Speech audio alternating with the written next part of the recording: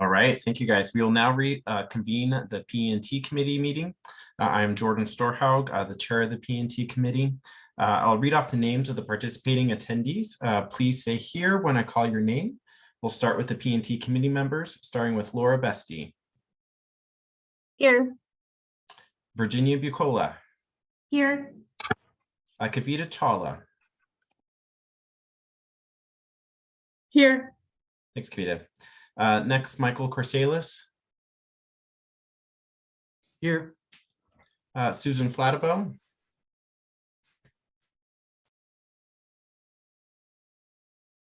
I thought I saw Susan. Oh yeah, okay, there we go. Next, John McKay. Here. And then Leah Marcotte and Alex Park were going to be absent today. So finally, Diane Schwilke. I'm here. Perfect. Okay, then for the Healthcare Authority members, Laura Crocker. Here. Luke Dearden. Here. Lita Tavascus. Here. Amy Irwin. Ryan Pistoresi. Here. Liz Salin. Here. Donna Sullivan. I'm here, and I just want to let you know Amy, I don't think is joining us. Okay. Next one, Marissa Tabel. Here. Ryan Takatomo. Here. Joey Zarati. Here. From Labor and Industries, Jamie May. Here. From the Drug Effectiveness Review Project, our DIRT presenter, Shannon Robolino. I'm here, but I'm going to hop off for just a minute. Okay. Next, our Magellan Medicaid Administrative Presenter, Umang Patel.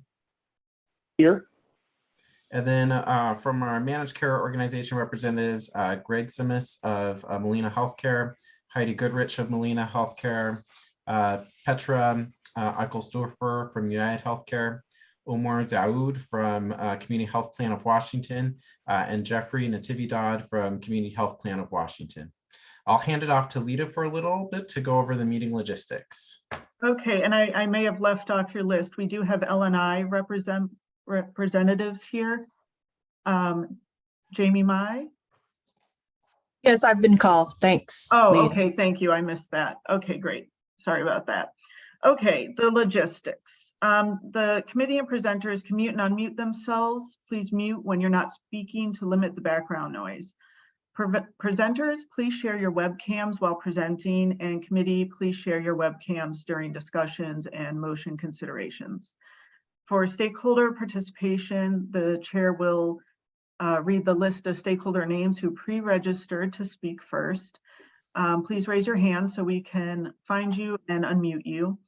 You'll have 3 minutes. After the chair will ask if there's any other stakeholders, you can use the raise hand function and we'll call on you and unmute you, and you'll have 3 minutes. You can also use the Q&A box and we'll address your questions during the stakeholder time. And lastly, the meeting is being recorded, so please state your name every time you speak for the transcriber. And I do have one announcement. This is the last meeting for 3 of our committee members, Jordan Storhaug, Diane Schwilke, and Susan Flattabo. They are all finishing their 2nd terms. I want to thank all of you for your time serving as P&T committee members over the last 6 years, and through Zoom and in person. And I'm really sad that we don't get to meet again in person to say goodbye, but we really appreciate your contribution and all the work that you've put into this forum. Donna, do you want to say anything? She may have stepped away. Okay, well, thank you guys so much. Oh, I'm back. Sorry. Yeah, sorry. Thank you so much for your service on the committee. It's been an exciting time, and I really appreciate all the dialogue that the committee has and your input into making our program a much better program. So thank you. Okay, and Jordan, I'll turn it back to you for the committee voting. Yeah, thank you. Yeah, I just kind of wanted to say thank you. I think it's pretty amazing. The administrative support for all of this has been so consistent and helpful throughout all this time. So I've been thinking over the past 6 years of other things I've done where sometimes the support's been changing as quite frequently. And so your guys' continued support through the whole process is really pretty amazing. And thank you for that. But the next thing for us to do then is to pick our leadership for next year. We did already decide that Alex Park was going to be chair for next year, but we do need to nominate and vote upon having a vice chair. So we're open for nominations, including self-nominations. This is Jenny Bucola. Now, this is always awkward because we can't see each other in person and I can't ask this person ahead of time, but I might propose a nomination for Kavita Chawla. I don't know if she might be willing.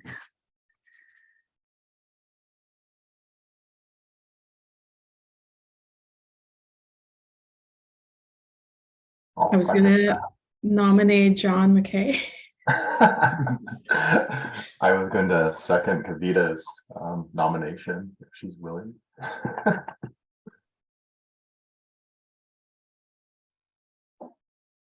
And I'll just say the vice chair's responsibility is just to step in as chair if the chair is absent.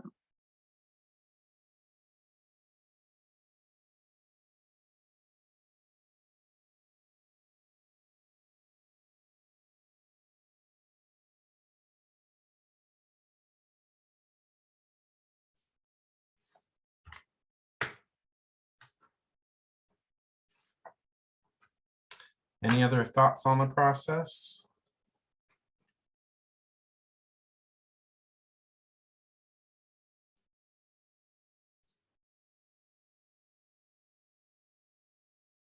I think, you know, so far, I think all the years I've done this, we've always kind of come to a consensus for it. But I imagine it could just be a majority vote as well. And I could just ask each person for those, I guess, first of all, John and Kavita, would you be both willing to serve if you got the majority of the votes? Yes. And if needed. Okay. Do we just want to go through the list one by one and make a vote?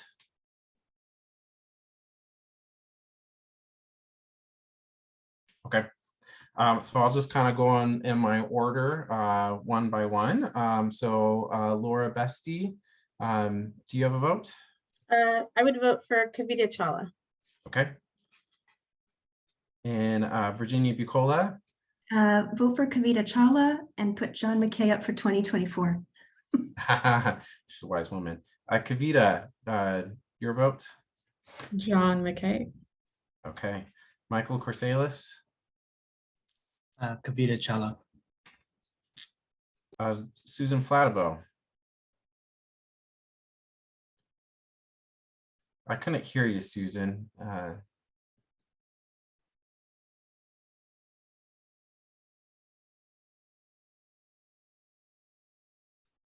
I'll try to come back to you. John McKay, your vote? Kavita Chawla. Okay. Diane Schvilke. Kavita Chawla. Okay. And I was going to vote for Kavita as well. So Kavita, congratulations. You have a majority for that, even with not quite hearing Susan's vote. So congratulations to Kavita. Thank you, guys. Right. All right. So then moving on for the next part of this, our first topic for us to go into is the asthma COPD report. That should be starting off with Shannon Robolino of DERP for giving a presentation for that. Shannon, when you're ready, I think we'll be ready.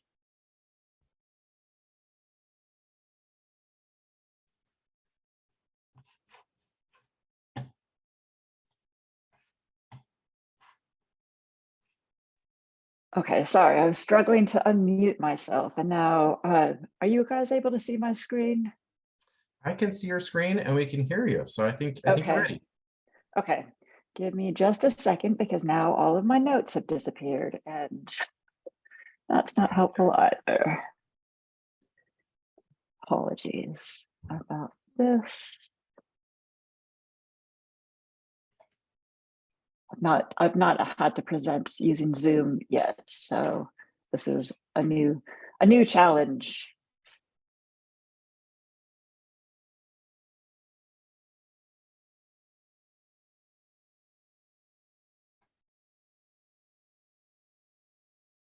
Okay, now we can go.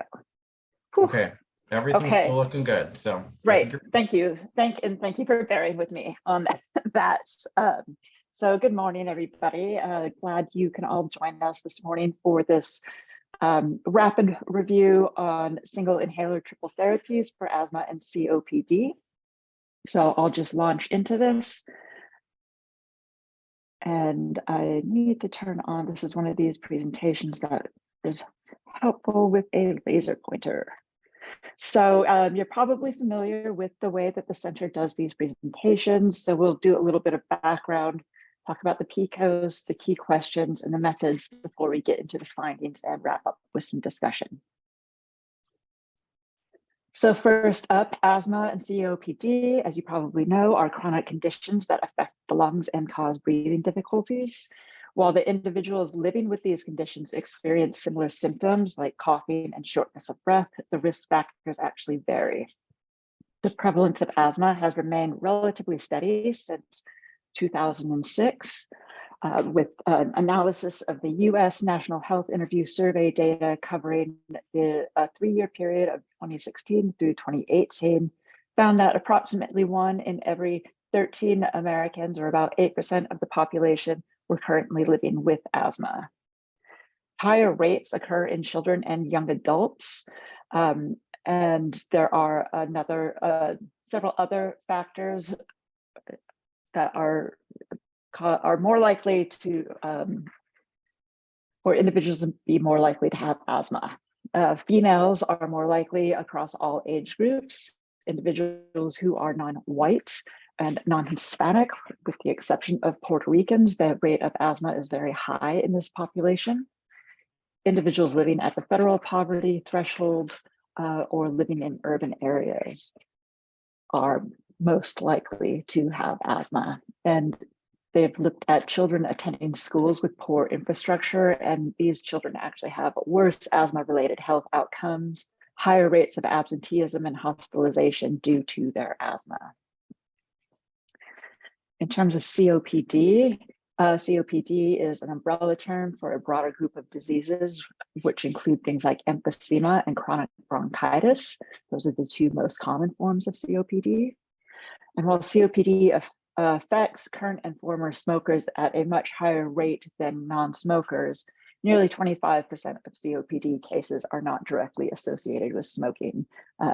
These are often higher in women, these non-smoker cases of COPD, and they think that this is due to exposure to secondhand smoke. Around 5%, or 12.5 million US adults, are currently living with COPD. And according to the American Lung Association, in 2020, rates when examined by state level range from 3.7 in Hawaii to 13.6 in West Virginia, 13.6% in West Virginia. Individuals living with COPD often have numerous comorbidities, including diabetes, arthritis, coronary heart disease, and so on. And individuals who are more likely to have COPD are women, again, non-white and non-Hispanic individuals, those who are older, age 65 and older, current or former smokers, those living in an urban area, and those with a low socioeconomic status. For at least the last 20 years, it's been known that women are actually being diagnosed with COPD at higher rates than men. But in terms of mortality, this is still higher in men slightly, but women are rapidly catching up. But the real difference is in rural versus urban areas, where the rate of deaths related to COPD is more than double, and this is likely due to access to health services. So in terms of what this means for Medicaid, the Medicaid expansion, of course, has allowed more access to healthcare and medication for these conditions, but there are a lot of barriers still. So things like access to the health services, financial costs of acquiring the medication or attending health visits. The American Lung Association began a review of guidelines-based asthma care in 2015, and in 2018, they found that for Medicare coverage for these conditions, guidelines for asthma, that coverage in Medicare is really inconsistent and generally lacking for those with asthma. Annual Medicaid spending on inhalers to manage asthma or COPD has more than doubled between 2012 and 2018, went from 2.1 billion in 2012 to 4.6 billion in 2018. And that amounted to a total of 26.2 billion in that 7-year period. So this presentation and the full report is ripe with acronyms, abbreviations, I should say. And I just want to highlight a few on here that may be a bit different. So these ones that are now highlighted in the green boxes. So CFB is change from baseline. FEV1 is the forced expiratory volume in 1 second. MCID, the minimal clinically important difference. MITT or MITS is the multiple inhaler triple therapies. SGRQ is a quality of life measure, St. George's Respiratory Questionnaire, and SIT or SITT is the single inhaler triple therapies. Most of these other ones on the screen are the components that make up these triple therapies. So getting now into the PICOs, we were interested in children and adults with either COPD or asthma. We had 3 interventions of interest. Breztri Aerosphere or Breztri currently is approved for COPD. It is a pipeline therapy for asthma. Trelegy Ellipta or Trelegy is approved by the FDA for COPD and for individuals aged 18 and over with asthma. And Trimbo is being investigated for COPD and asthma and is currently a pipeline therapy. So we are interested in studies that compared one of those 3 SITs to either one of the other SITs or standard of care. So that can be a monotherapy, a dual therapy, or one of those multi-inhaler triple therapies. Outcomes are what you'd probably suspect: lung function, such as the FEV1, severe exacerbations, symptom controls, rescue medication, quality of life, adverse events, including things like adverse events of special interest, like pneumonia, as well as withdrawals due to adverse events and mortality. And for this rapid review, we only looked at randomized controlled trials. So we had 4 key questions here. We were looking at the effectiveness and harms. Those are key questions 1 and 2. Key question 3 is on subgroup variations in the effectiveness and harm. So do these treatments work differently for different populations? And are there any ongoing studies for any of these treatments? So I'll get into the methods now. So we looked for the RCTs and other clinical evidence through mid-September of this year. We also reviewed reference lists of the included studies and any relevant systematic reviews to make sure we weren't missing anything. We conducted risk of bias assessments. We did not conduct GRID, and I'll get to that in a moment. That's the certainty of evidence. And we looked for ongoing clinical trials in a number of clinical trials databases, such as clinicaltrials.gov. As a reminder, when we conduct risk of bias assessments, these end up with a rating of low, moderate, or high. Low rating means that there are clear reporting methods, that the Researchers were clear in their methods and mitigated any potential biases and conflicts of interest. Moderate, there was some concerns about the methods that might mask important limitations or meaningful conflicts of interest, and high is where there are clear flaws that may introduce serious bias. So yeah, we did not conduct grade assessments because this was a rapid review, and we also weren't able to conduct a meta-analysis. All studies in this particular report were rated either as moderate or high, and we'll look at those a little bit more individually.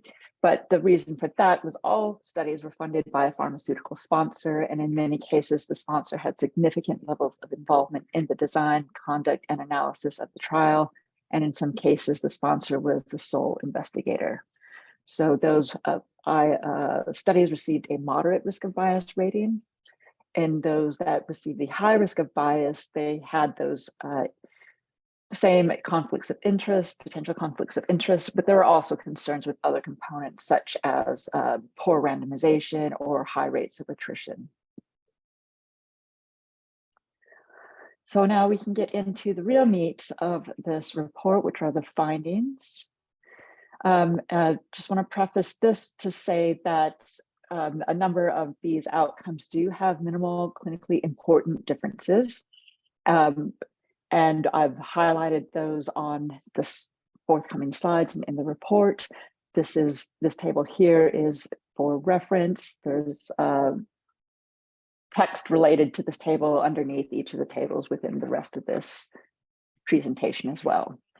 So several studies reported what they term a responder rate, and they did this. This was a measure of the number of participants in each arm that achieved the MCID, and compared that, did a statistical analysis to see if one group was more likely to achieve that minimal clinically important difference. In a couple of instances, the authors actually reported time to clinically important deterioration, which is effectively the reverse of the MCID.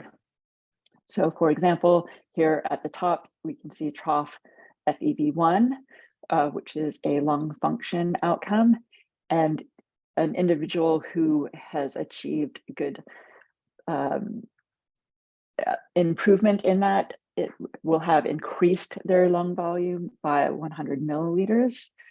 And an individual for that time to clinically important deterioration actually decreased their lung volume by 100 milliliters. So I, again, will point these things out when I discuss them. So quick overview here of just what we found in terms of numbers. So we had a single trial here for asthma, compared Trelegy to a dual therapy flu VI, that's fluticasone and galanterol. It was the single trial here with about 2,500 individuals, and it ran for 6 to 12 months. For the COPD, you can see that that makes up the other 11 trials here. So we had Bresdi versus some dual therapies in 2 trials, Trelegy versus mono, dual, or MIT therapies in 7 trials, and Trimbo versus mono, dual, or MIT therapies in 2 trials. So overall, 12 studies in 26 publications, ranging from a small of that is incorrect. So I need to fix that. But overall, we had about 35,000 participants, and the trials range from 3 to 12 months. Most of these studies were multinational and included participants from the US. However, these 2 Trimbo studies did not include US participants. And none of the studies actually recruited individuals under the age of 18. So another overview before we get into more nitty-gritty. In general, compared with mono or dual therapies, the 3 sets of interest demonstrated improvements in lung function, frequency of moderate to severe exacerbations, delay in time to first moderate or severe exacerbation, frequency and volume of rescue medication use, and health-related quality of life. When compared to MITS, there's non-inferiority. And the rates and types of adverse events, serious adverse events, and adverse events of special interest like pneumonia were really similar among all treatments. So even within a single trial, the rates were almost identical for each of the arms in terms of a specific adverse event. And then between trials, this was the same thing. There was no particular drug that showed more severe rates of AEs of any type. And early withdrawals due to AEs and deaths were rare. So I've actually not included any of that information in this slide set. It is, of course, in the full report. So we'll start off with the findings. This first section is going to be a little bit more detail because I want to really lay the groundwork for the next section, because overall, as you may have guessed from that set of slides we just looked at, that there weren't a lot of huge differences. So we'll start here with asthma. We had the single trial, the Captain trial, which was a moderate risk of bias. You can see that in this case, this was the only trial that had a majority of female participants. This was actually a 6-arm trial with 4 Trelegy arms and 2 flu VI arms. But the researchers combined those into 3 overall arms to do their analyses. So the flu component of that of Trelegy was 100 or 200 micrograms. The UMEC was 31.25 or 62.5 micrograms, and the VI was 25. So they collapsed those into look at the differences that the UMEC component actually made to compare it to the flu VI. So the flu VI had the same 100 or 200 micrograms and the VI of 25. So we'll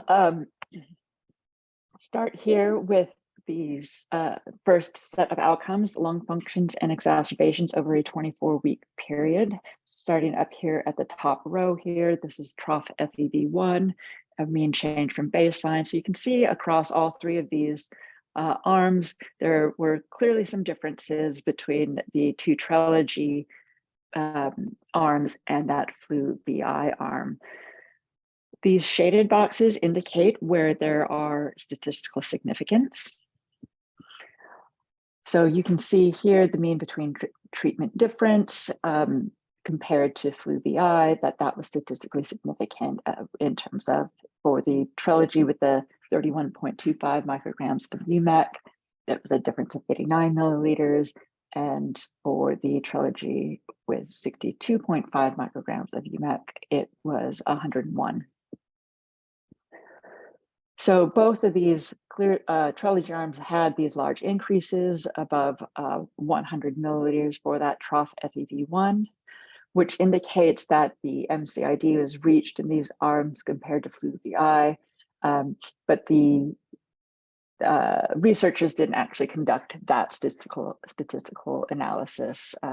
So can't say for certain, but it seems pretty evident that there was a statistical significance in individuals reaching that MCID.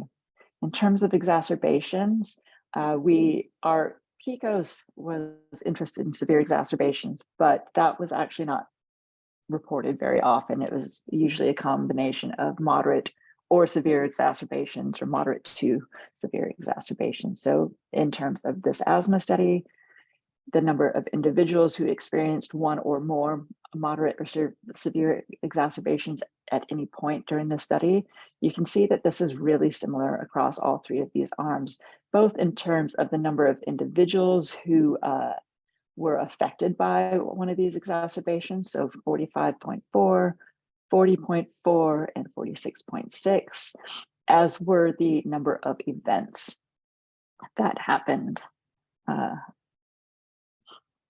So when they looked at an annualized rate of severe exacerbations over 52 weeks, so there were some individuals who did carry on to be observed for 52 weeks. It wasn't the whole trial. So they combined that data with the other data and made a model and found that there was no statistically significant differences in these groups for exacerbations. So in terms of rescue medication use over 24 weeks, so this is where we start seeing some of these statistically significant differences that actually are really, really small. And that's why I wanted to take the time to go through this in a bit more detail so that you can get a sense of it when I remove a lot of these numbers off of the slides in the COPD set. So we'll start with the percentage of rescue-free medication days, the mean change from baseline. Again, you can see that this is pretty similar across all three arms. It's a bit lower in the flu VI arm, and that there was a statistical significance when they looked at the mean between treatment differences. So for the flu, for the Trelegy with 31.25 micrograms of BMAC, there was a difference of 2.78% between that and the flu VI. In terms of puffs per day, so this is how much rescue medication is used. So again, you can see that this is really pretty similar, 1.5, 1.4, and 1.4, and even the standard deviations all keep these pretty similar. And you can see that the mean change from baseline, again, minus 0.5, minus 0.4, and minus 0.4. So they did find a statistical significance between, again, this Trelegy with the lower dose of UMEC to flu VI, but it was a difference of 0.2 fewer puffs of rescue medication. So that may not actually be meaningful given that you can't take partial puffs of a medication. So this is the pattern that we actually saw across all of these studies. For the most part, there were almost no instances where that was markedly different. So when we get into the COPD findings, I won't be providing as much detail in terms of confidence intervals and all of that sort of thing. I just wanted to highlight how small some of these statistically significant differences are. So for health-related quality of life at 24 weeks, so the study measured that with two different tools, the ACQ-7, which is an asthma control questionnaire with 7 items, and that SGRQ. So again, kind of the same old story, pretty similar reductions in score, which is a good thing. For the asthma, for this ACQ, a decrease of 0.5 points or more is considered a minimal clinically important difference. So you can see that all of these treatments achieved that.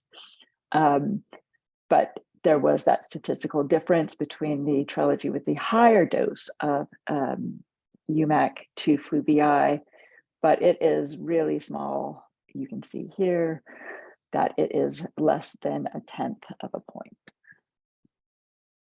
In terms of the responder rate, so this is the having a look at if one group is more likely to reach that MCID versus another, we do get a statistically significant difference again in that same Trelegy with the higher dose UMEC to flu VI, where individuals with who received the Trelegy were 43% more likely to achieve that MCID.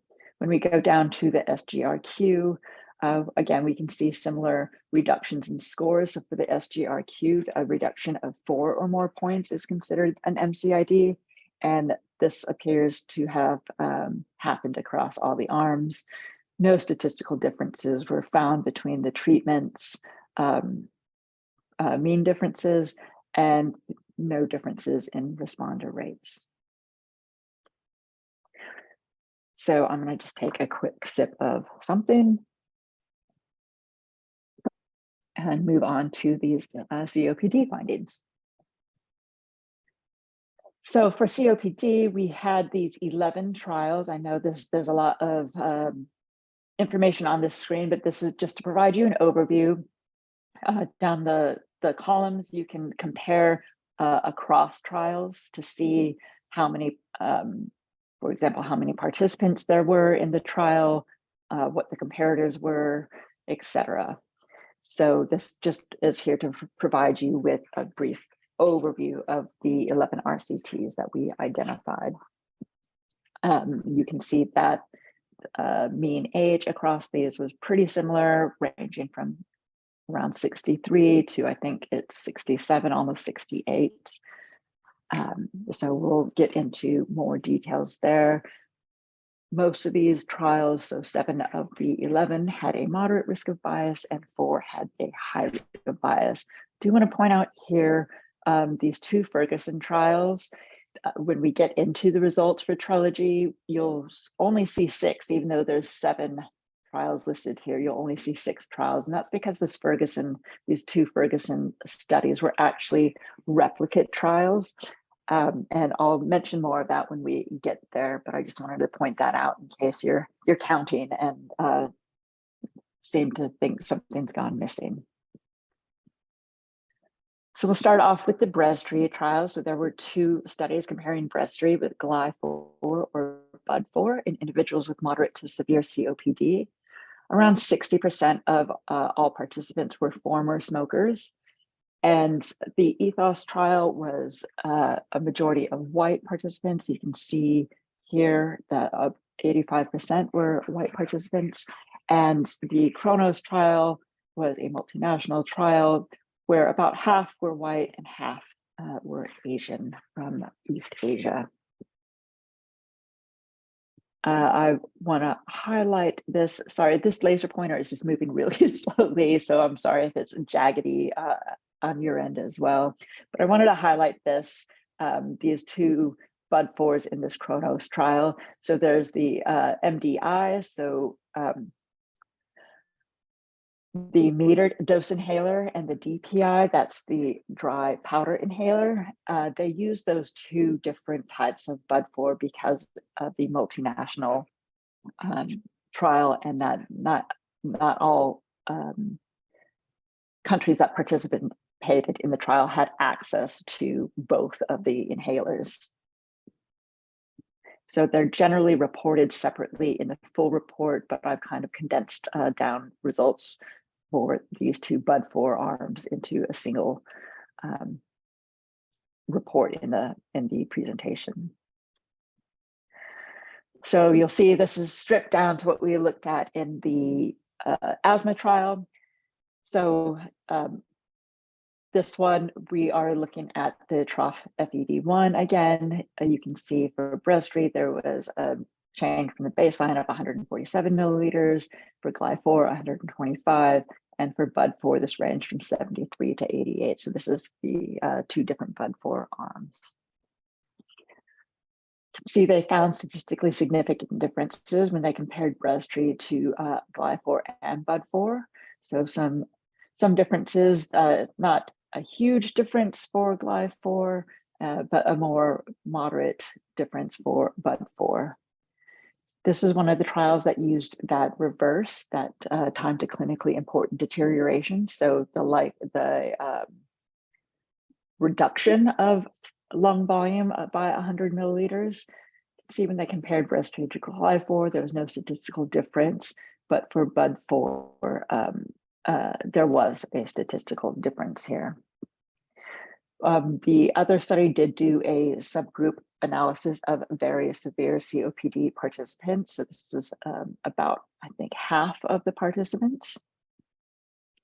And you can see that for those with very severe COPD, that Breztri performed better both compared with Gly-4 and Bud-4. I just want to hop back up here and say that spell out what this means a bit more, since this time to clinically important deterioration is a little bit different. So this means that individuals who received Breztri were 17 to 19%, had a delay of 17 to 19% of having that deterioration if it was to occur. So when you look at these moderate to severe exacerbations, we'll first look at these ones here over a 24-week period. So they did the annual rate. You can see that for breastfeed participants, about half of a exacerbation, and that it was almost double for GLY4 and pretty similar for BUD4. So you can see that resulted in some statistically significant differences here of the annual exacerbation rate with GLY4 individuals more likely to have moderate to severe exacerbations. Shannon. Yeah. Hi, this is Kavita Chawla here. Can I just ask to clarify? So is this to say that the number of exacerbations that individuals on breastfeed had was half the number of exacerbation on glyphosate and formoterol? Yes. Okay, thank you. Yeah.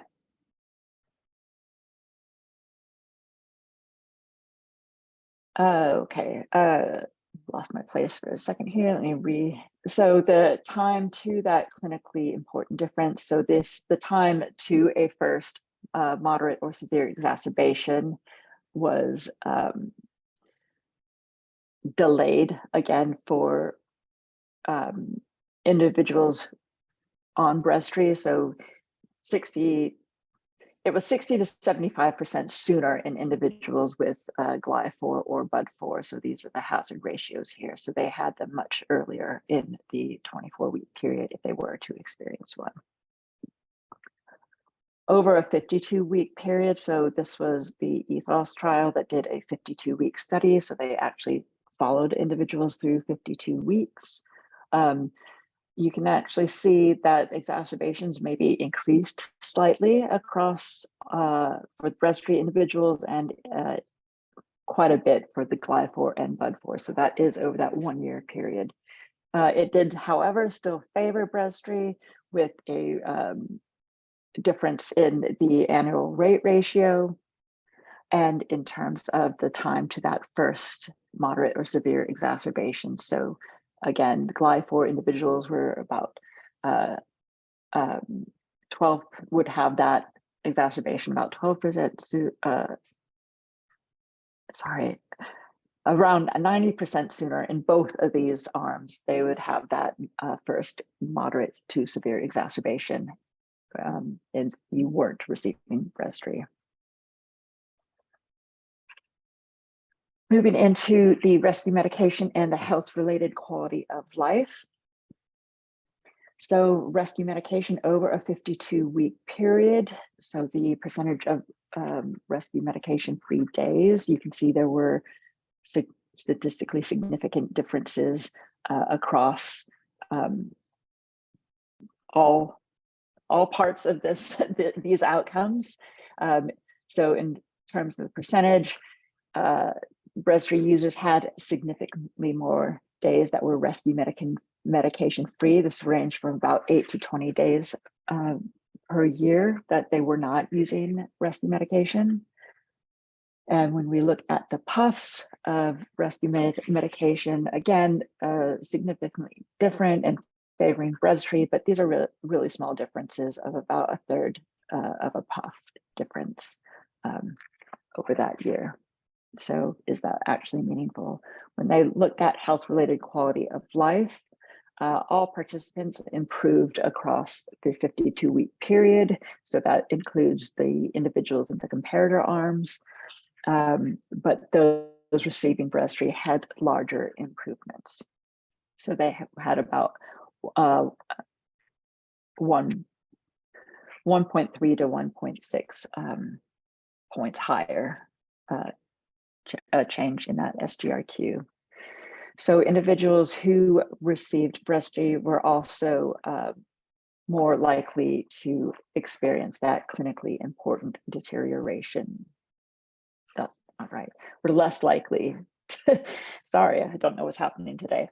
Individuals who received breastfeed were about 24 to 46% less likely to experience a clinically important deterioration. So increasing their points on that SGRQ by 4 or more.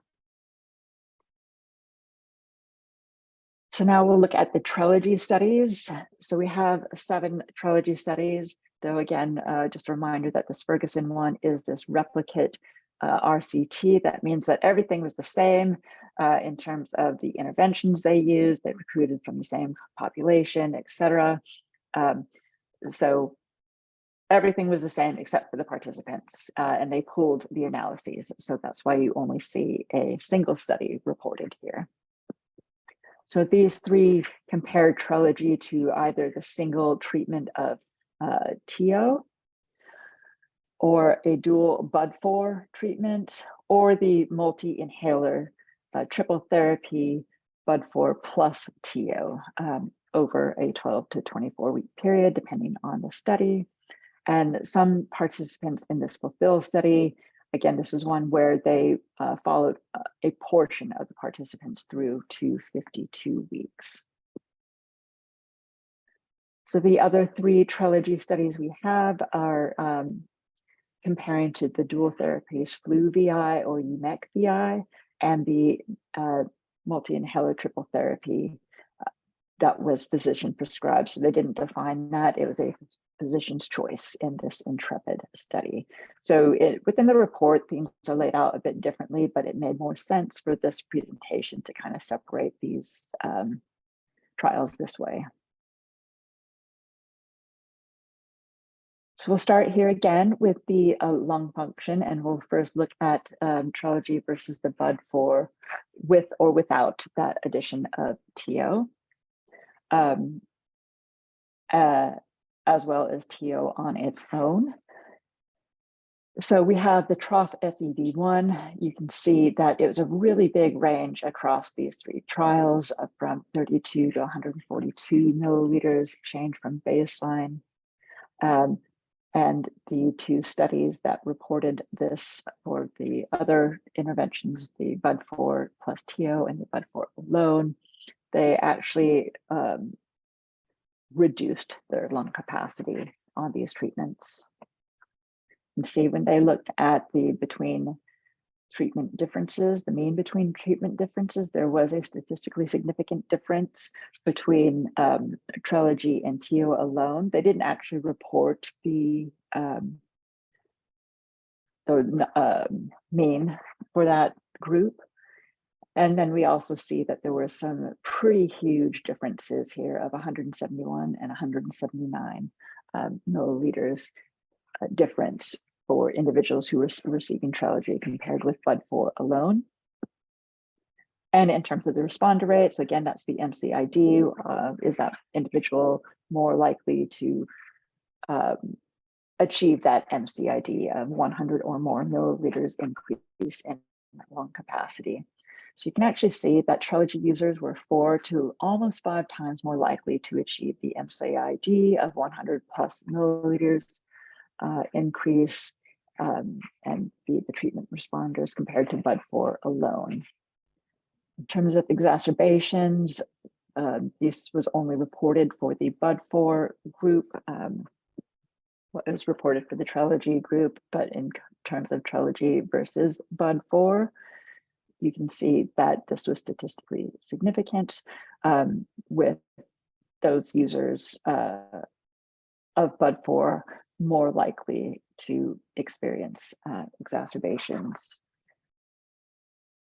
They also did a subgroup analysis looking at age, so individuals over the age of 65 and under the 65, but trilogy versus BUD4 plus TO, and there was no statistical significance.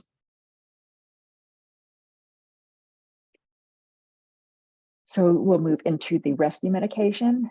So rescue medication was only measured by puffs per day, comparing trilogy versus BUD4.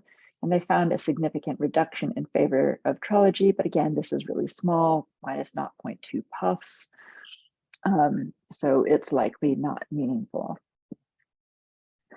In terms of health-related quality of life, there are two tools used here, the SGRQ.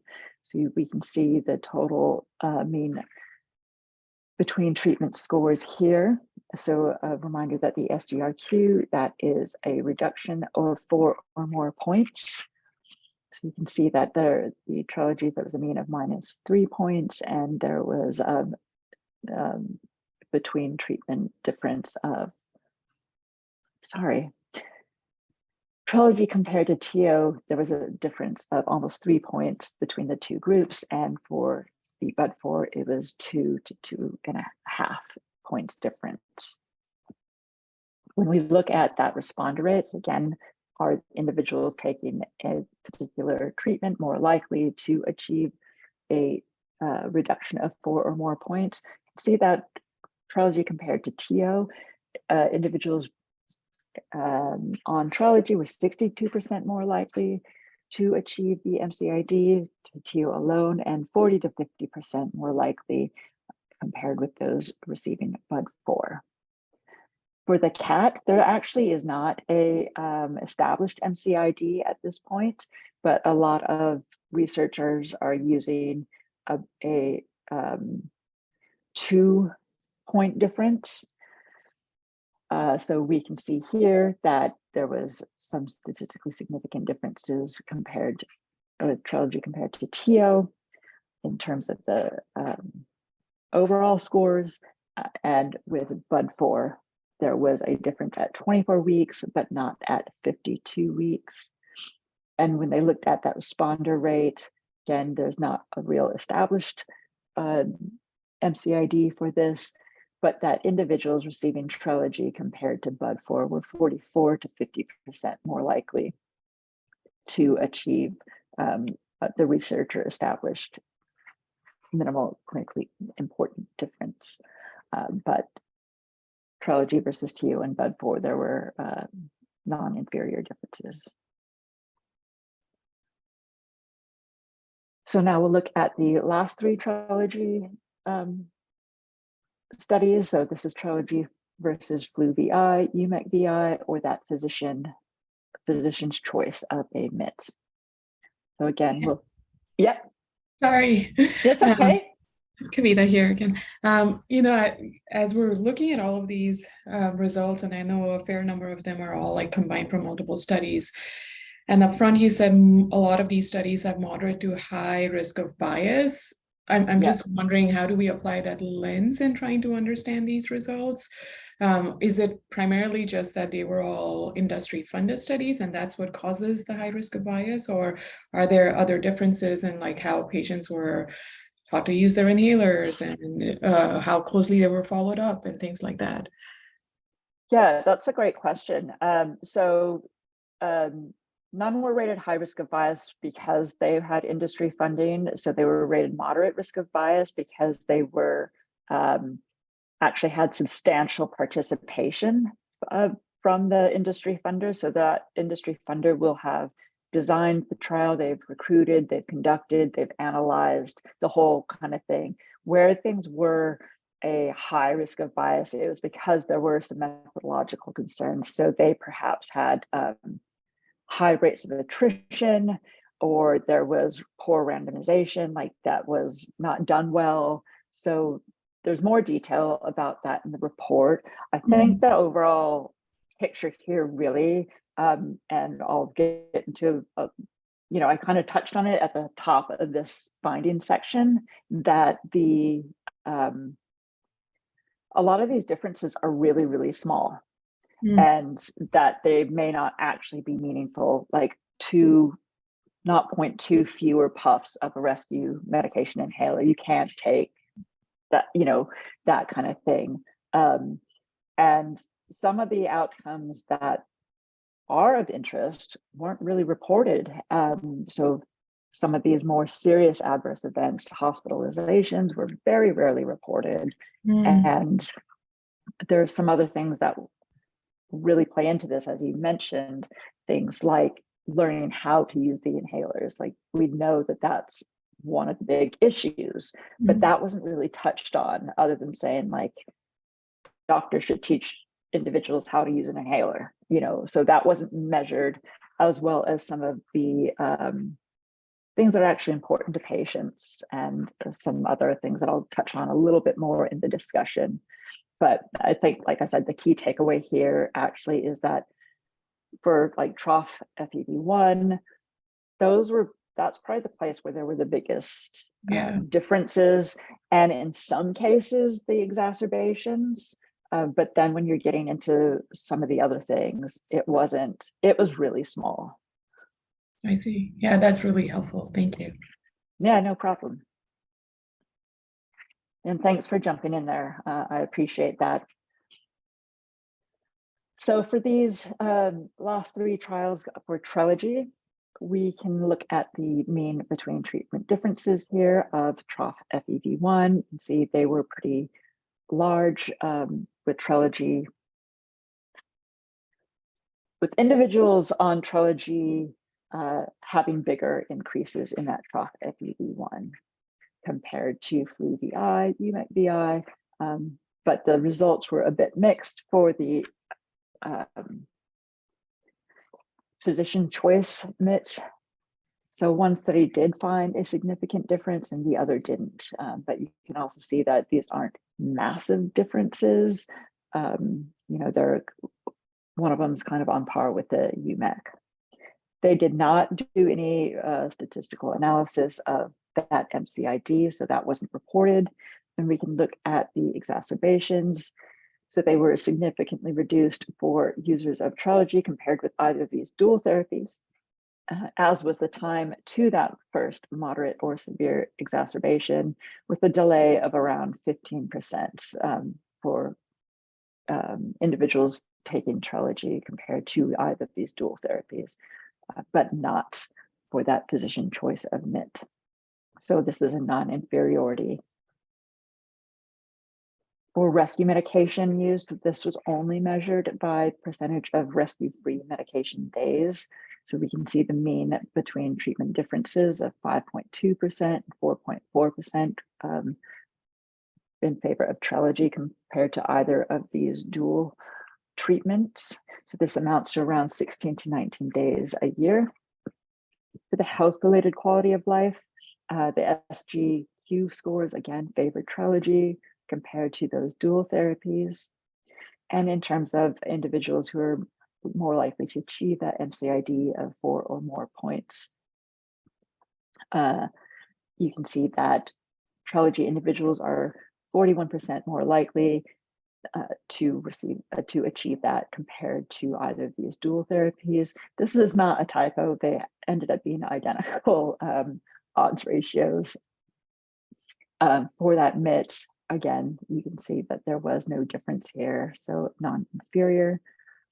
In terms of the CAT scores, this was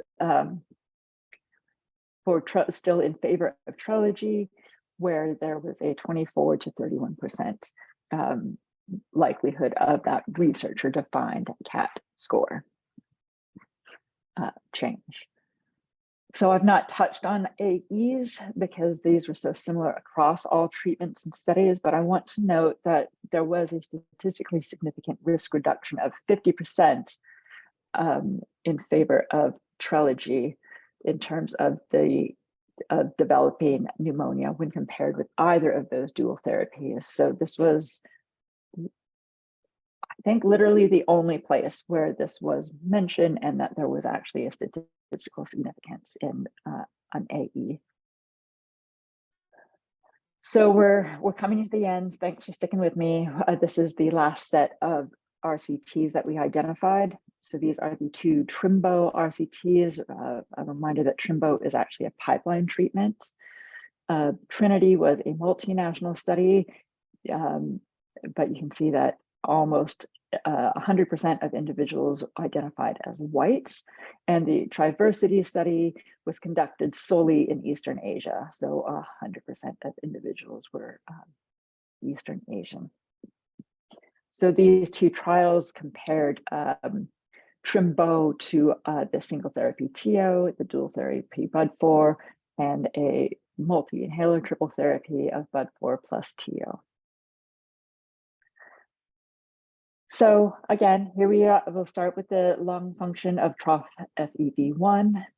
You can see when they look at the between treatment differences, Trimbo was favored compared to TO or BUD4, but there was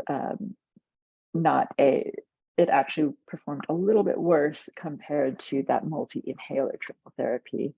And when they looked at the likelihood of achieving that 100 milliliters or more improvement in lung function, individuals using Trimbo were 62% more likely to achieve that, but compared to Trimbo compared to BUD4, you can see it was 2.5 times more likely to achieve that compared to that dual therapy.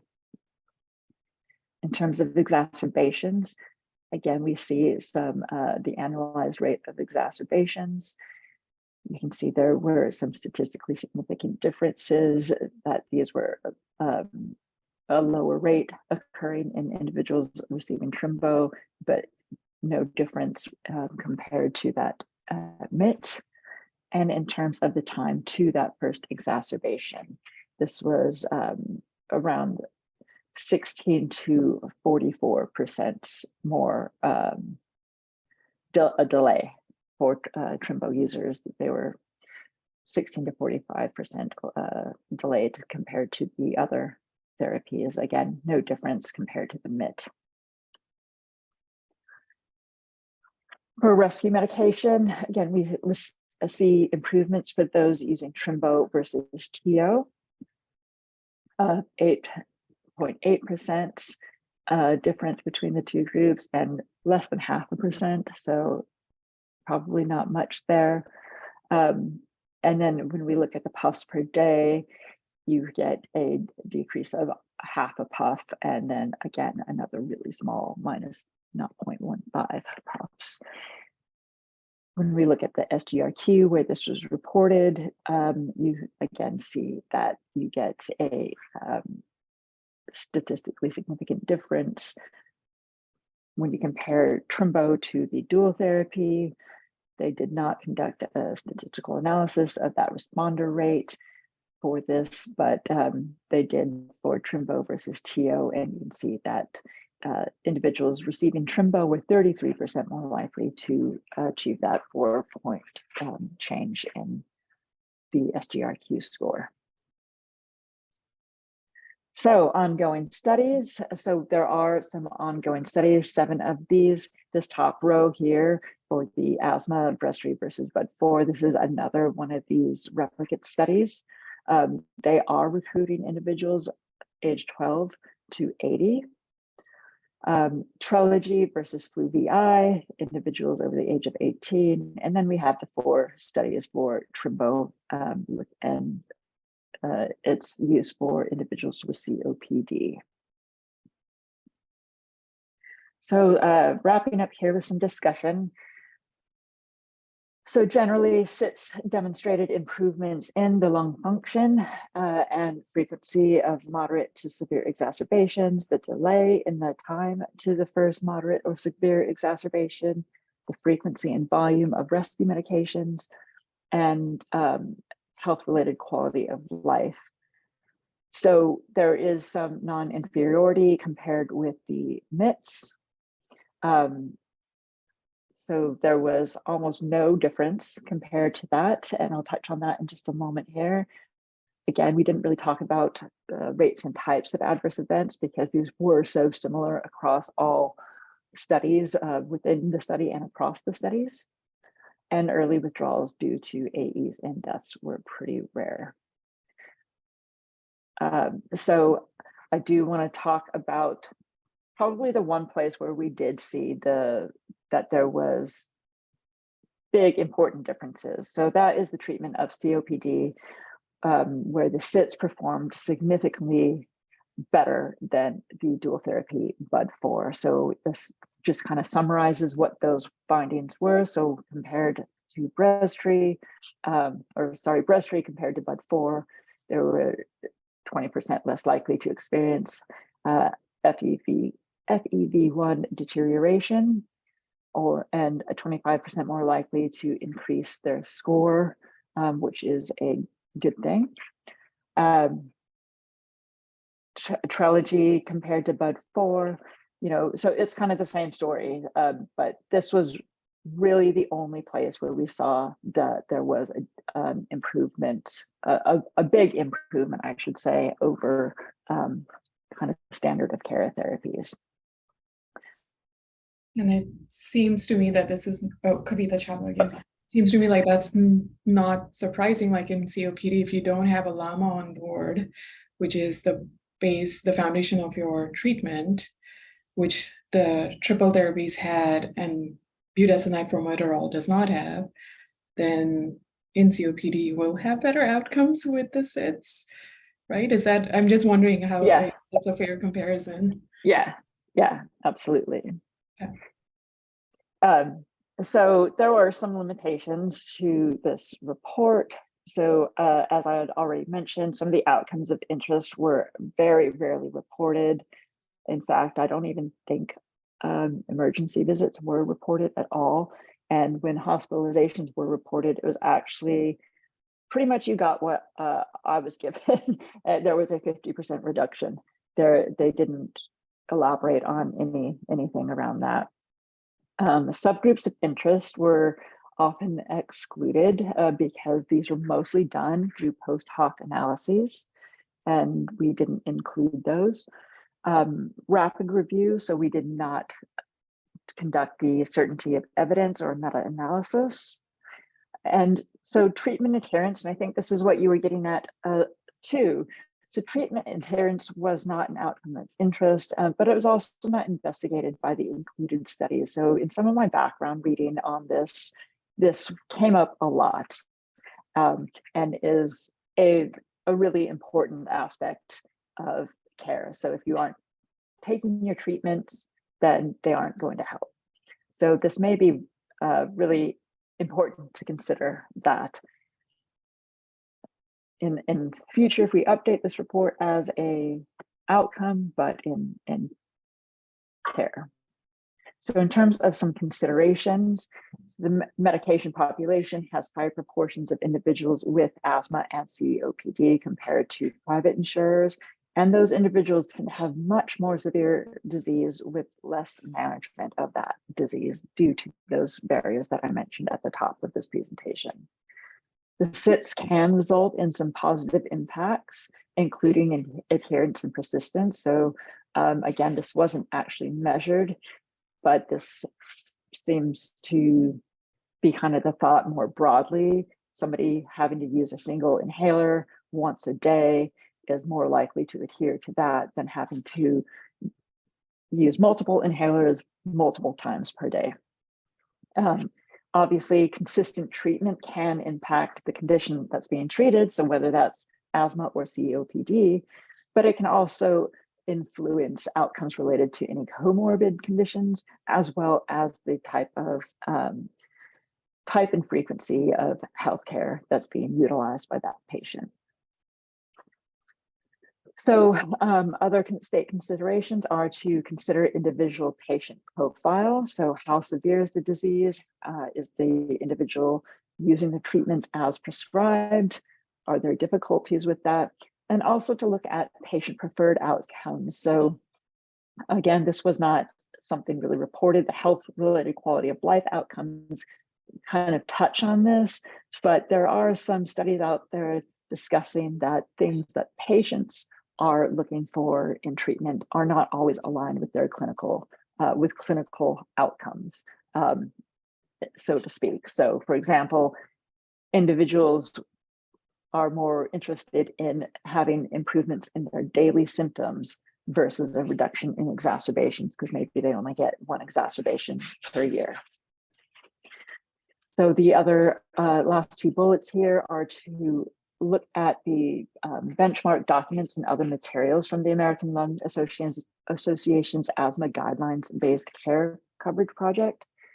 So there are some really key aspects of management provided in those documents, but they also specifically address treatment barriers, particularly for the Medicaid population. And to revisit the National Heart, Lung, and Blood Institute documents, the National Plan for COPD was updated in 2019, and the asthma management guidelines were updated in 2020. So that is me done now. So if there's other questions, I'm happy to take those. And thank you for bearing with me through that. Thank you so much, Shannon, for that presentation. We'll now move on to our stakeholders. We do have one stakeholder that has previously asked to speak. Carrie Johnson is up. But also, if you do have anybody else would like to present, please just raise your hand as well. Were we able to get connected with Carrie? Hi. Yeah, can you hear me okay, Jordan? Yes, we can Yeah, this hear is Carrie you. Johnson. Perfect. Perfect. Thank you, Carrie. Go ahead and start. You have 3 minutes. Yeah, and I would want to give back my time because our therapy, tezepelumab, is not part of this report. It's not a product of interest, so I'll go ahead and give back my time. It just wasn't able to communicate in time enough. Thank you. Clear. Thank you so much. Okay. Well, then I'm not seeing any other stakeholders. Leah will let me know if not, but otherwise we can probably take a look at the motion. Yeah, I do not see any other hands raised. I'm gonna share my screen here for the motion.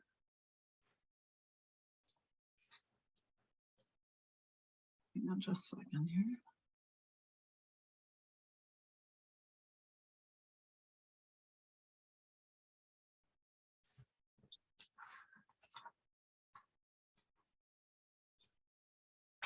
Okay.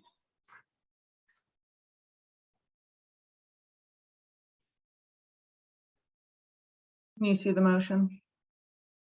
Yes, we can see it now. Okay. I'm Lita. Yes.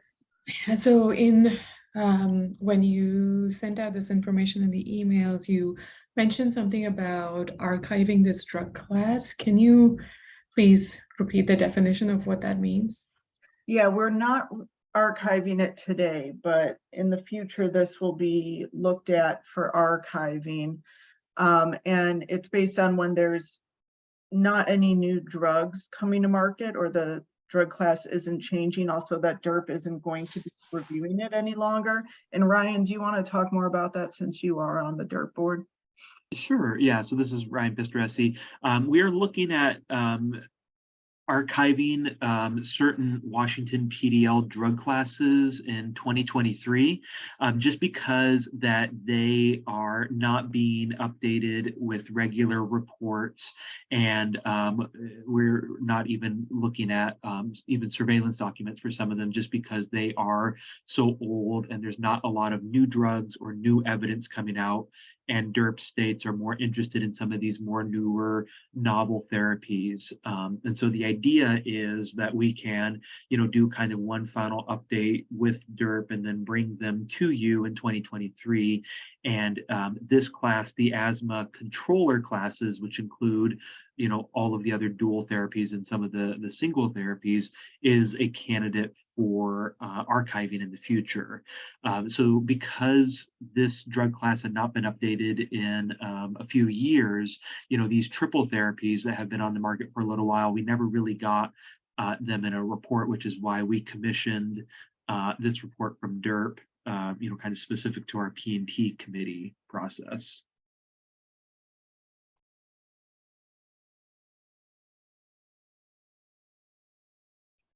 And Ryan, can you also talk about now the pipeline therapy that was reviewed? And so what I have in blue here is so I put in the standard template motion, but what I have in blue here is what the committee can choose to add or change. But I did not put in this pipeline therapy drug. So Ryan, if you want to explain what the committee could do with that one. Sure. So this is Ryan again. So because this is a drug class that we likely won't be seeing a new evidence report on in the near future. We wanted to go ahead and include this pipeline therapy in the motion, given that it was reviewed and the evidence was presented in this presentation, and it is approved in Europe by the European Medicines Agency.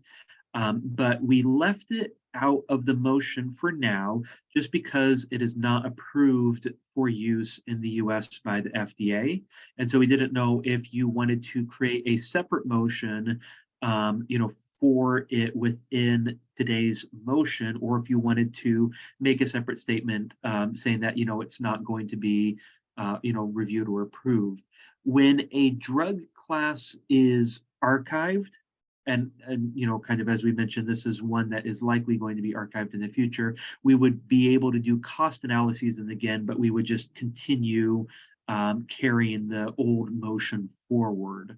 So as you're thinking about the motion today, and the evidence that you saw for this pipeline therapy, you can consider how we may want to treat it for future years, knowing that in the preceding cost analysis that we do following this meeting, it'll only be the two upper triple therapy drugs that we'll be evaluating, given that this third one is not available.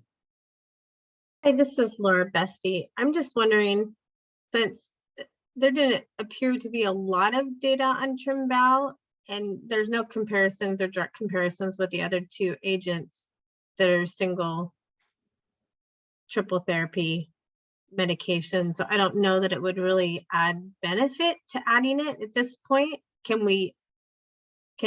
the class be unarchived at a later date if desired or if needed?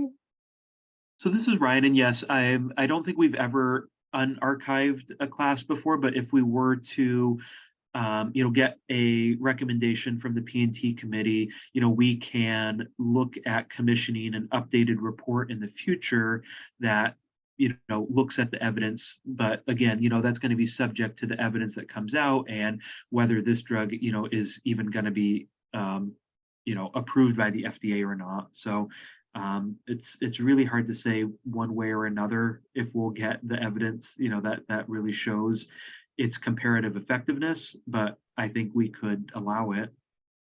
So how do you word that within your motion, since it's not an approved medication? Right. So one of my thoughts, with this is that you could keep the above language as is for the two FDA approved drugs. And then you could start a new motion that talks about, after considering the safety and efficacy, in these populations, you move that the pipeline drug is considered safe and efficacious pending approval by the Food and Drug Administration for the treatment of its approved conditions. Something to that nature may speak to us allowing it to be in the cost analyses subject to its FDA approval, say if we want to be reviewing this in, let's say, 2025 or 2026, several years down the road.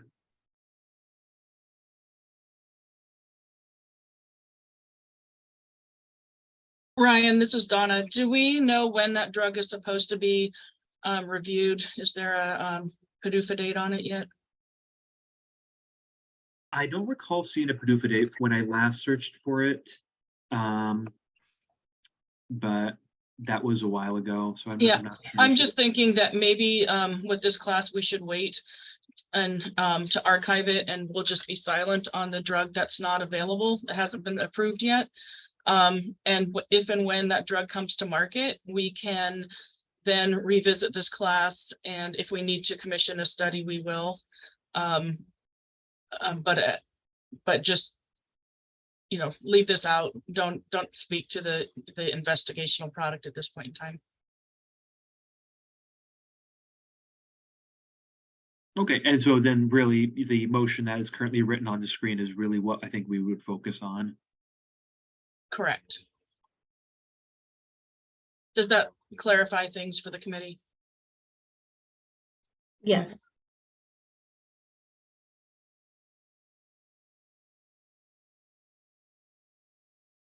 Yeah, this is Okay. Jordan. And it was making me nervous getting ahead of the FDA as a committee. So I'm much happier if that's the direction we need to go. Yeah, this is Donna again. I would agree. I would not want to have this committee say anything about something being safe and efficacious prior to the FDA giving its final approval. So with that being said, let's review the motion as written, and then we'll need someone to make a motion if we decide to. So this, Rita, sorry, yeah, I was just gonna say the can versus cannot. I think we need to discuss that as a committee on which way do we want to take that. Can or cannot be subject to therapeutic interchange. this is Laura Bestie. I would say that you would not want to have it subject to therapeutic interchange just because there are some patients that would really benefit for compliance reasons for having the once daily trilogy versus the twice daily Breztri. So I don't know that you would want to allow that to be available to therapeutic interchange.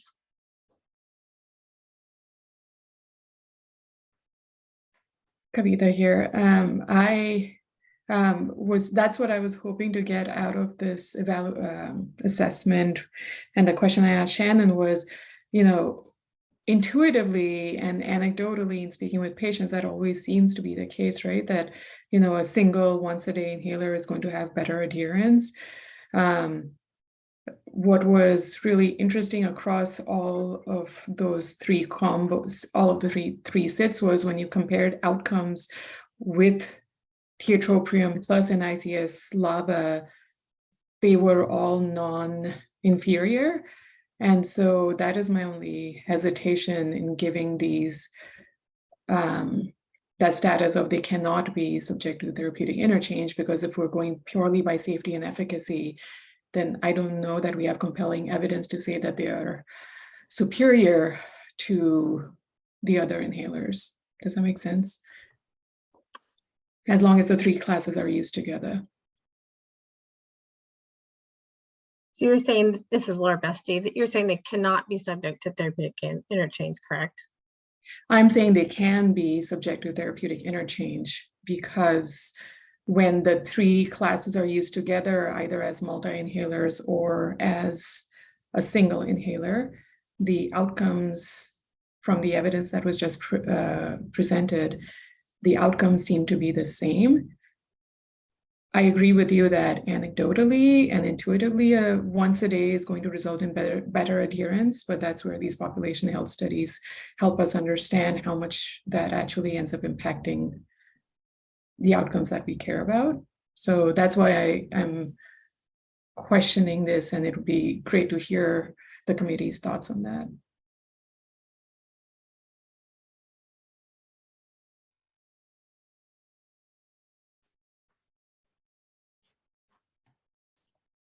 This is Laura Bestie again. So I used to help teach respiratory rehab, and after working with a lot of COPD patients, there were some patients that benefited from twice daily or more frequent, from the regimens that for whatever reason, they did better with the twice daily versus once daily. So I would be really hesitant to interchange somebody that was doing well with the twice daily regimen down to a once daily.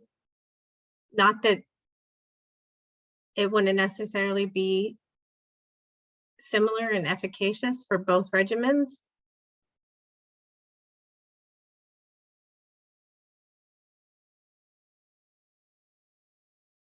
I don't know if anybody else has experience.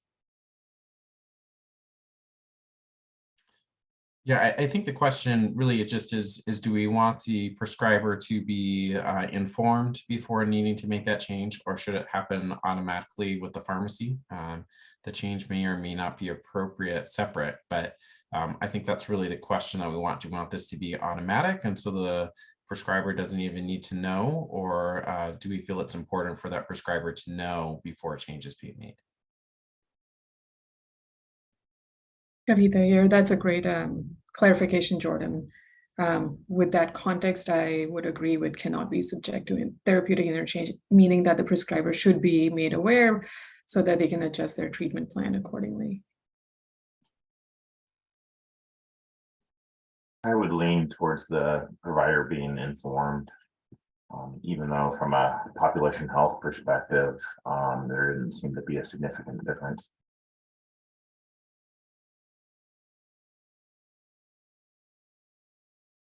So this is Donna. I just want to jump in. This is Susan Flattable.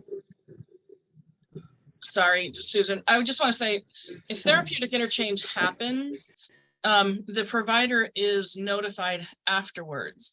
If there's no therapeutic interchange allowed, the prescriber would have to, if the prescriber wanted to change medication, it would require a new prescription. So no communication would happen to the prescriber if you say it cannot be interchanged. The prescription would just be filled as written. So I just wanted to clarify that for you on how the therapeutic interchange works. So, but Donna, I don't know that made sense to me, because if the only time the therapeutic interchange would be come into effect is if the drug was unavailable or uncovered, then the interchange gives them the ability to switch it to the preferred drug. In the case it wouldn't be able to be filled if it cannot be interchanged. And so they would either need to tell the patient or the provider that it isn't a preferred drug, and the prescriber would need to take an action either to get it covered or to prescribe a new drug. If it's an endorsing provider who writes dispensed as written on the prescription, it would go through and it would be covered without the prior authorization, as long as there's no other prior authorization policy for these drugs. But you're right, if it was prescribed and it's non-preferred by an endorsing provider who signs may substitute, then the prescription would be stopped, and you would have to, if you really wanted to continue with the non-preferred drug, you would need to submit clinical documentation of medical necessity for that drug over the preferred products.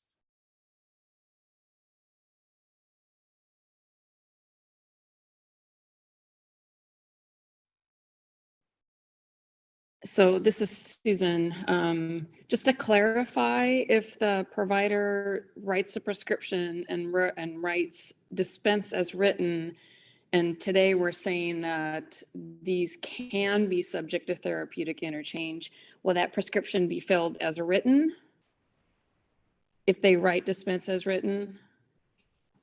Can you hear me? Yes, we I can can hear you hear now, you. Susan. Okay. And I think Amy jumped off the phone. From what I understand, if it's a non-preferred drug and the prescriber has endorsed the Washington PDL, if they prescribe the non-preferred drug and say dispensed as written, it will go through our system and not be stopped for a non-preferred reason. If they haven't signed dispensed as written, and they have to be an endorsing provider for this to be true, then it would stop, and they would, have to do the tried and failed 2 preferreds or provide the documentation of clinical or medical necessity for the non-preferred drug. Did I answer that, Susan? Yeah. So even if today we say can be subject to therapeutic interchange, it doesn't necessarily prevent that product that the doctor wants to prescribe from getting to the patient. I guess I just want to clarify that if we do say it can be subject to therapeutic interchange, and they want Trelegy specifically, does that mean that the patient can't get that if that's the best product for adherence? If they've endorsed this is Donna, if they've endorsed the Washington PDL and they sign dispensed as written on the Trelegy, then it should be covered without requiring justification for non-preferred. And it wouldn't stop and tell the pharmacist to make a substitution either. It would just go through the system. Okay, thank you. You're welcome.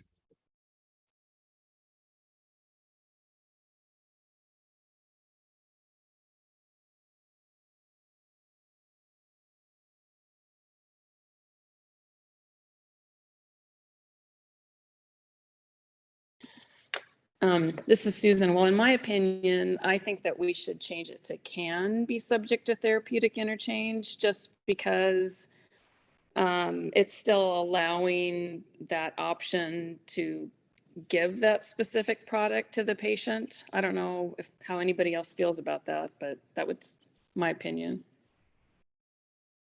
This is Donna, and I do want to let you know that, we have therapeutic interchange has been around for a very long time.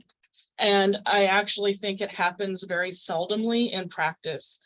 I think most pharmacists still would call the doctor and get a prescription for the new product if that's what they wanted. So if there's concern, and some of the pharmacists that are here and practice on the committee, you might be able to share your experience of, is this something that you do in your practice, or do you call and get prescriptions? From my understanding, most of the large chains prohibit their pharmacists from doing this automatically for their own internal, concerns about liability.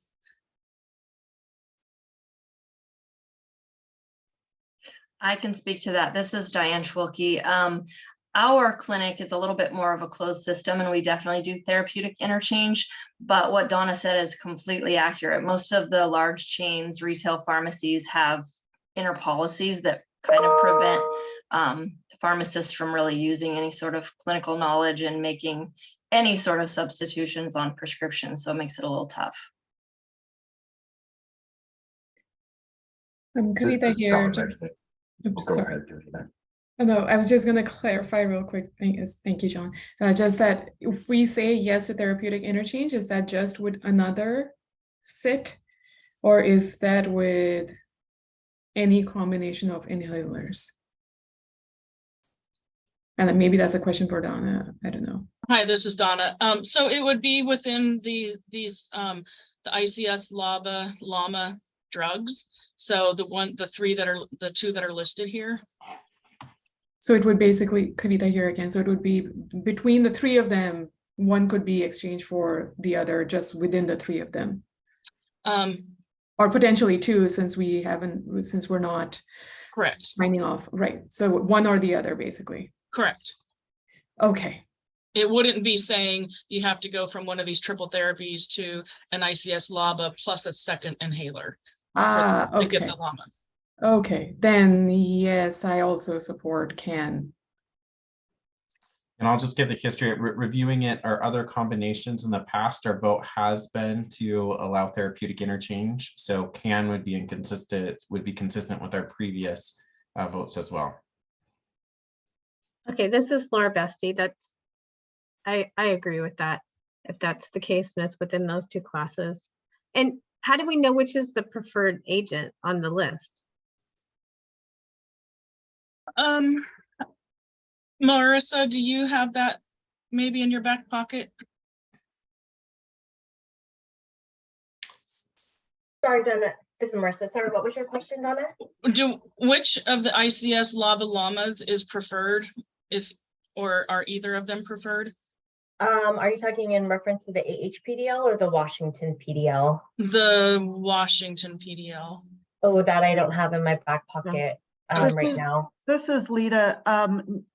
Neither of these are both new, so neither right now are preferred, but we'll have to go through cost analysis first. For the Washington PDL. Correct. Okay, and then a decision will be made which will be the preferred. Okay, thank you.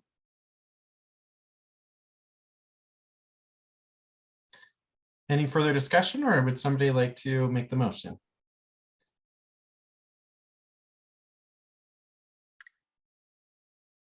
So this is Laura Bestie. I motion that after considering the evidence of safety, efficacy, and special populations for the treatment of asthma and COPD, I move that budesonide, glycopyrrolate, formoterol fumarate, and fluticasone, imaclidinium, the Lanterol are safe and efficacious for the treatment of their approved indications. Long-acting beta agonist combination with ICS and LAMA products can be subject to therapeutic interchange in the Washington preferred drug list if the preferred drug is approved for the condition being treated. It's Kavita Chawla, I second the motion. All right, all in favor, please say aye. Aye. Aye. Aye. Any opposed? Okay, with that, the motion passes. This is Lita. I'm sorry, my Word isn't letting me make the changes in front of you, so I'm just going to note that Laura Besti made the motion and Kavita Chawla seconded it, and the decision was passed unanimous. Agreed. Okay. So with that, I think we're ready for our first break. I think we can still take 10 minutes. So how about we just say 10:50? Does that sound okay, Lita? That sounds great. Okay. All right. See you guys in 10 minutes. Thank you. Questions from Umang looks like he's being already there. So we'll go ahead and start with that topic. Our first one is analgesics, and I'll hand it over to Umang. Perfect. Thank you. I think Lita's pulling up my slides, so I'll give everyone a second there. Just to remind the committee and those listening in, the kind of general premise of these slides are to indicate any kind of new significant clinical updates within the last 12 months or so. So if there are significant updates, there will be a little bit of an overview of disease state, relevant guidelines if they've been updated, and the drug-specific updates that were found as well. If there are none, then it will be a quick review because I will pass it right back to the committee. So on the next slide here, the first class will be long-acting analgesics. Again, to remind the committee, sometimes the topics for Magellan Health and for Washington State Apple Healthcare don't always align one-to-one. So on the top will be what is regarded for Magellan Health, and this is what the TCRs are in the SharePoint drive for your reference. And then underneath in all caps are what is found in Apple Health PDL. So on the next slide here, a little bit of background. While definitions vary, chronic pain is generally defined as pain lasting greater than 3 months or past the time required for normal tissue healing. It has various etiologies, including injury, inflammation, and underlying medical conditions. About 11% of adults report daily pain, which is greatly misunderstood. Historically, data has suggested that pain may be undertreated, but newer estimates imply that opioid treatment for pain may be overutilized. Roughly 20% of patients presenting to outpatient providers with non-cancer pain or pain-related diagnoses, whether acute or chronic, receive an opioid prescription. Unfortunately, about 50,000 people have died from overdoses related to opioid pain medications in the US in 2019 alone. Likewise, drug-related deaths have tripled from 1999 to 2017. And opioid-related overdose deaths in 2017 was higher among males, 20%, compared to females, 9%. Despite this, persistent pain that is uncontrolled may have clinical, psychological, social consequences. Thus, it is critical to weigh the risk and benefits of opioid use and reevaluate patients routinely for appropriate dose, duration, and treatment choice, including both pharm and non-pharmacological modalities. And then in terms of guidelines, no significant updates in the last year, so they are found in the appendices for the committee. Just one update for this class, just a recall. In July 2022, Bryant Ranch Prepack volunteered recalled 1 lot of morphine sulfate 30 milligrams ER tablets and 1 lot of morphine sulfate 60 milligram ER tablets to the consumer level. This recall was due to products carrying incorrect labeling, both of them being switched. I'll pause right there for the committee. All right, thank you. I think our next part will be going to Marissa to update us on what is preferred.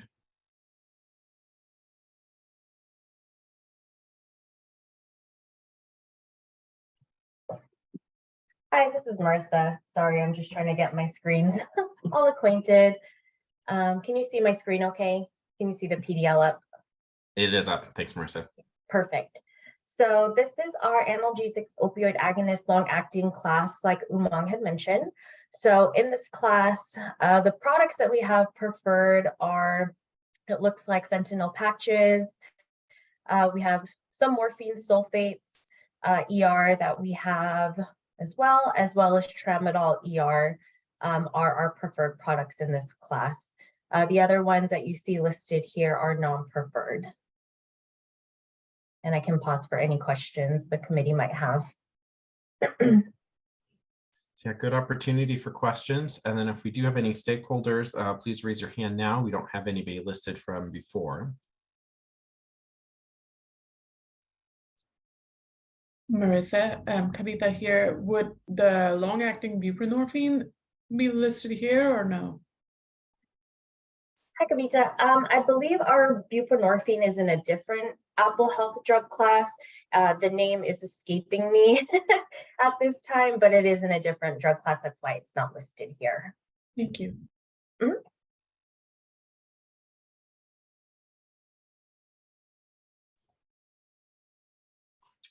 Okay, I'm still not seeing that we have any stakeholders. So I think we can look at the motion.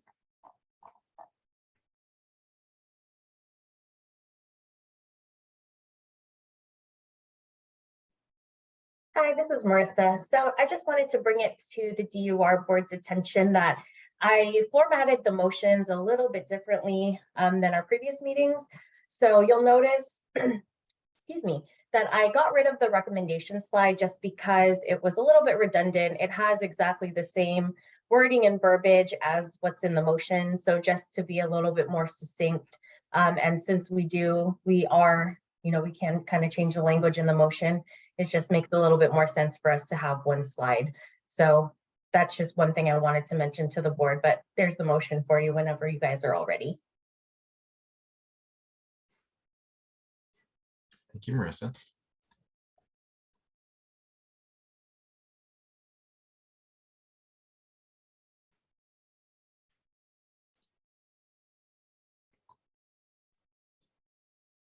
Right, Kavita Chawla here. I move that all products in the analgesics opioid agonists long-acting drug class are considered safe and efficacious for their medically accepted indications and are eligible for a preferred status and grandfathering at the discretion of HCA. Products in this class may require prior authorization to determine medical necessity. All non-preferred products require a trial of at least 2 preferred products with the same indication before a non-preferred drug will be authorized unless contraindicated, not clinically appropriate, or only one product is preferred. This is Ginny Bucola, and I second. All in favor, please say aye. Aye. Aye. Aye. Aye. Any opposed? Okay, looks like that motion passes unanimously. So for then our next topic is the antiemetics anti-vertigo agents, and I'll pass it off to Umang for a brief update. Perfect. Thank you. So the next one here we have our antiemetic anti-vertigo agents. This did not have any significant clinical update. I did want to notify that FDA did approve an abbreviated NDA for meclizine 25 milligram chewable tablets from Ivagen. They list this as the only prescription meclizine product with therapeutic equivalents to Antivert, and OTC generics are available. And so since that, to me, that seemed like an apostrophe clinical update, so I just didn't make a slide for that. I wanted to verbally let the committee know. And that is all for this class, so I'm going to pause right there.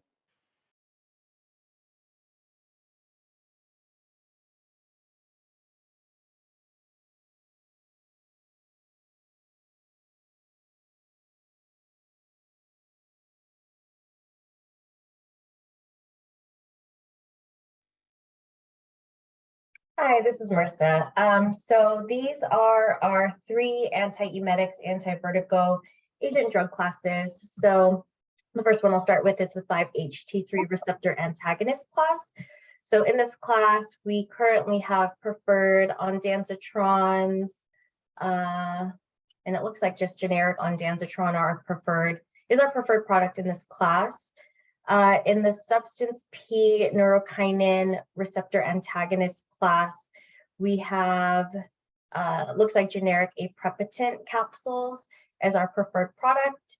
And then in the substance P neurokinin 1 receptor antagonist combinations class, there's only one product in that class, which is the Akinzio, and that product is non-preferred. So I can pause for any questions regarding the PDL. This is John McKay here. I'm just wondering about the importance of having a different dosage form like a patch available for an antiemetic in preferred status.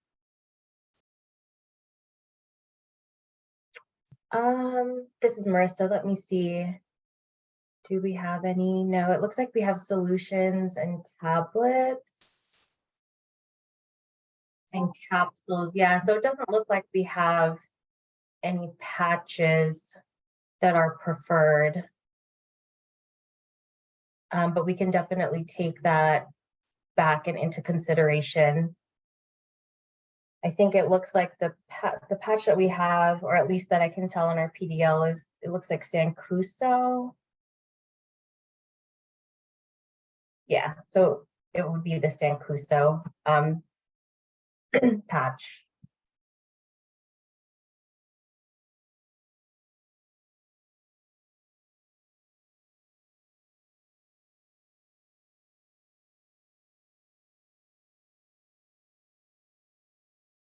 I think I'll just open up to the committee. Other thoughts about the patches? I do think that does make sense. That's one where asking people to swallow something while they're nauseous may not make sense, but we do have the oral dissolvable tablets look like preferred as well. Any comments from the people from the committee want to make regarding the importance of having a patch? Yeah, this is Susan Flattabo. You know, my only hesitation on adding a patch as preferred is the time to onset is, gosh, I want to say like 8 to 10 hours. I mean, it might be a little quick, but for people that are nauseated now, it's not necessarily an option or a good option for more acute nausea. It's more for like delayed nausea or something following chemotherapy. So I don't know if we need to have it as preferred. In my experience, we haven't had really the need to even prescribe a patch for our patients. But that's just my experience.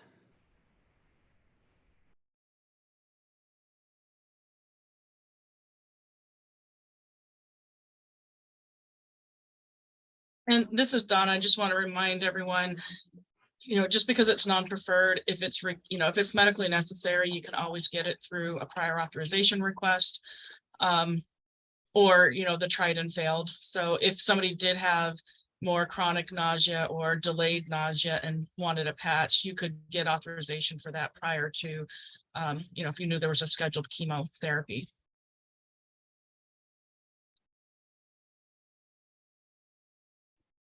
Yeah, this is John McKay. Thank you, Donna. I think that makes me feel a little more comfortable.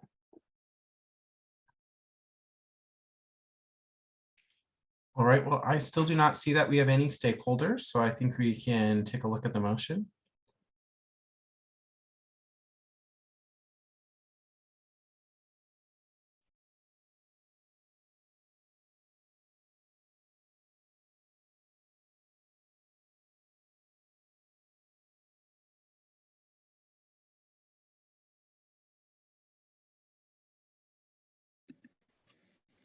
This is Susan Flattabo. I move that all products in the drug classes listed on slide 3 are considered safe and efficacious for their medically accepted indications and are eligible for preferred status and grandfathering at the discretion of HCA.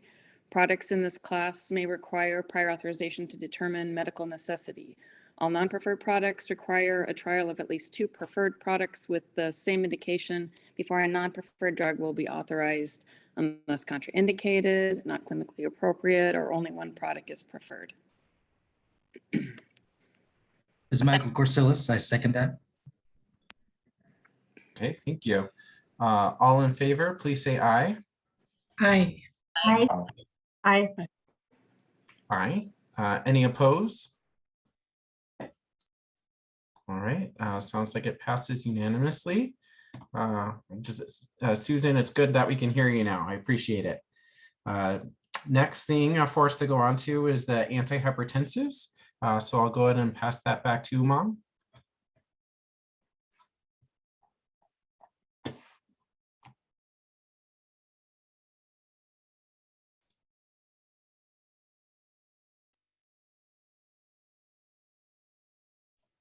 Umang, we're not able to hear you. I'm sorry, thank you. So thank this you. next class will, perfect. I had it myself on double mute. So we have the angiotensin modulators. And this is comprised of 3 subclasses in the Apple Health PDL. First being the direct renin inhibitor combinations, which is a medication like Tecturna hydrochlorothiazide. Then we have direct renin inhibitors such as aliskiren and Tecturna. And lastly, the ARNIs, and that's medication with the angiotensin 2 combos, which is a medication like Entresto. So going right along, a little bit of background here, hypertension affects approximately 45% of adults in the United States, and 1 in 3 Americans have prehypertension. The highest prevalence is among African-American men and women. Approximately 56% of African-American men and women have high blood pressure compared to about 48% of white men and women, and 46% of non-Hispanic Asians and 39% of Hispanics. It is estimated that hypertension is controlled in only 24% of patients with the condition. On the next slide here, we do have a guideline update.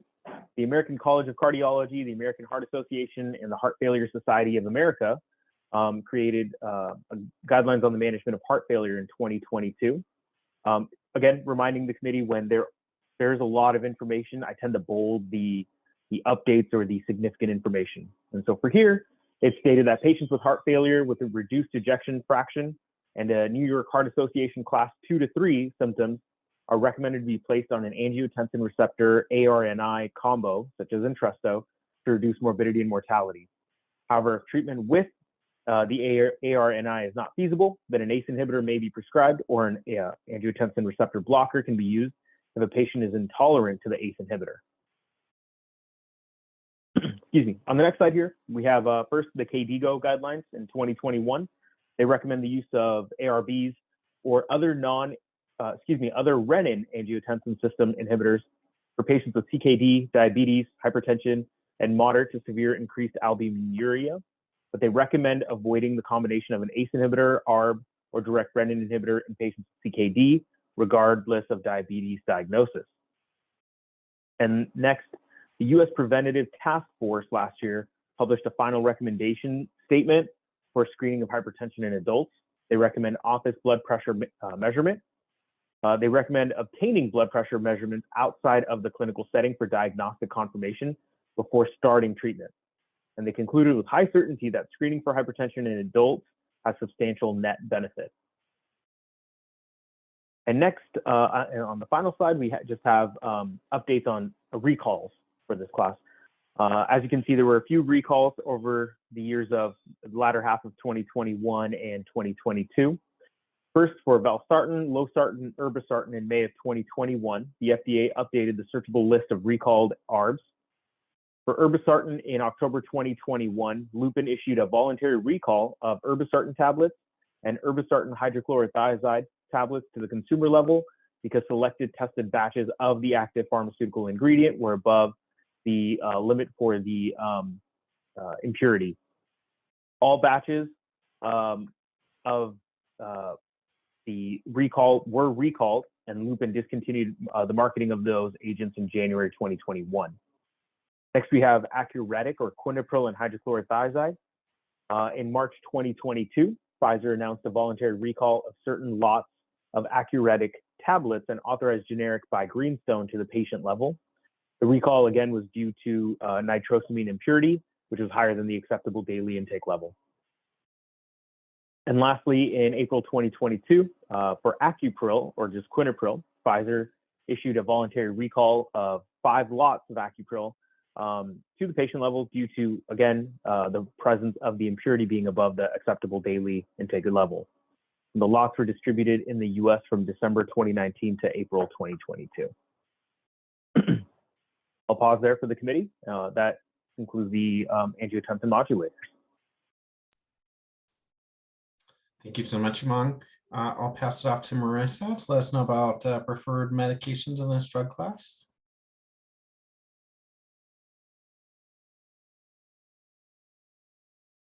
Hi, this is Marissa.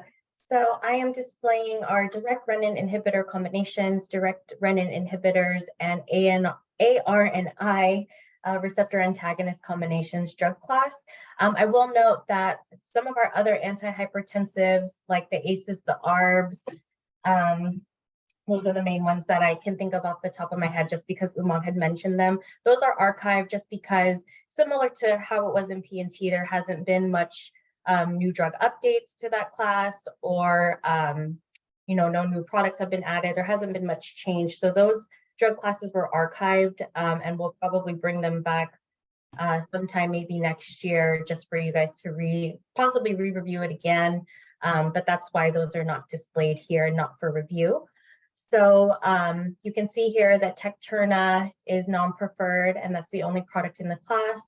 Aliskiren and Tecturna in the direct renin inhibitors are non-preferred, and Entresto is preferred in the ANRI drug class.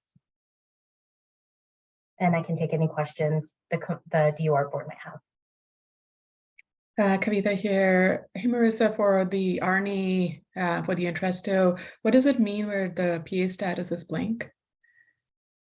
Hi, this is Marissa. Yeah, so when it says PA status is blank, that means that there's no PA on that product. No So PA required. Is that what you, sorry, Kavita.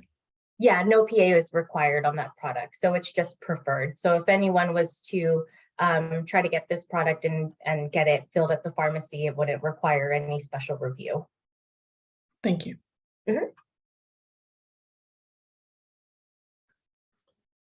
do not have any stakeholders previously signed up, and I do not see any hands raised. So I think we're ready for looking at the motion.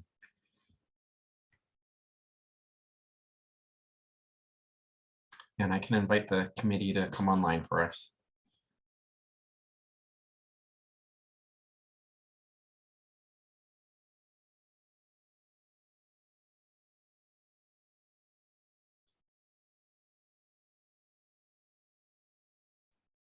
This is John McKay. I move that all products in the drug classes listed in slide 5 are considered safe and efficacious for their medically accepted indications, are eligible for preferred status and grandfathering at the discretion of HCA. Products in this class may require prior authorization to determine medical necessity. All non-preferred products require trial of at least 2 preferred products with the same indication before a non-preferred drug will be authorized unless contraindicated, not clinically appropriate, or only one product is preferred. This is Diane Schwilke. I second. Thank you. All in favor, please say aye. Aye. Aye. Aye. Aye. Any opposed? All right, with that, the motion passes unanimously. Our next topic looks like it's antiviral, so I'll pass it back off to Umang. Perfect, thank you. The next one will be hepatitis C, direct acting antivirals. Moving right along for a little bit of background here. So hep C infection is the most common chronic bloodborne infection in the United States.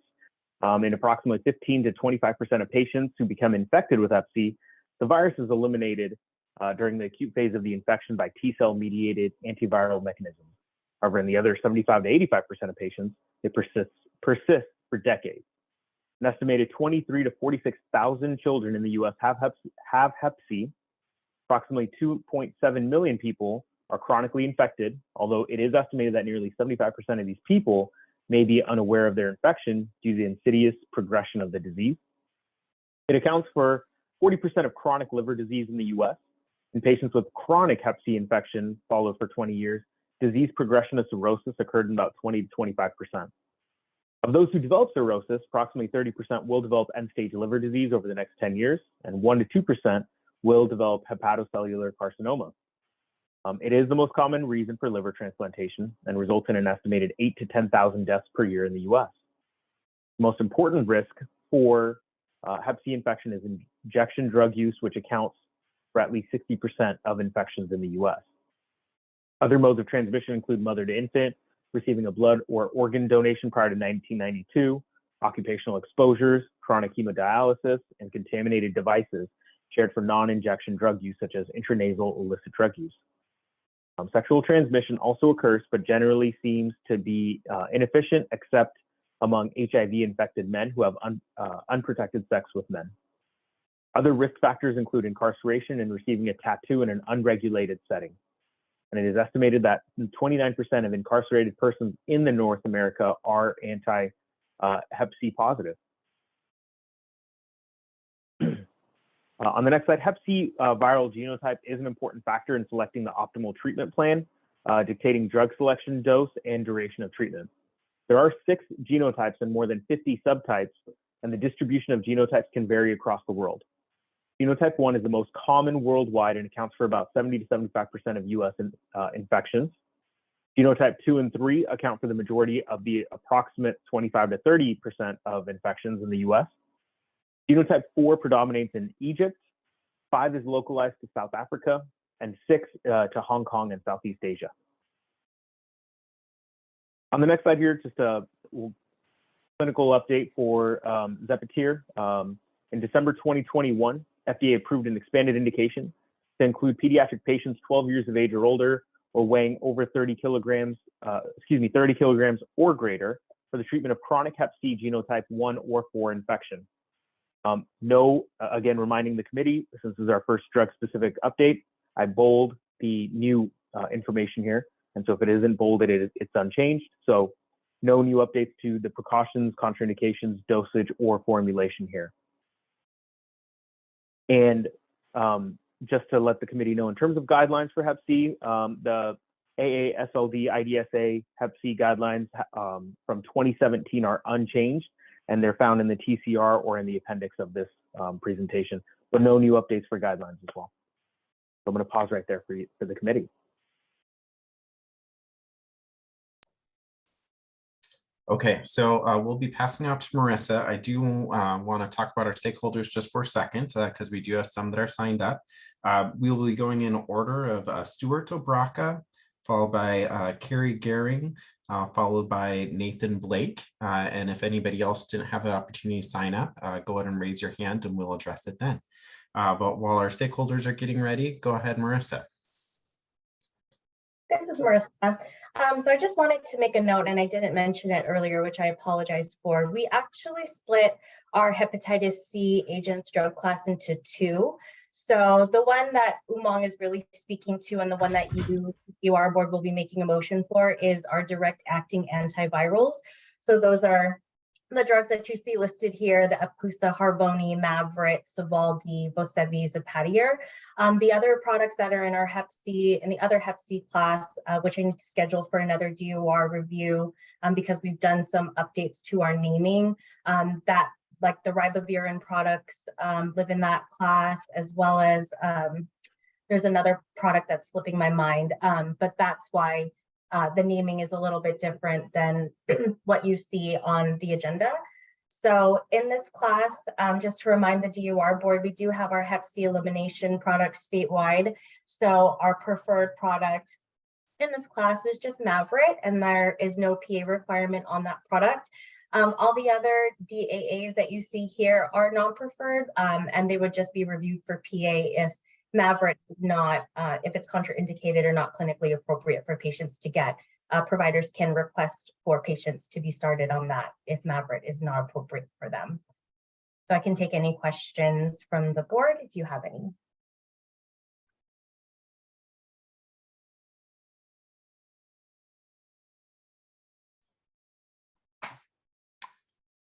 All right, not seeing any questions. I think we'll go ahead and move on to our stakeholders. So our first one we have is Stuart Obraka from Gilead. There, Stuart? Yes, I am. Thank you. And can you hear me? Yes, we can hear you. Go ahead. You have 3 minutes. Great, thank you. Today, I would like to highlight the scientific and clinical benefits of Epclusa or Soft-Vel for the treatment of chronic HCV infection. I would also request that Washington Medicaid reconsider the addition of Soft-Vel to the Washington PDL at parity with GP or Glipib, Mavorite, when this window reopens in the next year. This will again allow providers to choose the ideal HCV therapy for their individual therapy needs. Epclusa is the only one pill once a day pan-genotypic and pan-fibrotic, and importantly, the only PI-free complete HCV therapy for 12 weeks for all patients. Additionally, there's no food requirements, an important characteristic in a vulnerable Medicaid population where food insecurity can be an issue. I'd like to highlight the importance of PI-free regimens, and that includes a not containing a PI allows for the safety of using Soft-Vel in all stages of liver disease, even decompensated cirrhosis. PI-based therapies, as you may know, have an FDA safety warning of worsening liver function or liver failure when used in decompensated cirrhosis, and some advise even avoiding using them in F4 cirrhosis due to this risk. Your current preferred HCV regimen does contain a PI. Because HCV now is more regularly treated in a virtual environment, it is critical that the provider be properly trained and vigilant to look for signs of decompensation if using a PI-based regimen. This risk does not exist when using a non-PI-based regimen such as Epclusa. Offering alternatives for HCV treatment, especially in rural or non-academic centers, may increase the safety and potentially the overall treatment rates. It was recently noted in Stat News that Washington Medicaid is not reaching its HCV treatment goals and is actually treating less patients than you were before implementing an exclusive agreement to use GP. This citation also noted multiple reasons for this shortfall, but I would argue that not having easy access to all pan-genotypic HCV regimens may be contributing to this deficit. Also, recently, the ASLD published an expert simplified HCV algorithm that includes both GP and Epclusa as necessary HCV treatment options with few limitations. GP has the more drug interactions and decompensation, as already mentioned. They point out the ease of HCV therapy in this day and age and the need to simplify treatment, remove barriers such as PA, and ensure we meet the national elimination targets. Adding Epclusa would be in line with these recommendations. COVID and increasing substance use has impacted HCV national treatment elimination efforts, and there's a need to ramp up efforts and remove barriers. Additionally, Epclusa has strong data in the PWID population that's already mentioned as the primary acute HCV infection. Thank you, Stuart, for your time here. And I would respectfully just request that you reconsider adding so that you can ramp up your treatment efforts. Thank you very much for your time. Thank you. Thank you. Next, we'll have Carrie Gehring from Washington Gastroenterology. Hi there, can you hear me? We can hear you. Go ahead, you have 2 minutes. Hi there, my name is Carrie Gehring. I am the hepatitis C case manager responsible for all of the hepatitis C for over 50 providers at Washington Gastroenterology. I have been involved in the treatment and cure of approximately 800 patients over the past 7 years. In my experience working with all of these patients and using both Mavorite and Epclusa, I am requesting that Epclusa be added as an equal option for our Medicaid patients with no prior authorization required. Epclusa provides simplicity. The one pill once a day with or without food makes it less challenging for our difficult to treat HCV patients, especially our homeless patients, our addiction patients, our food challenge patients who struggle with meal consistency. This also affects our working population. I have a gentleman right now who works 2 jobs that has varying hours. He doesn't keep food at his house. He only eats at restaurants. He's used to napping between jobs and grabbing a meal when he can. He's 2 weeks into his treatment with Mavorite and is really struggling to stay on the regimen. He would be a perfect candidate for Epclusa, but didn't qualify based on the current guidelines. The packaging of Epclusa is also easier for this population of patient as it reduces the risk of the medication being lost or stolen. Epclusa does not contain a protease inhibitor. This makes me feel more comfortable in treating our Hep C patients who have a history or continue to use moderate to excessive amounts of alcohol or have other severe liver problems. After the FDA's warning in 2019 regarding the use of protease inhibitors in HCV patients. Also in 2019, the FDA, excuse me, the FDA amended the package inserts for sofosbuvir containing regimens to allow use in patients with renal disease, including those with a GFR equal to less than 30 and those on dialysis. Drug interactions, I have to alter patients' medications much less often with Epclusa, primarily statins. Majority of patients taking atorvastatin, which interacts with Mavyret. This requires spending time hunting down PCPs and cardiologists to make these changes. And lastly, I just want to say, I want the HCV treatment that's best for our patients, and the treating provider should be able to make that decision based on both their clinical assessment as well as their social situation. So again, I am requesting that Epclusa be added as an equal option for our Medicaid patients with no prior authorization required. If we want to eradicate hepatitis C in Washington state, we need to give all patients equal access to these medications. Thank you so much. Thank you, Carrie.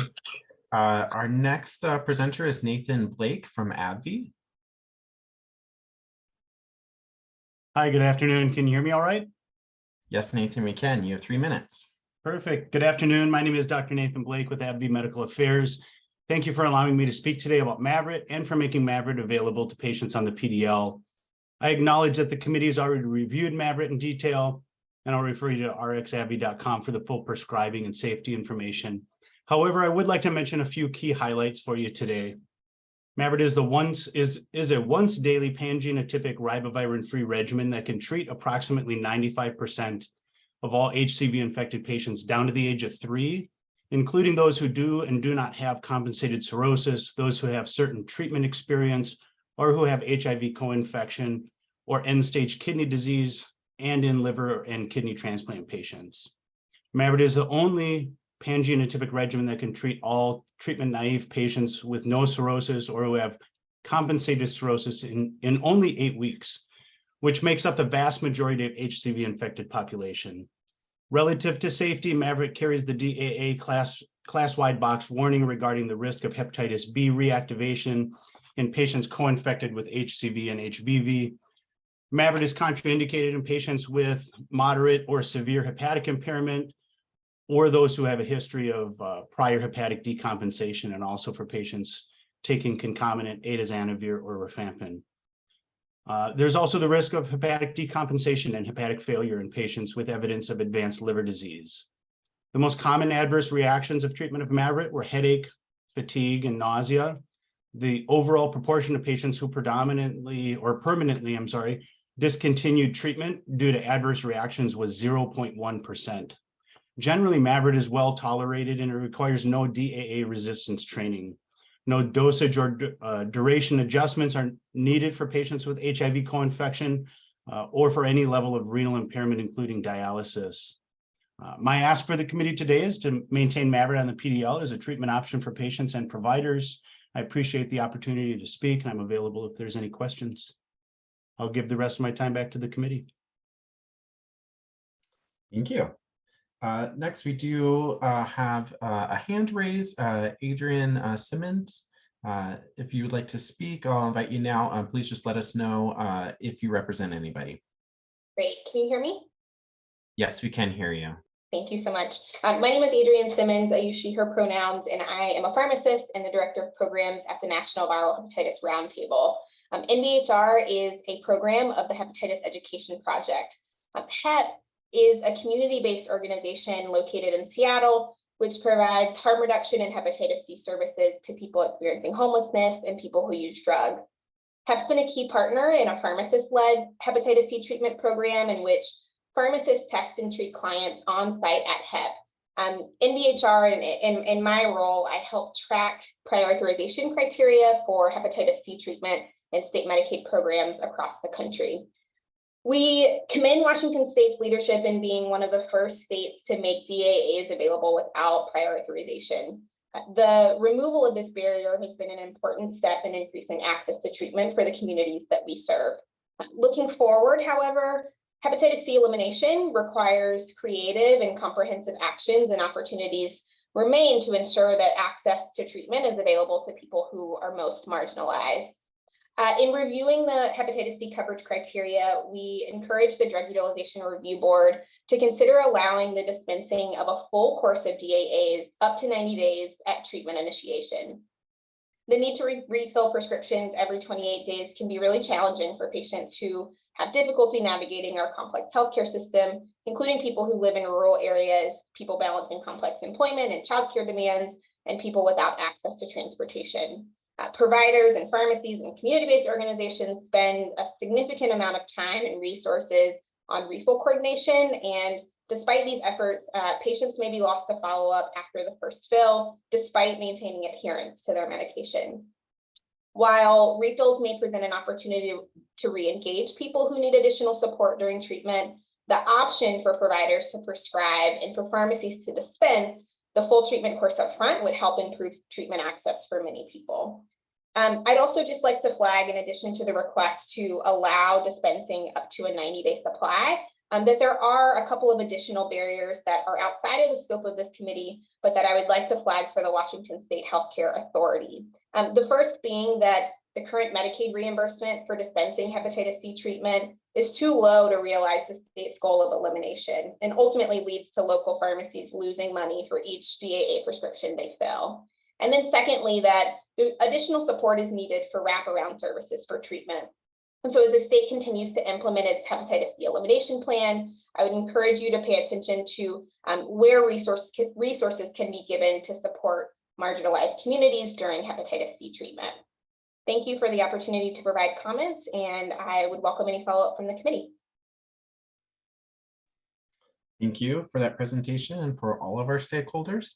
I do not see any other stakeholders with hands raised, so I'll invite the committee to come online and we'll look at the motion.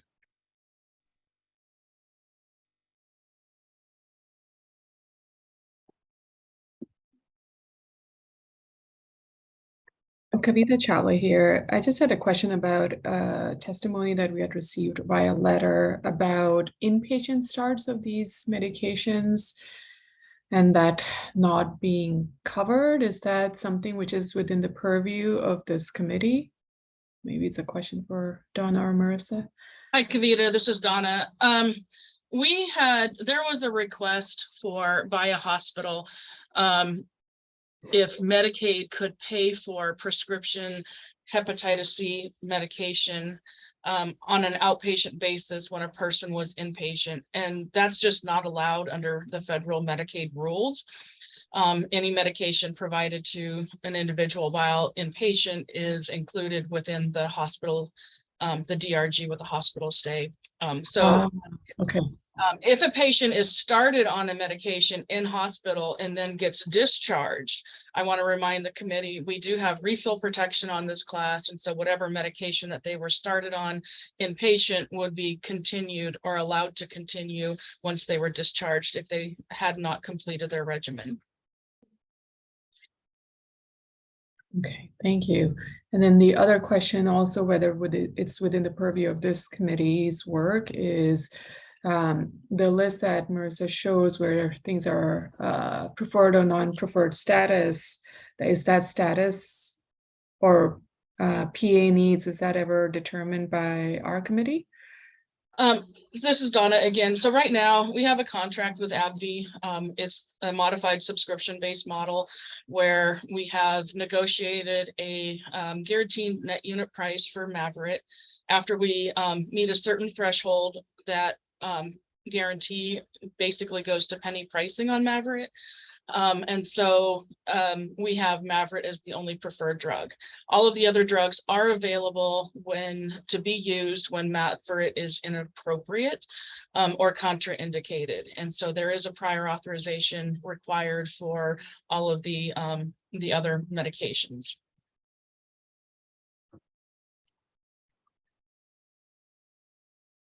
Donna, this is John McKay here. So if they do reach that penny pricing threshold, would that kind of prohibit the use of like an 8-week regimen being dispensed at once if it was recommended by the provider? You know, at this point in time, I don't think we allow the full 8 weeks, but that's actually, you know, a good consideration to talk about is whether or not we could allow that 8 weeks. I believe currently under the pandemic rules, we do allow up to a 90-day supply. So if a provider asked for, you know, the full 8 weeks and the pharmacy attempted to fill it, I believe it would go through for Maverick at least. But that is something that we can take into consideration on this particular drug, is to allow the full 8 weeks to be dispensed at once. Or 12 weeks if I'm not certain if there's still a 12-week regimen with Maverick or if they're all 8 weeks now, but we could make it so that it could be dispensed all at once. Donna, this is Michael Corsillis. I had a general question about prior auths, especially if Maverick's only preferred one.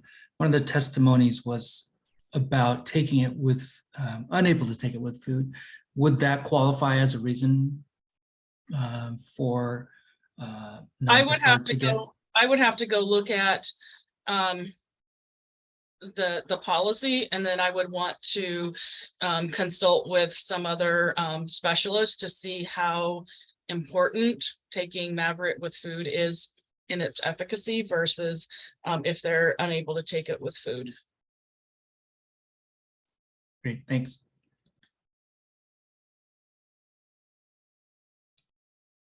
Kavita here. So Donna, the discussion regarding whether we can allow for 90 or 8-week supplies to be done, is that part of the drug policy discussion, or is that something that is included? I mean, that's a recommendation you can make. It's really not something, you know, you can recommend whatever you like. Those recommendations are not binding on the agency. However, you know, we would take them into consideration as far as, you know, the likelihood of, you know, medication being lost. Okay, awesome. Then All right, thank you. Thank you very much. Did Alex, you get your not on mouth, mute. Whitney? So.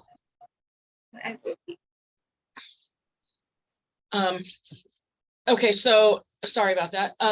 So that is something that we would take into consideration, you know, weighing the benefits of an individual getting all of it at once versus the likelihood that they, you know, the risk of them maybe losing the medication or developing an intolerance to it, you know, while they're on their first, you know, in their first 4 weeks. So with the Maverick, I definitely would take this back as a consideration on allowing, you know, the full 8 weeks. I wouldn't want to force 8 weeks on somebody who didn't want the full 8 weeks, but allowing it for those that would prefer, I think that's a great consideration to make.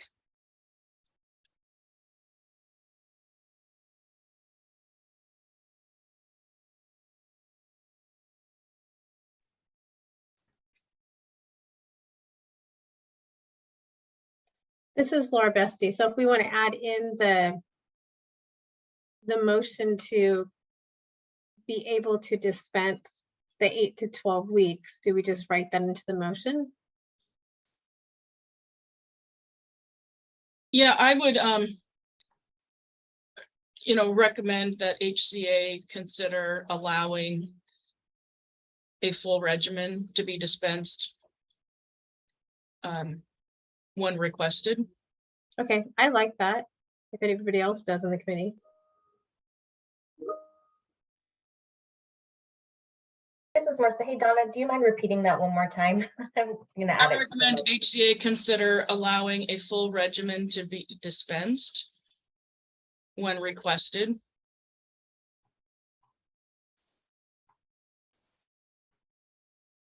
And maybe a full regimen of the preferred drug.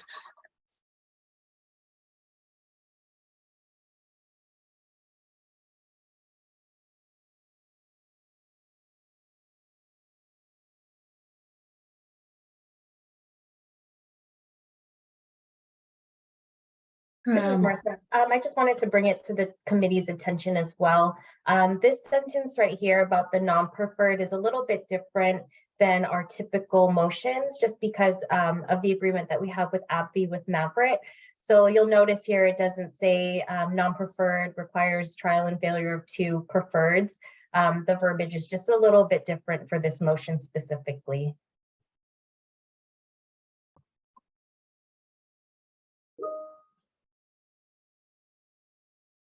So Kavita here, I guess it's saying that non-preferred agents may be considered medically necessary when the preferred agent is not indicated. And if Mavyret is, since we're talking about Hep C, it sounds to me like Mavyret will always be indicated. So under what criteria would any of the non-preferred drugs be allowed? This is Donna. So there's certain stages of cirrhosis that Mavyret is not indicated to treat. Or if there would be a drug interaction with a medication that a patient might be taking that would make it contraindicated. There is a, in our policy, there is a certain number of criteria that we've listed out for which it would be considered not, for which the other drugs would be considered medically necessary over Mavyret. Kavita here. Okay, that's helpful. And then I guess the only other question is there any process that we can recommend or regarding any of the other medications becoming preferred, or is that just a different work process altogether anyway? That would require us to reprocure the entire drug class to determine.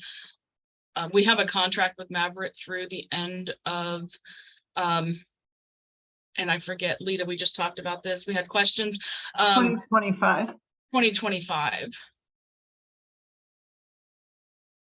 So we would have to have some pretty good reason why our process is not working in order to change, reprocure that contract prior to 2025. I see. Thank you.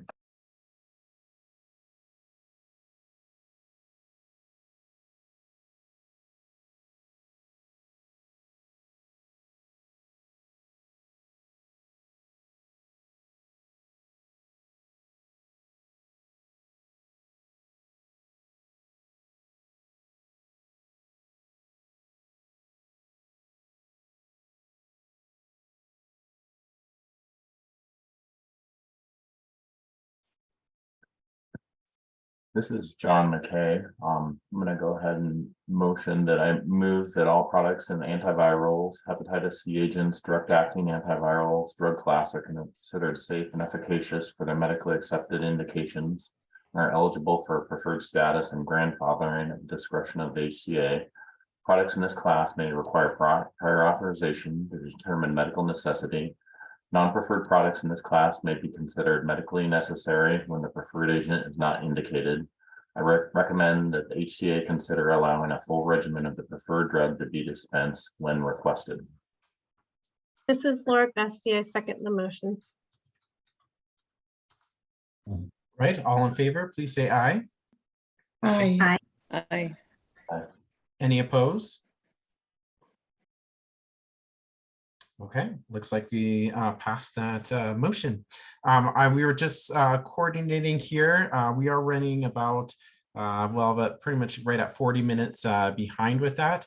So with that being said, we're about at our lunchtime. So we're kind of making the decision now to just go ahead and do our lunch now. And so that puts about 12:10. I think we could be back. 12:15. Let's do 12:15. Okay. We'll go and do 12:15, get a 32-minute lunch there, and then pick it up from there. Thank you.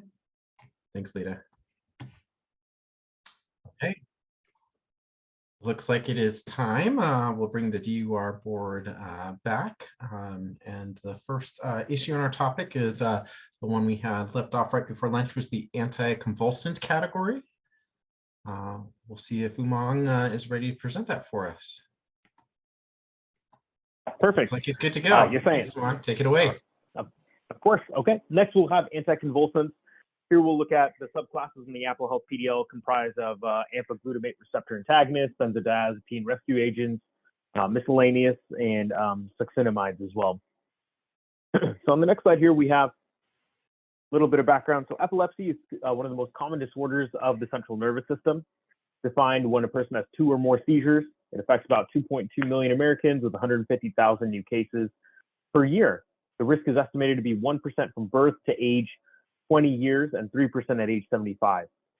Isolated seizures may also occur during a febrile illness, after head trauma, or as a result of withdrawal from alcohol or sedative hypnotics.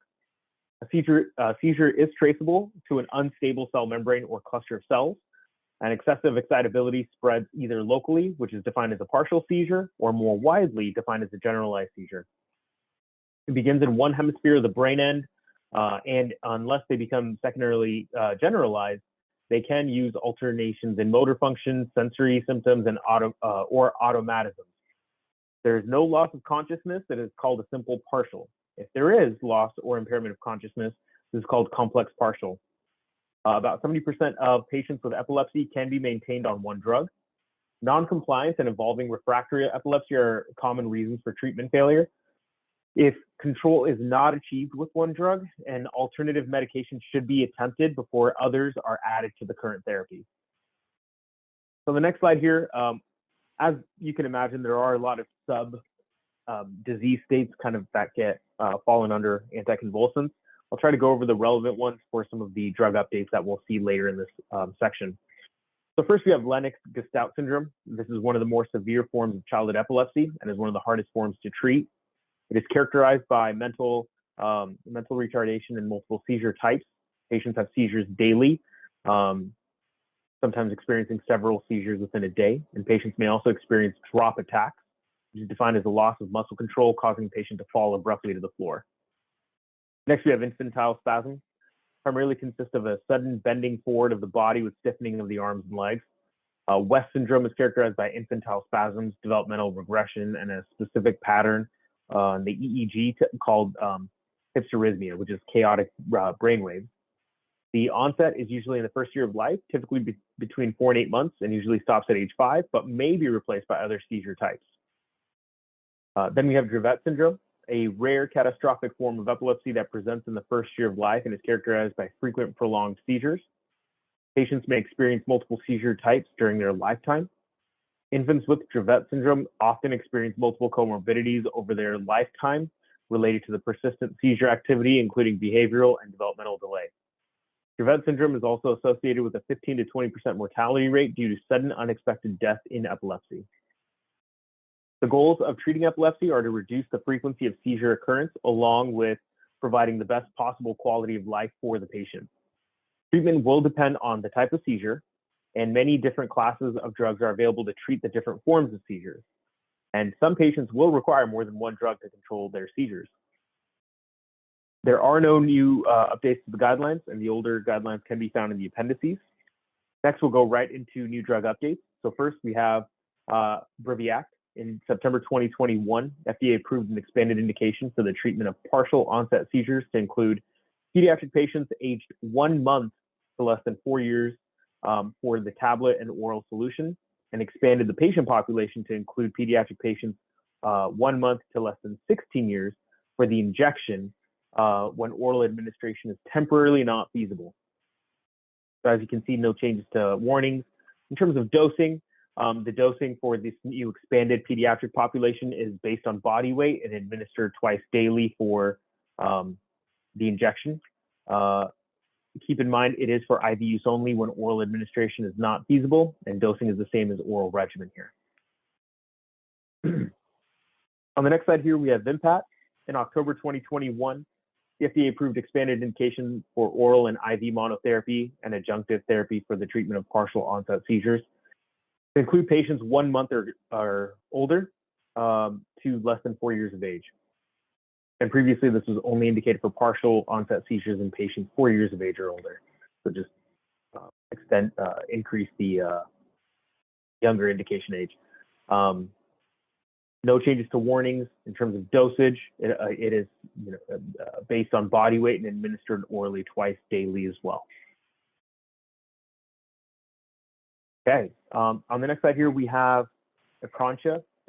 This is in November 2021, FDA approved new oral solution formulation indicated for one, the initial monotherapy for treatment of partial onset or primary generalized tonic-clonic seizures in patients 2 years of age or older.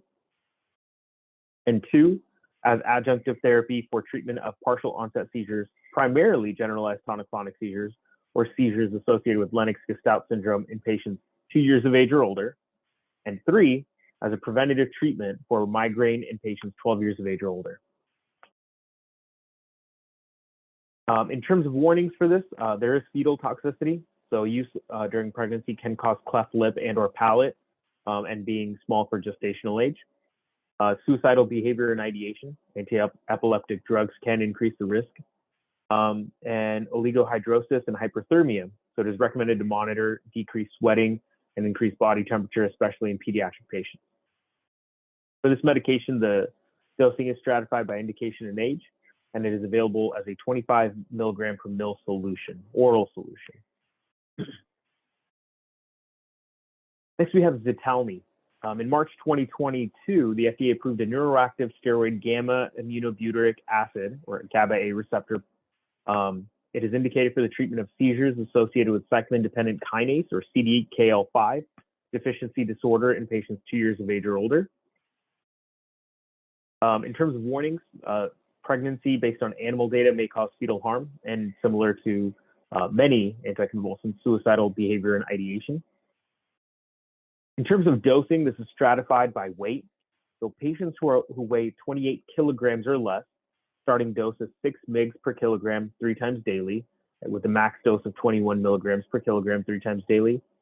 And for patients weighing over 28 kilograms, the dose is 150 milligrams 3 times daily, with a max dose of 600 milligrams 3 times daily. And this is available as a 50 milligram per milliliter oral suspension. Next, we have Fintepla. So in April 2022, the FDA approved Fintepla for the treatment of seizures associated with Lennox-Gastaut syndrome in patients who are 2 years of age or older. Now, keep in mind the generic fenfluramine was already FDA approved for treatment of seizures associated with Dravet syndrome in patients 2 years of age or older. So this is the warnings kind of carry over. So the warnings of pregnancy, suicidal behavior and ideation, and contraindication within 14 days of administration with an MAOI still hold true. In terms of dosing for Lennox-Gastaut syndrome, the initial starting dose is 0.1 mg per kg twice daily, which should be increased weekly based on tolerability. Patients not on concomitant stiripentol, the recommended dose is 0.35 mg per kg twice daily, and patients with this are recommended to be on 0.2 mg per kg twice daily. Keep in mind there is a huge interaction with stiripentol here. And no changes to the availability, which is at 2.2 mg per milliliter oral solution here. Okay, next we have Diacommit. In July of 2022, FDA, the indication for the treatment of seizures associated with Dravet syndrome in patients taking clobazam had been expanded from patients 2 years of age or older to include patients 6 months or older.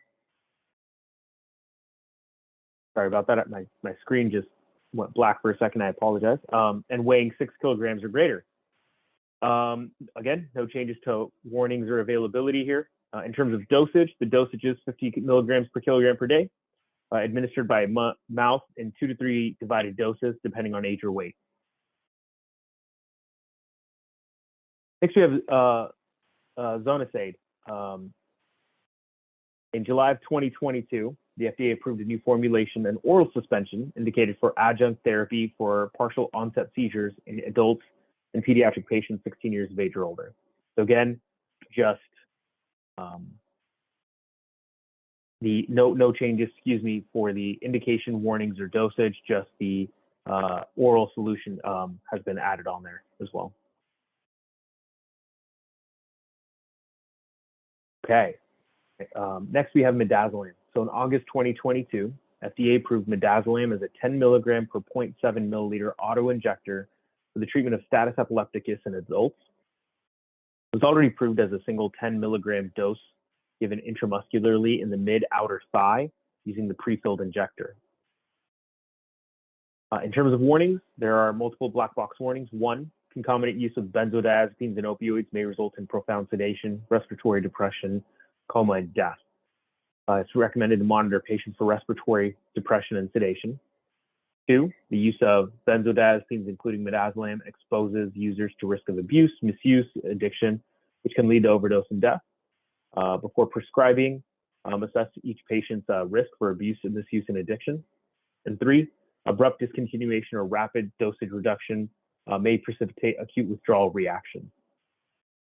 Also, there is a neonatal sedation and withdrawal syndrome with this medication, where midazolam injection use during pregnancy can result in neonatal sedation and neonatal withdrawal. The dosing is 10 milligrams administered IM using the injector, and the availability, as mentioned, is a 10 milligram per 0.7 milliliter in a single dose pre-filled auto injector. Moving along to non-drug specific updates or expansions. First, we have an FDA communication for lamotrigine, and this is across all medications with lamotrigine in it. That includes Lamictal, Lamictal CD, Lamictal ODT, and Lamictal XR. So in April of 2021, the FDA issued a drug safety communication for Lamictal regarding the potential risk for arrhythmias in patients with heart disease as a result of reports of abnormal EKGs. The FDA will continue to evaluate and inform the public and healthcare professionals of their findings as more required in vitro studies are available. And practitioners should assess whether the potential benefits of lamotrigine outweigh the potential risk of arrhythmias for each patient. And lastly, we have some generics and discontinuations. First, with lacosamide. In March of 22, the FDA approved a generic version of UCB's Vimpat tablets. It is a multi-source generic. And in May of 2022, the first FDA-approved generic for Vimpat solution was approved. In terms of discontinuations, we have carbamazepine oral suspension in June of this year. The FDA reported that Wockhardt Bio had made a business decision to permanently discontinue carbamazepine oral suspension. And for diazepam or Diastat in June of this year, the FDA approved that the authorized generic NDCs of the diazepam rectal gel, 10 milligram and 2.5 milligram syringe 2-packs are currently unavailable. The availability of the generic 10 milligram syringe is anticipated in September 22, and the 2.5 milligram was to be determined. A shortage of 20 milligram rectal gels has not been reported, and Bausch Health has no plans to manufacture branded Diastat rectal gel and Diastat Acudal. Okay, I'm going to pause right there for the committee. Thank you, Umang. We do have a couple of stakeholders for this topic. First off will be John Flatt, and then next will be Raj Sandhar. But first I'll pass it off to Marissa to review our preferred drugs.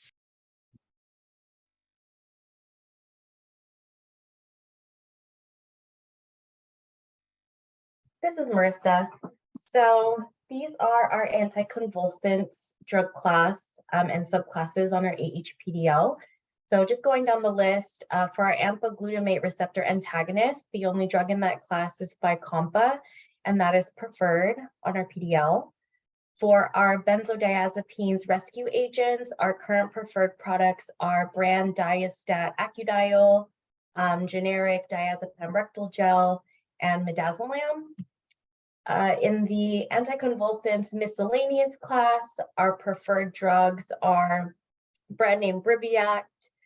We have some generic carbamazepine chewables, suspensions, tablets, capsules, so lots of varying oral formulations, Epital tablets, gabapentin capsules, solution, and tablets, and lacosamide generic.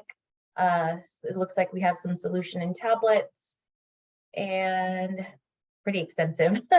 We have lamotrigine generic tablets, levetiracetam solution tablets, and then we have oxcarbazepine suspension and tablets. We have pregabalin capsules, solutions, primidone tablets, Rowipra tablets, it looks like that's a brand product. Subvinite tablets, that's a brand product. We have brand name Tegretol suspension and tablets, Topiramate capsules, or I think that's a suspension and tablets, Trileptal brand suspension, Vimpat brand tablets, and Zonisamide generic capsules as our generic products in that class. And then our last class is our succinimides, and the preferred product that we have in that class is the ethosuximide generic capsules and solutions. And I can take any questions from the board.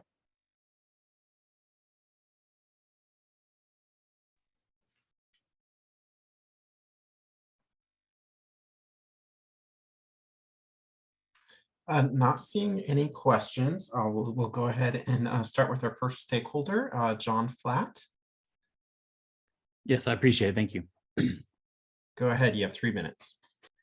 Yes, this is Dr. John Flatt. I'm with the Medical and Scientific Affairs Division in Marinus Pharmaceuticals, and I want to give you a brief overview of Ztalmy today. Ztalmy was approved by the FDA on March 18, 2022, as the first and only indicated treatment for seizures associated with CDKL5 deficiency disorder, or CDD, in patients 2 years of age and older. Ztalmy is the first neuroactive steroid anticonvulsant and is classified as a Scheduled 5 controlled substance by the DEA. Ztalmy is a positive allosteric modulator of GABA-A receptors located in the central nervous system and binds to a unique site on GABA-A receptors present on both synaptic and extrasynaptic receptors, enhancing GABAergic tone and providing a distinct mechanism of action from other anti-seizure therapies. The precise mechanism by which Ztalmy exerts its anticonvulsant effects in seizures associated with CDD is unknown. Ztalmy is supplied as an oral suspension, administered 3 times daily with food. The recommended dosing for Ztalmy is weight-based and includes a weekly titration schedule until goal dose has been achieved or is tolerated.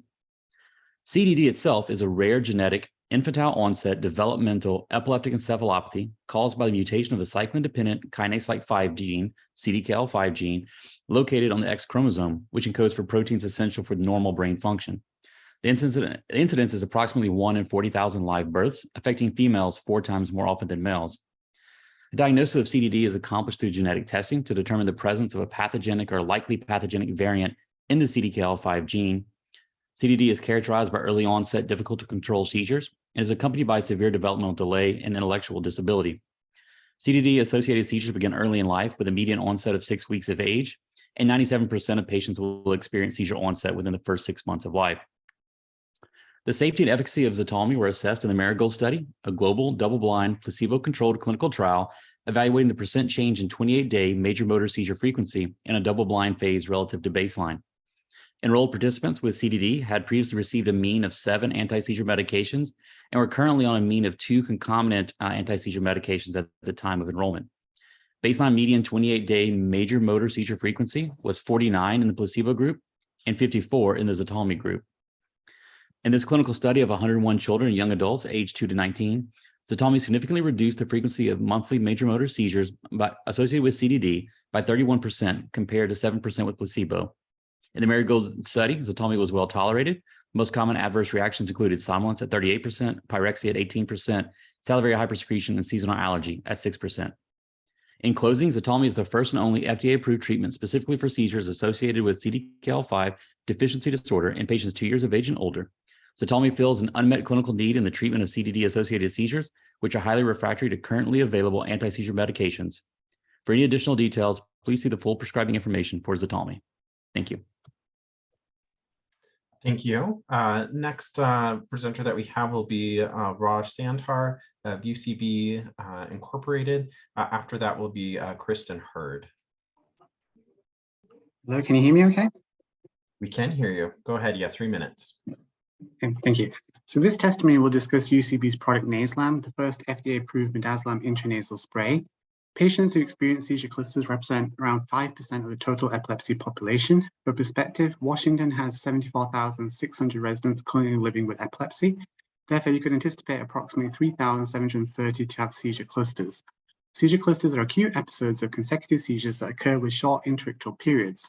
Real-world evidence studies showed individuals suffering from seizure clusters had 5 times higher rates of hospitalizations not related to SE and 3.5 times higher mortality risk compared to individuals with non-clustering seizures.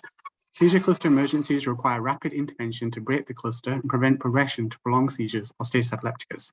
Until 2019, the only FDA-approved treatment for seizure clusters was diazepam rectal gel that less than 10% of patients reported using.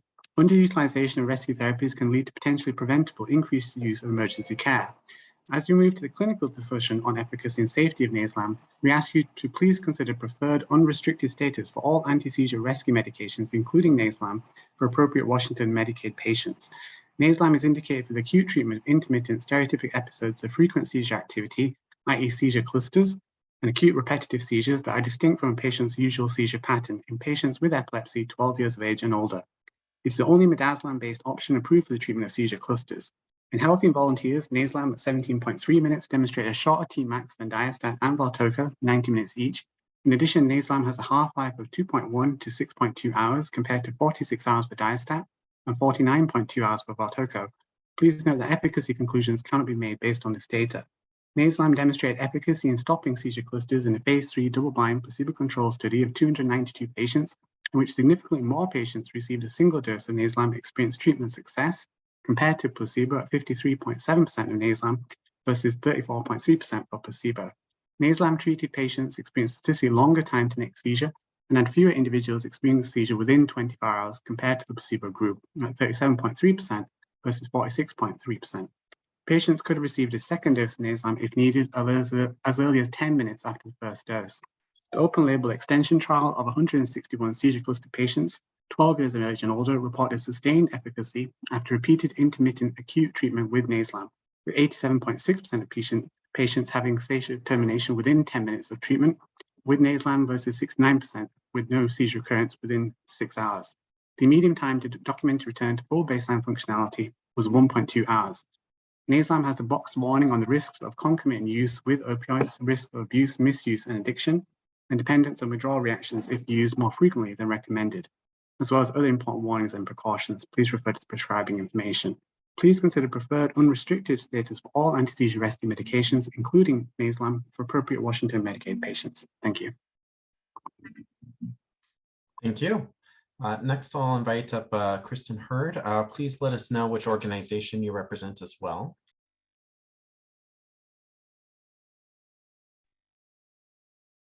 Hi, thank you. So yes, my name is Kristen Hurd. I'm a medical science liaison with Neurelis, and today I'm here to discuss Valtoco and request that it be put in a preferred position without restrictions. So with that, I'd like to use this time to review some key highlights on the product. Valtoco is an intranasal diazepam formulation for emergency rescue treatment of seizure clusters. Valtoco is the first and only intranasal rescue treatment for adults and children with epilepsy down to 6 years of age. Neurelis is also currently conducting a clinical trial in patients aged 2 to 5. We're investigating the safety and pharmacokinetics of Valtoco for label expansion to include these younger 2 to 5-year-old children. Valtoco is a ready-to-use nasal spray device that may be administered to patients that are actively seizing, with no active participation on behalf of the patient necessary. Based on its significantly improved ease of use, Valtoco was designated clinically superior to Diastat or diazepam rectal gel by the FDA. Valtoco dosing is tailored to patients' age and weight with 5, 10, 15, and 20 milligram doses available. What distinguishes Valtoco from other intranasally administered benzodiazepines is Intravail, our proprietary absorption enhancer that increases drug absorption across the nasal mucosa by gently and transiently loosening tight cell junctions and increasing the permeability of cell membranes. In contrast to non-FDA approved intranasally administered benzodiazepines like atomized midazolam, Valtoco's unique formulation, along with the low 0.1 cc volume, selected to optimize coating of the nasal cavity without dripping out the front of the nose or down the back of the throat, allowed Valtoco to demonstrate consistent and reliable dosing. PK studies demonstrated 97% absolute bioavailability of diazepam relative to IV, and PK parameters that were 2 to 4-fold less variable when compared to Diastat. When treating seizure clusters with rescue medication, the primary goals are to stop the initial seizure and prevent recurrence of seizure activity over time. Seizure clusters are commonly defined as 2 or more seizures within a 24-hour period. A recent analysis of patient diaries showed that the majority of seizure events within the cluster tend to occur between 6 and 24 hours after the presenting seizure. Valtoco, which has a half-life of 49.2 hours, would allow coverage within the expected 24-hour timeframe of a seizure cluster. An exploratory analysis from a long-term safety study demonstrated that in almost 4,000 seizure cluster events treated with Valtoco, 87% of events were treated with a single dose over a 24-hour period. In a separate exploratory analysis, patients with epilepsy and their caregivers reported rapid Valtoco administration and seizure cessation, with a median time to administration of 2 minutes and a median time to seizure cessation of 4 minutes. Valtoco has a box warning, as do all benzodiazepines, regarding concomitant use with opioids, abuse, misuse, and addiction, and dependence and withdrawal reactions. The most common local adverse events were nasal discomfort, epistaxis, and dysgeusia. For additional prescribing and important safety information, please refer to the full prescribing information for Valtoco. And I'm happy to take any questions you may have. Thank you as well. I don't see that we have any other stakeholders, so I'll invite the committee to turn on their cameras and to discuss the motion.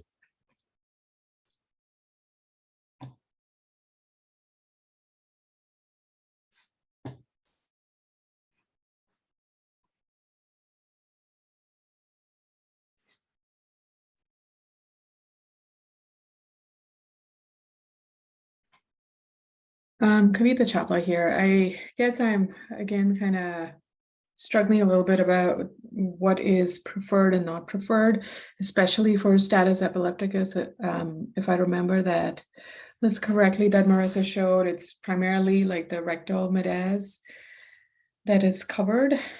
Am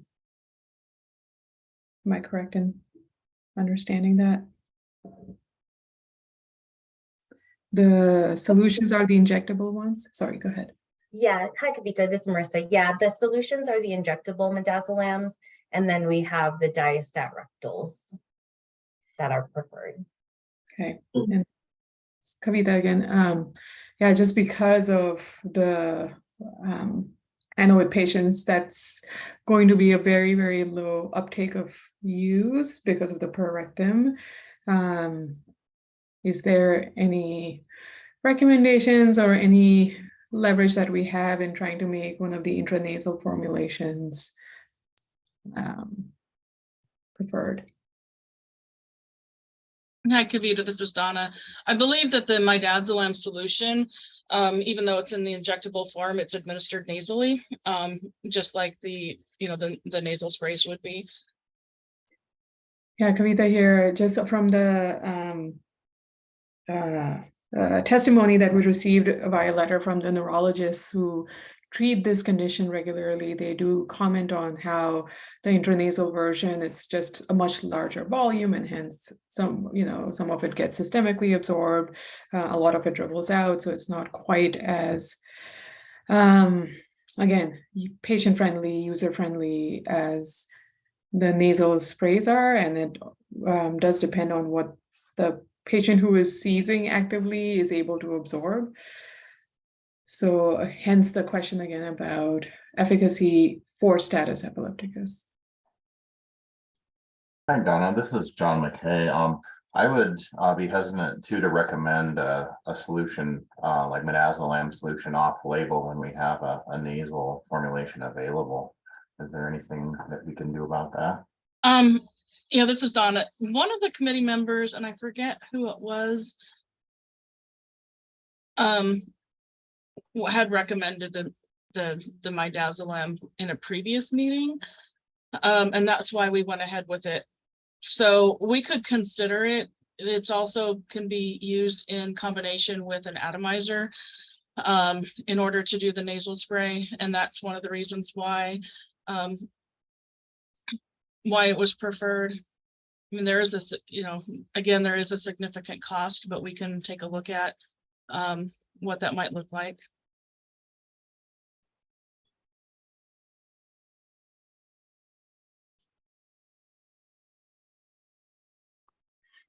Yeah, Kavita here, I think that I would defer. That's the part that the pharmacists in our PharmDs in the group can weigh in on more, like, using it with an atomizer and efficacy and all that. But yes, if that's something that can be reevaluated, I think from a patient standpoint, it sounds like it's a much higher benefit. And again, I do want to reiterate, just because something is non-preferred does not mean it's not covered. Everything is available for coverage through an authorization request. It just takes documentation of, why one of the preferred products is not usable. So those would be considered on a case-by-case basis. Donna, this is John McKay again. I feel like it would be helpful to have some pharmacokinetic data, like an absorption data, if we're going to recommend the solution for intranasal usage in place of the nasal formulation.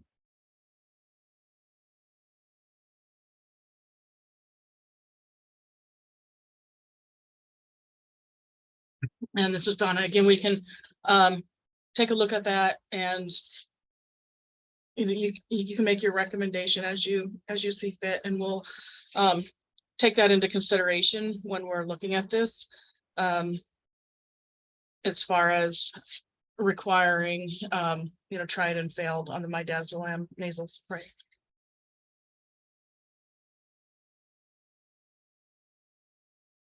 Or any, and I'm not sure if they're both midazolam, but on any nasal spray component or offered product.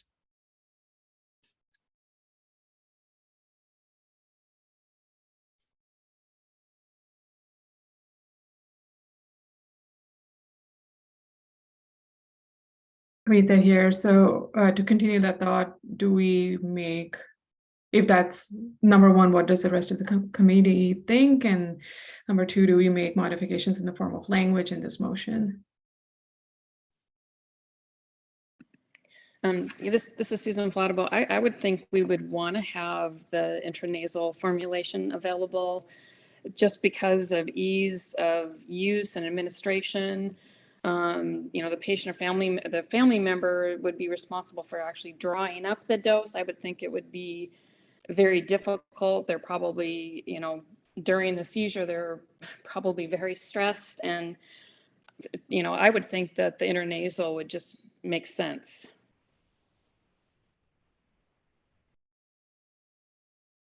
This is Laura Bestie. I concur. We do the midazolam intranasal in the hospital, and it is a multi-step process to draw it up and administer it. And you have to have extra parts and pieces, and it certainly would be a lot easier for families to have the intranasal already ready to go. This is Diane. I also agree, using it in a hospital setting is different than asking a family member to have that kind of technical skill to be able to do those sort of off-label uses. Maybe we could add a sentence to the motion saying that a nasal product must be preferred.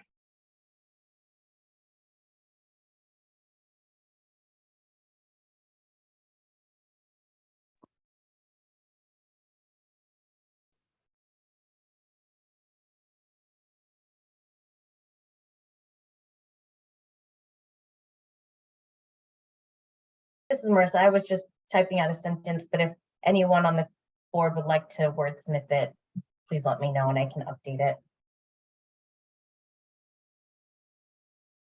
Marissa, this is Ginny. Maybe just changing I recommend to something else other than I. We, yeah. Thank you. That's some high level wordsmithing. We recommend that an intranasal product should be, Does it need to be more, this is Laura Bestie, intranasal benzodiazepine product? Oh, thank you. Yes, correct.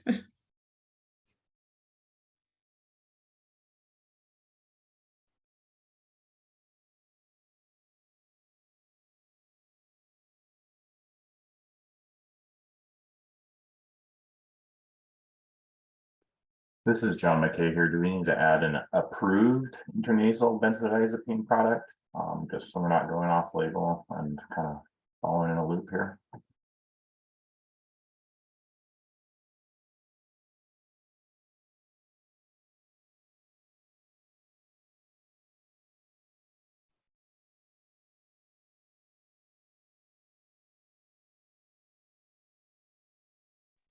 And do we want to leave, this is Diane Schwilke, do we want to leave the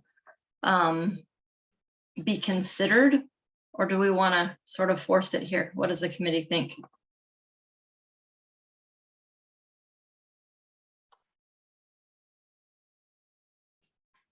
This is Susan again. Yeah, I think we should be more direct, like an approved intranasal benzodiazepine should be preferred, or something with words to that effect. Because we recommend, I mean, what does that even mean? I mean, I just think it should be more direct, that an intranasal product should be considered. Well, I don't know.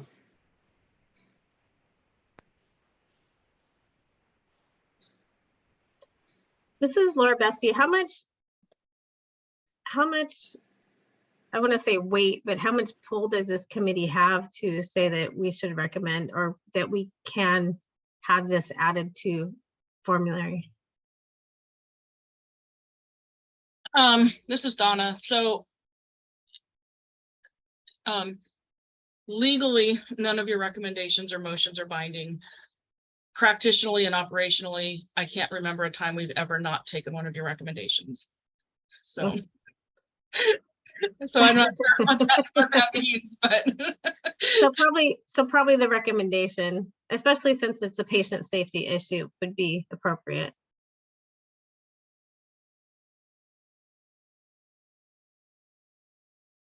Donna, this is John McKagan. Can you comment on the cost burden to the state of adding like an intranasal? Is it substantial? Marissa, do you have the dashboard open by any chance? This is Marissa. I do not have the dashboard up right now, Donna. We're talking hundreds of dollars versus pennies, kind of a thing.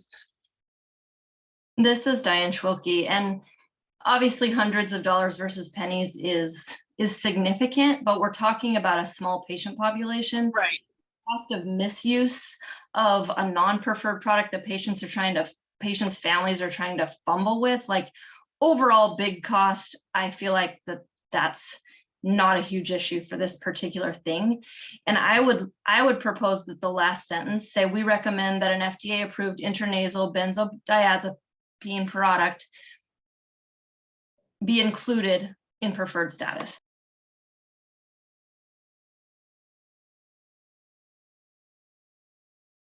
Hi, Diane. I agree with you. It's a high cost product, but a small population that it's used in.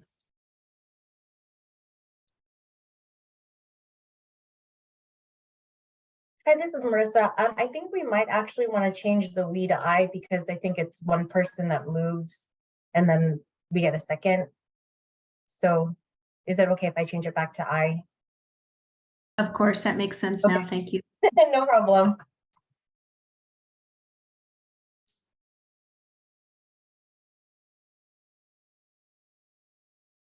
I like that much better, Kavita, here. And if you're, I'm sorry, Kavita, this is Donna. If you're really wanting to wordsmith, I recommend that an FDA approved intranasal benzodiazepine product be preferred on the Apple Health PDL.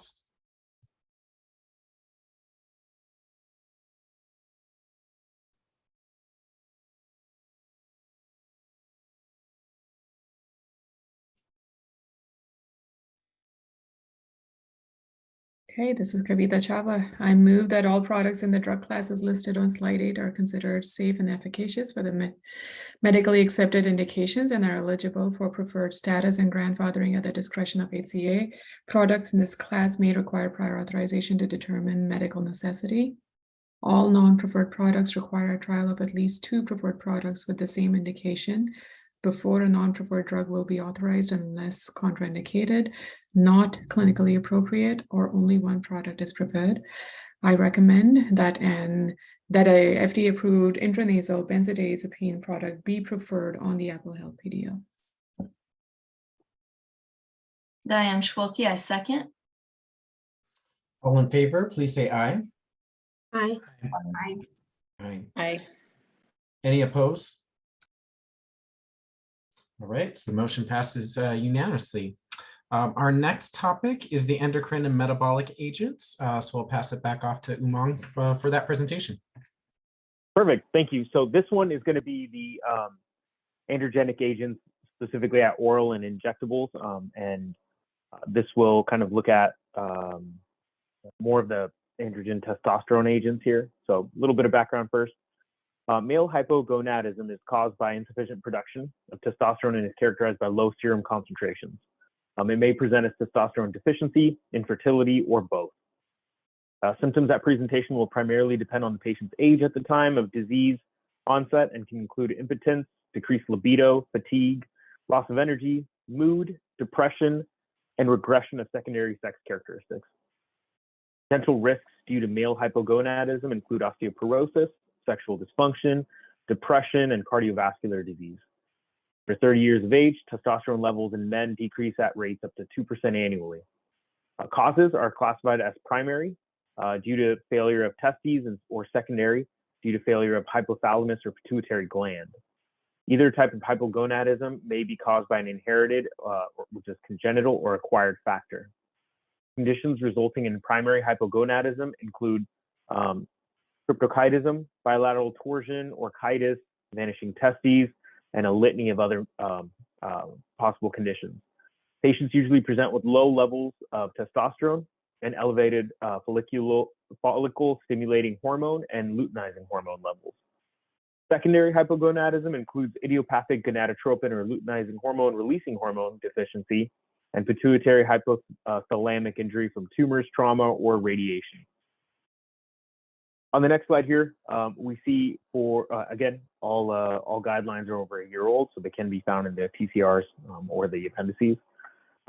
For Tilando, in April of this year, the FDA approved a new formulation of testosterone undecanoate, which is Tilando, an androgen indicated for the testosterone replacement therapy in adult males for conditions associated with deficiency or absence of endogenous testosterone. In terms of limitations of use, the safety and efficacy in males less than 18 years of age has not been established. In terms of precautions and contraindications, there is a black box warning for blood pressure. It can increase it, and it can increase the risk of major adverse cardiovascular events. For polycythemia, a potential for adverse effects of spermatogenesis, and lastly, changes in lipid levels. In terms of dosing, a recommended dose is 225 milligrams twice daily with food, and it is recommended to monitor serum testosterone levels after initiating treatment to determine if treatment should be continued or discontinued. And this medication is available in 112.5 milligram capsules. Next, we have testosterone cypionate. In June of this year, the FDA approved this medication, which is an androgen, for testosterone replacement therapy in males for conditions associated with deficiency or absence of endogenous testosterone. Very similar precautions as the previous medication. First, black box warning for increased blood pressure. It is a Schedule 3 controlled substance, and similarly for polycythemia as well. For dosage, it can be found 50 to 400 milligrams administered every 2 to 4 weeks as a deep intramuscular injection in the gluteal muscle. And the dose and schedule should be individualized based on the patient's age, diagnosis, response, and side effects. And it is available as 200 milligram per milliliter in a single dose vial. And lastly, we have Tizotrex. In July of this year, the FDA approved this medication, 100 milligrams, 150 and 200 milligram capsules for testosterone replacement therapy in adult males for conditions associated with deficiency or absence of endogenous testosterone. It is not substitutable with other oral testosterone undecanoate products.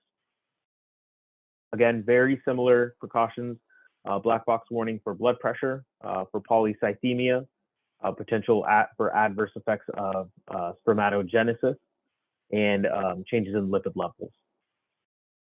In terms of dosing, starting dose is 200 milligrams once daily in the morning and once in the evening. It is recommended to adjust the dose to a minimum of 100 milligrams once in the morning and maximum of 400 twice daily based on serum testosterone levels drawn 3 to 5 hours after the morning dose, at least 7 days after starting treatment or following adjustment, and periodically thereafter. And as I mentioned before, the formulations available are 100, 150, and 200 milligram capsules. I will go ahead and pause there for the committee. All right, sounds good. We do not have any stakeholders currently listed for this. I'll pass it off to Marissa to let us know what is preferred. This is Marissa. So this is our androgens testosterone class on our AHPDL. So our current preferred products in this class are Androderm, looks like patch.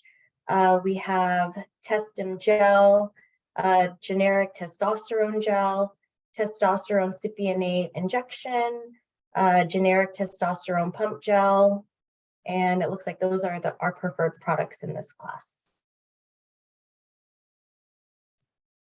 And I can take any questions.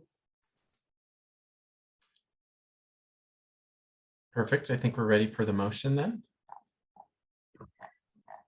Kavita here. Hey, Marissa, for the testosterone on the drug policy, is that only for hypogonadism, or is that also covered, are those formulations also covered for transgender men? This is Marissa. Yeah, so the policy that's listed on the side in column G is our policy that's specific for hypogonadism indication. We do have a policy, unfortunately we can't list both policies in our file, but we do have a policy for transgender or gender dysphoria, and I believe, what was the other one? There's another indication, but we do have what's called an expedited authorization for specific testosterone products, which is pretty much just a code that if the pharmacist at the point of sale or dispensing sees that it's appropriate for this patient to get it, or if it's something that they've been getting, it would bypass the prior authorization requirement for that patient, and they would just be able to fill it. I believe the testosterone products that we do have EA on, I can't remember off the top of my head, but we did consult with a pediatric endocrinologist as far as what products are used commonly in practice. And I believe it was the gel, some gels, injections. I think there might be maybe a cream or lotion. So those, we have a wide array of different testosterone products that are available with EA for that particular indication. And sorry, EA is? Expedited authorization. Oh, expedited. Okay. Yeah, so it's a code that the pharmacist at the point of sale would just input to override the prior authorization for testosterone if it's appropriate for the patient. And that's really goes for our gender dysphoria. And I think it's not puberty suppression, but there's another indication there that allows for the EA for that product. I'm trying to look it up off the top of my head and I can't remember. That's helpful though. Thank you. Mm-hmm. Yeah, it is puberty suppression and gender dysphoria. We have expedited authorization for specific testosterone products.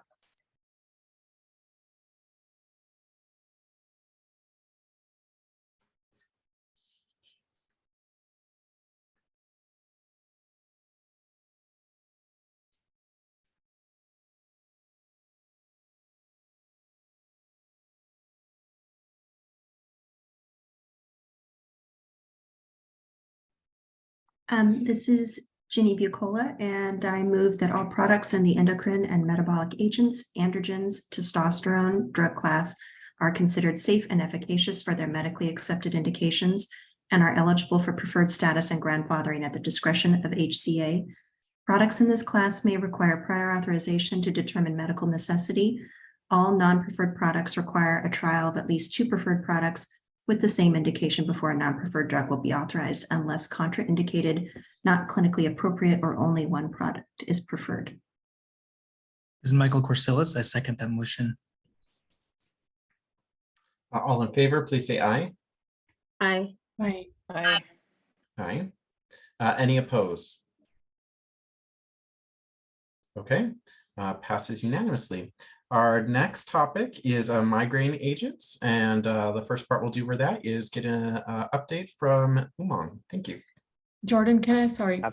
quickly ask a general question for all our drug policies? The testosterone part just made me remember, like, is a supply chain shortage I don't know, a contraindication or one of those listed requirements for being able to get a different non-preferred agent covered?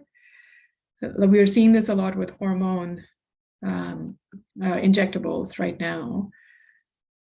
Do Donna or Marissa know? Yeah. This is Marissa. Yeah, so Kavita, we do look into those and just ensure that if there is something, first we ensure that it's actually listed on like the ASHP drug shortages or I think it was FDA. So when those issues do arise, we don't necessarily, sometimes we won't make preferred status changes on our PDL and instead do something administratively, whether that be like create an EA or a process change to allow for those products to be payable, and if there is some kind of shortage. So we do handle it that way. There are some instances where we have made changes to preferreds, but we try to kind of use that as maybe like a last resort if it's something that's very short term, if it's not a long-term issue that we see.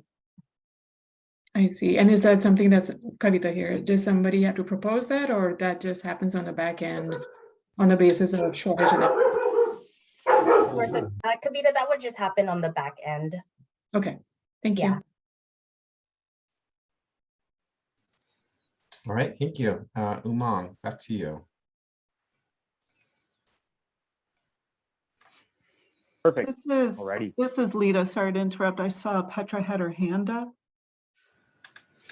Yeah, Petra from United. I was just going to comment that UHC, and I think all of the MCOs have a similar policy, but what UHC does is if we receive a prior authorization request for a drug and they're and the provider is saying the reason is because the preferred agent is not available, we will typically approve the authorization.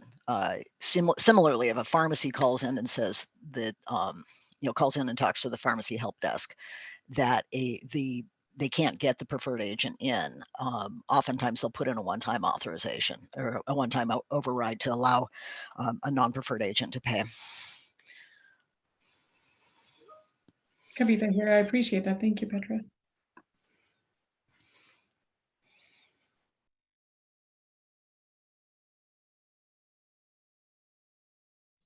Okay.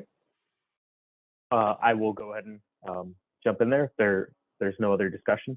So the next class we have are the anti-migraine agents, specifically CGRP receptor antagonists and 5-HT1 agonists here. On the next slide, as you can see, a little bit of background. So just to give the committee background for migraine and cluster headaches. Migraine headaches account for about 10 to 20% of all headaches in adults. It affects over 37 million men, women, and children in the US. It is one of the most common complaints by patients when presenting to a physician.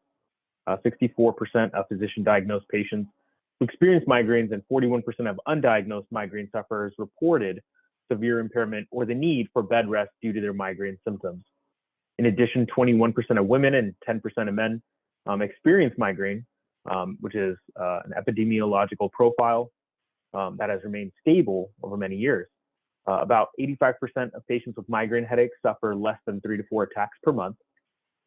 The median frequency of migraine attacks among migraine sufferers is 1.5 per month. Migraine headache must be differentiated from tension type headache.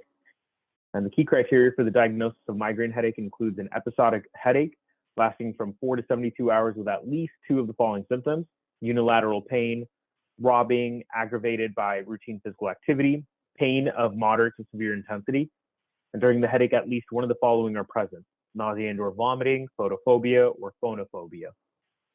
In terms of cluster headaches, a severe primary headache disorder characterized by extreme pain on one side of the head and autonomic symptoms, such as nasal congestion or lacrimation. Cluster headache periods can persist for weeks to months with daily or more frequent attacks of 15 to 180 minutes in duration.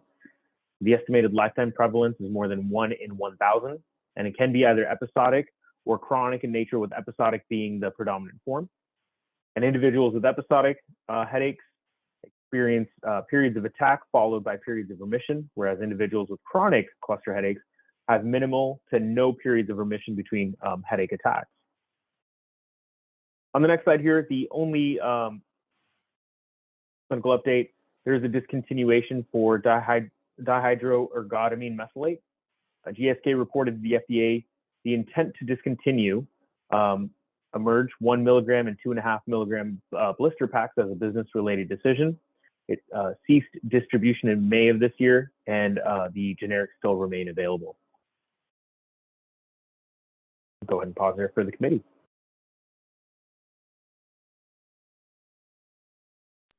All right. Well, next we'll be going to Marissa to review the medications, but we do have a number of stakeholders. The order will be Rochelle Yang, Chelsea LaRue, Carrie Johnson, and then Nathan Blake. And if your name was not called, please raise your hand and we will acknowledge you as well. Go ahead, Marissa. Hi, this is Marissa. So the first class that I'll go through or subclass is our CGRP receptor antagonists. So in this class, our current preferred agents are Aimovig, Emgality, and it looks like just Aimovig and Emgality are preferred products in that class. And then for our selective serotonin agonist 5-HT1 products, our preferred products are, it looks like brand name Imitrex, Naratriptan tablets, Rizatriptan tablets, we have Sumatriptan solutions and tablets, and it looks like those are it for our preferred products. And I can take any questions anyone has about the PDL.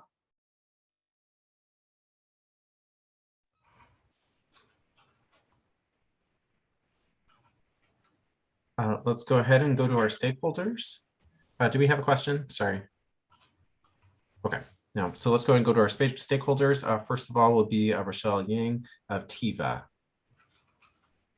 All right, thank you everyone. My name is Rochelle Yang and I'm a pharmacist with Medical Affairs at Teva.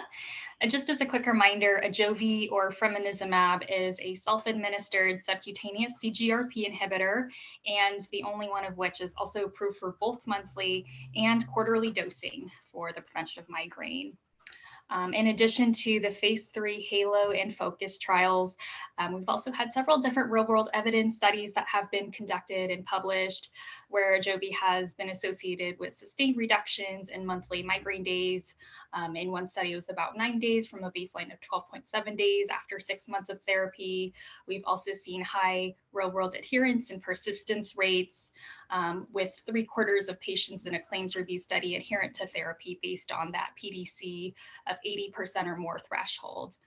We've also seen it associated with decreased claims for acute medications for migraine, including opioids and triptans, and has also been found to be effective in migraine patients for those with comorbid depression and anxiety, which are common comorbidities of migraine. So overall, these studies add to the substantial body of evidence for the efficacy and safety seen with Ajovy across a broad population of patients with migraine. And we respectfully ask the committee to consider adding Ajovy onto the Apple Health PDL at the next decision time point. Thank you so much. Thank you. Next speaker we have is Chelsea LaRue from Pfizer. Hi, are you able to hear me? Yes, thank you. You have 3 minutes. Thank you. Good afternoon. My name is Chelsea LaRue. With an FDA approval last year for the preventive treatment of episodic migraine, Nurtec ODT or rimegepant is now the first and only migraine medication with a dual indication to treat and prevent attacks in adult patients. Nurtec dissolves within seconds without the need for water, has a half-life of 11 hours, and has a migraine-specific mechanism of action of blocking CGRP. After taking a single dose, patients experienced pain relief and were functioning normally within 1 hour, and efficacy was sustained through 48 hours without recurrence or redosing.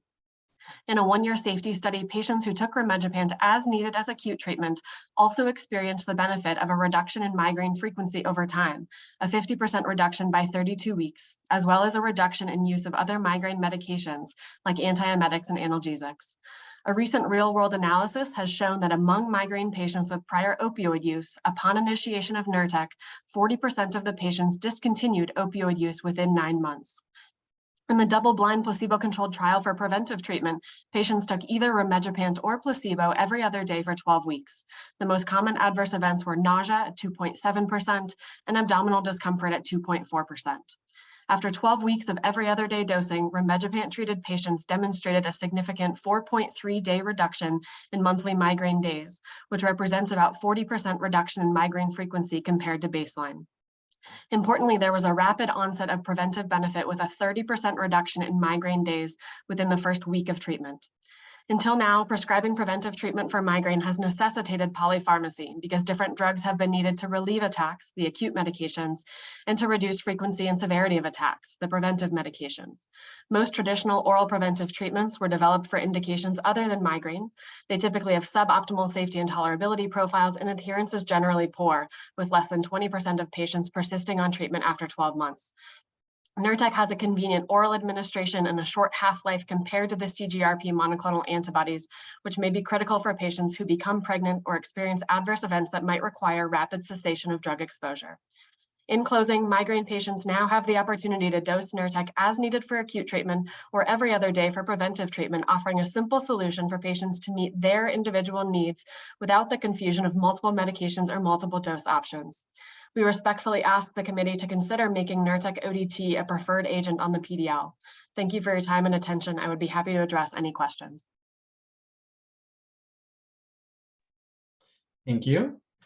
Next up on the list is Carrie Johnson from Amgen. Hey, can you hear me okay? Yes, we can. Go ahead, Carrie. Yeah. Thank you. Good afternoon. My name is Carrie Johnson. I'm a pharmacist with Amgen Medical Affairs. Thank you for the opportunity to provide the committee with updated information on Aimovig or Rinumab. Aimovig is the first and only CGRP monoclonal antibody that targets the CGRP receptor and is the only self-administered monoclonal antibody that comes in 2 dosing options, which allows for customized treatment for patients with episodic or chronic migraine. Aimovig has an established safety and efficacy profile. The most common adverse events in clinical studies were injection site reactions and constipation. Please see the full prescribing information at amgen.com for complete safety and product information. Just want to provide two updates. First is regarding a head-to-head trial comparing the tolerability and efficacy of Aimovig with topiramate. This was fully published last year. It was a 24-week study that enrolled 777 patients with an average of 10.4 monthly migraine days. Primary endpoint was tolerability, determined by discontinuation of treatment due to adverse drug events during the 24-week treatment phase. In this head-to-head study, significant improvements were observed with both doses of Aimovig compared with topiramate in the proportion of patients who achieved at least a 50% reduction from baseline in monthly migraine days over the final 3 months. Discontinuation was 10.6% with Aimovig versus 38.9% with topiramate. The secondary endpoint of efficacy determined by a 50% reduction or more from baseline in monthly migraine days over the final 3 months was achieved in 55.4% of patients on Aimovig versus 31.2% on topiramate. Safety findings in the study were consistent with those seen in previous Aimovig trials.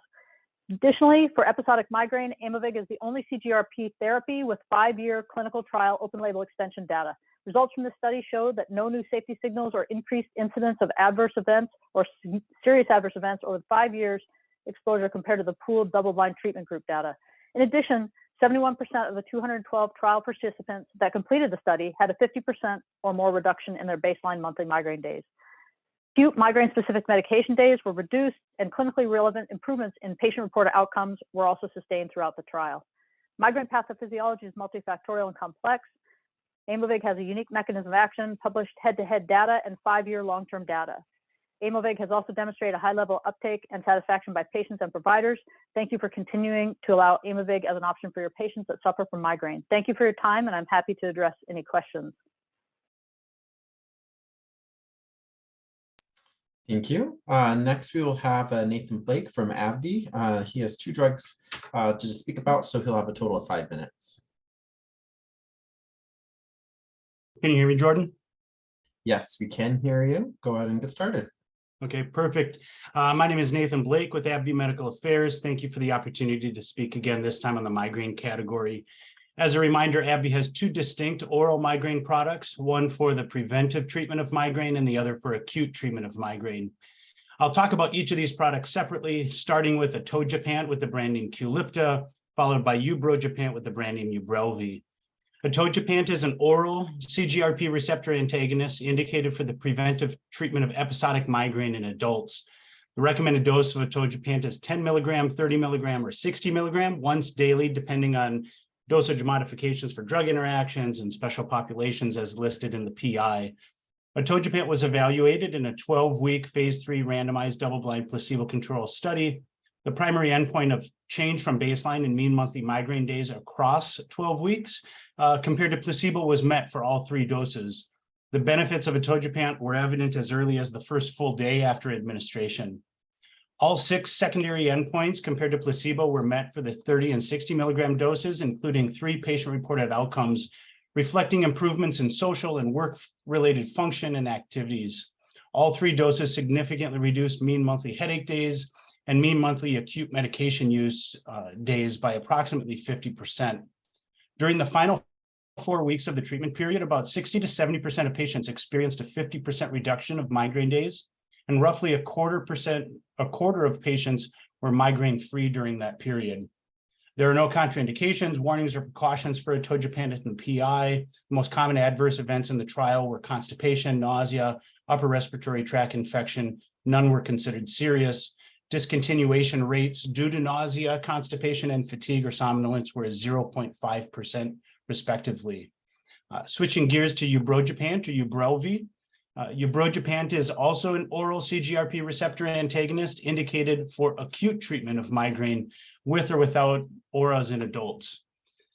The recommended dosage for ubrogepant is 50 milligram or 100 milligram, depending on dosage modifications for drug interactions and special populations as listed in the PI. Ubrogepant was evaluated in 2 phase 3 multi-center randomized double-blind placebo-controlled parallel group studies. The co-primary endpoints of pain freedom at 2 hours post-dose and most bothersome symptom freedom at 2 hours post-dose compared to placebo were met for both the 50 milligram and 100 milligram doses. Both key secondary endpoints of 2-hour pain relief and 2 to 24-hour sustained pain freedom were also met for both doses. If needed, patients may take a second dose 2 hours after the initial dose. Second dose efficacy pain freedom rates were significantly higher than placebo rates, with 55% for the 50 milligram dose compared to 33% for placebo. Ubrogepant has 1 contraindication related to the concomitant use of strong CYP3A4 inhibitors. Ubrogepant has no warnings or precautions in the PI. The most frequent adverse events in the trials were nausea, somnolence, and dry mouth. None were considered serious. And in a long-term study, 2.5% of patients discontinued ubrogepant because of an adverse reaction, the most common being nausea. AbbVie would like to respectfully request that atogepant and ubrogepant, branded Qulipta and Ubrelvy, be added to the PDL. Thank you for your time, and I can take questions if there are any. Otherwise, I will give the rest of my time back to the committee. Thank you. I'll invite the committee to turn on the cameras and we can review the motion. Any questions we have? Marissa, this is John McKay. I was just wondering if you could pull up the CGRP antagonists again. I was just noting, it looks like in the preferred status, we just have prophylactic treatments. It doesn't look like we have anything for acute treatments under the CGRP antagonists. I'm just wondering if anyone else in the committee thought that maybe we should have acute treatment versus the triptans or another agent. Hey, John, this is Marissa. So the reason why we don't have any preferreds for the acute treatment is because we manage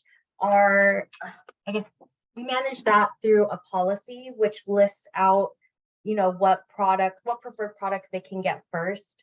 That's why you don't see a preferred acute agent, is because it's listed in that specific policy. And I don't have it off the top of my head, but I can find it if you were wondering what they were. Hi, this is Donna. So basically, we consider the CGRPs a second-line treatment for acute use after they've tried and failed triptans. And so that's one of the reasons why we don't have them as preferred. If we had them on, we could make one preferred, but it would still be on prior authorization for tried and failed of a triptan. Thank you, Donna. Marissa.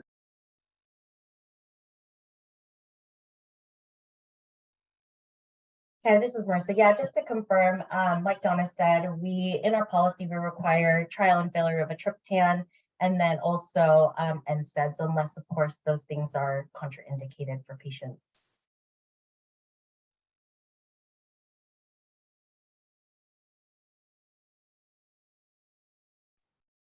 Thank you.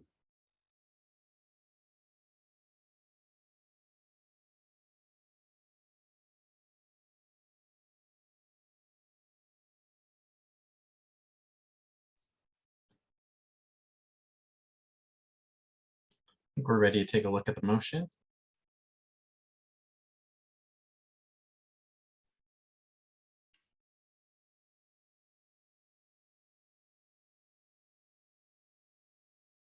So this is Laura Bestie.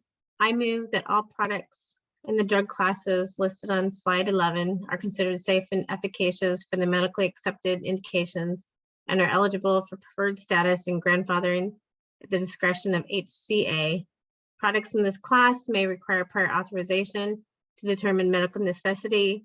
All non-preferred products require a trial of at least 2 preferred products with the same indication before a non-preferred drug will be authorized unless contraindicated, not clinically appropriate, or only one product is preferred. This is Susan Flattable. I second. All in favor, please say aye. Hi. Aye. Aye. Any opposed? All right, passes unanimously. I think maybe we'll do the one more topic before we take our break. Pulmonary hypertension agents.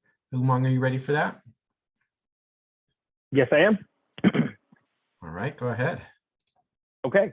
This next class will be the pulmonary arterial hypertension agents, and this will encompass 5 subclasses here: the endothelin receptor antagonist, prostacyclin receptor agonist, prostaglandin vasodilators, SGC stimulators, and PDEIs.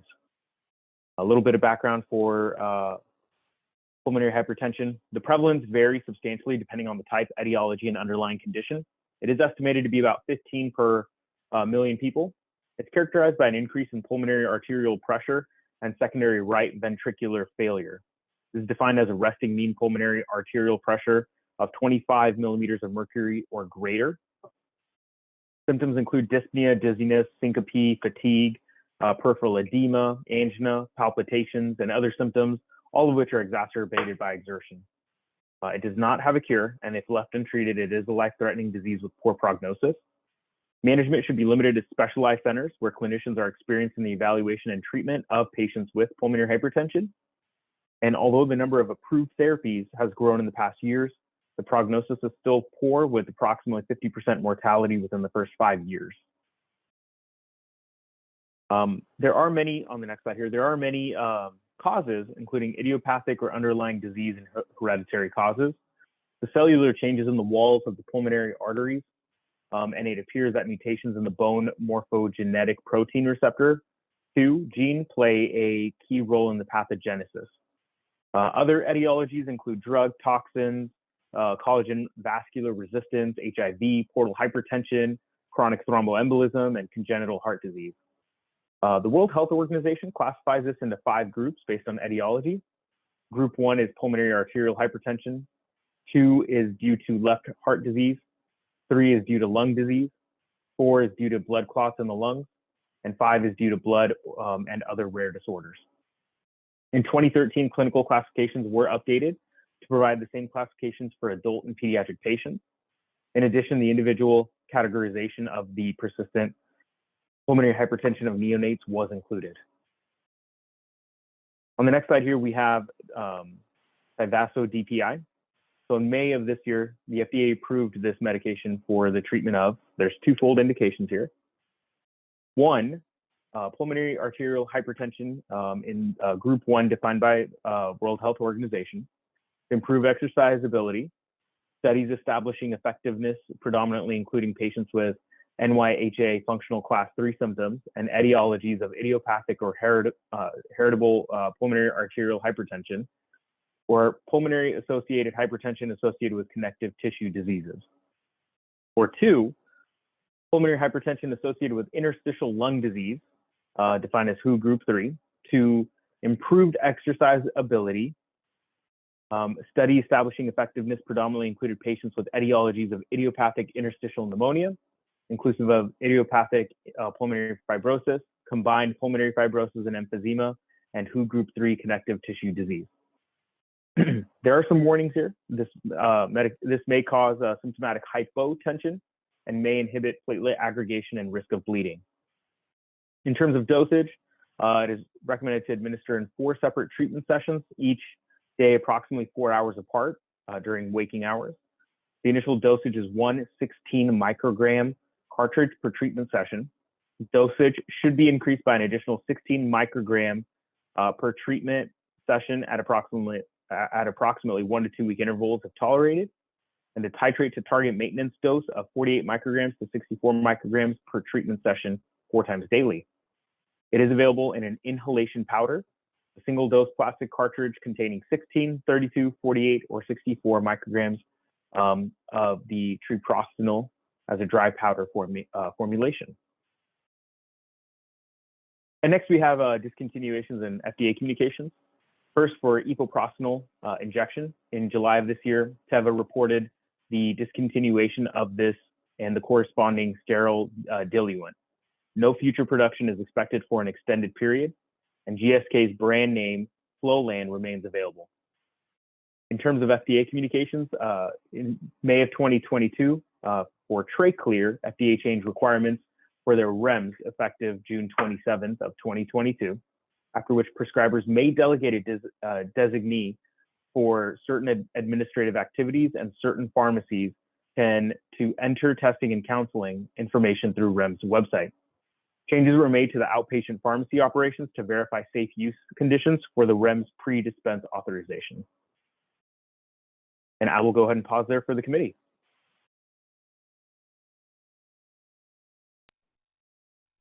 All right, we do have one stakeholder for this topic. This is Kevin Schroer. But first I'll pass it over to Marissa for discussion of our preferred agents. This is Marissa. So this is our PDL and the subclasses. So I'll go through it just down the list. So the first one is the endothelin receptor antagonists. And in this class for preferred products, we have ambrisentan generic, bosentan, and it looks like TreClear tablets. Moving on to the prostacyclin receptor agonist class, Uptravi is in that class. It looks like it's the only product, but it is non-preferred. And that's because we manage it through the policy. Next, we have prostaglandin vasodilators. In this class, our preferred products are Tyvaso, and it looks like there's several different, there's solution, powder, and then it looks like there's different types of kits and refill starter kits. That's preferred. And then it looks like we have Ventavis, also preferred in that class. For SGC stimulators, we only have one product in that class, which is the Dempass, and that is preferred in this class. And then moving on to our PDEIs, for this class, we have Aleek, which is a brand name, preferred, and then we have generic sildenafil tablets as well as generic tadalafil tablets preferred. And I can take any questions from the board.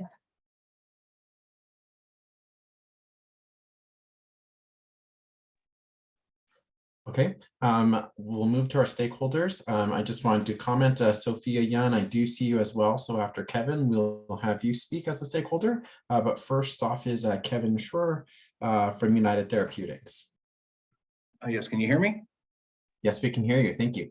All right. Well, as both Tyvaso and Tyvaso DP are on the preferred list, unless there are any questions, I'd be happy to cede my time back to the committee.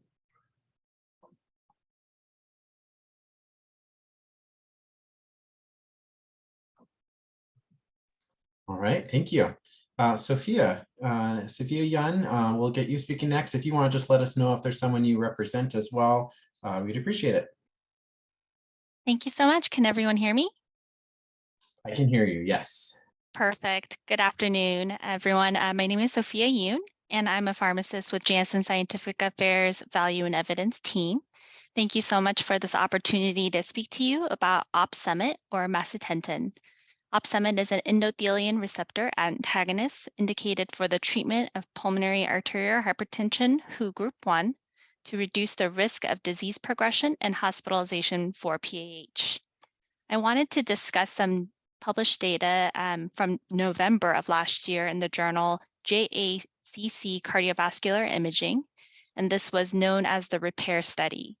Some background for this study is that PAH is a progressive disease characterized by restricted blood flow through the pulmonary vasculature, which results in increased pulmonary vascular resistance, or PVR, and ultimately right ventricle failure. In PAH, this PVR leads to remodeling of the right ventricle, and the prognosis of PAH is largely determined by right ventricle function. Cardiac magnetic resonance is regarded as an accurate, non-invasive method for assessing right ventricle function and remodeling, and it measures that produces are strongly prognostic for the survival in PAH patients. REPAIR was a prospective, multi-center, single-arm, open-label phase 4 study that evaluated the effect of OpSummit 10 milligrams on the right ventricle remodeling, as well as the hemodynamic outcomes. The primary endpoint were changes in that right ventricle stroke volume, and you'll see that abbreviated as RVSV, as well as a change in pulmonary vascular resistance, also abbreviated as PVR, at weeks 26. Safety was assessed in patients who received one or more dose of OpSummit until the end of study, which was defined as the end of treatment plus 30 days. The final analysis, it included 71 patients who received OpSummit with or without the PDE5 inhibitors, and that RVSV as well as the PVR were measured at baseline and again at weeks 26. And in this final analysis set, the mean RVSV increased by 12 milliliters and PVR decreased by 38% from baseline to week 26. And both of these results were deemed statistically significant and clinically relevant. Safety and tolerability were consistent with known profiles for OpSummit, with most common adverse event being peripheral edema occurring in 21.8% of patients and headache occurring in 20.7%. I ask that you refer to the full PI for complete information. With all this information, I ask that you have open access for the entire PAH class, given the variability of patient response and poor prognosis, as Dr. Patel had mentioned in the beginning of the section. Thank you for your time and consideration, and I'd be happy to take any questions. Thank you. I don't see that we have any other stakeholders at this time, so I'll have the motion pulled up and invite our committee to turn the cameras on.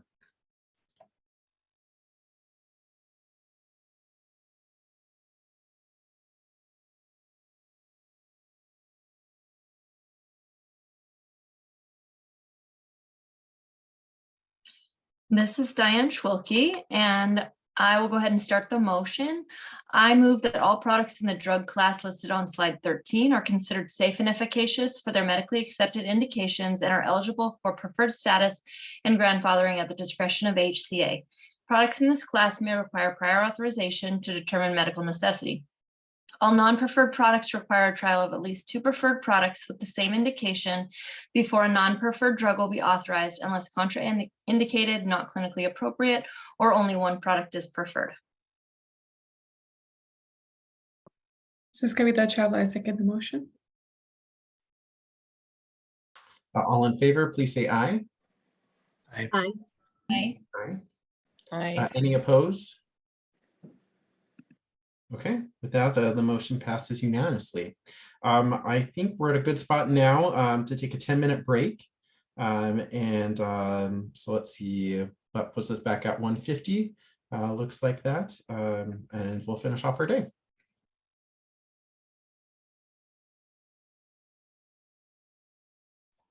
All right, welcome back, everybody. Our next topic will be the anti-dementia agents. We'll start off with our presentation from Umang.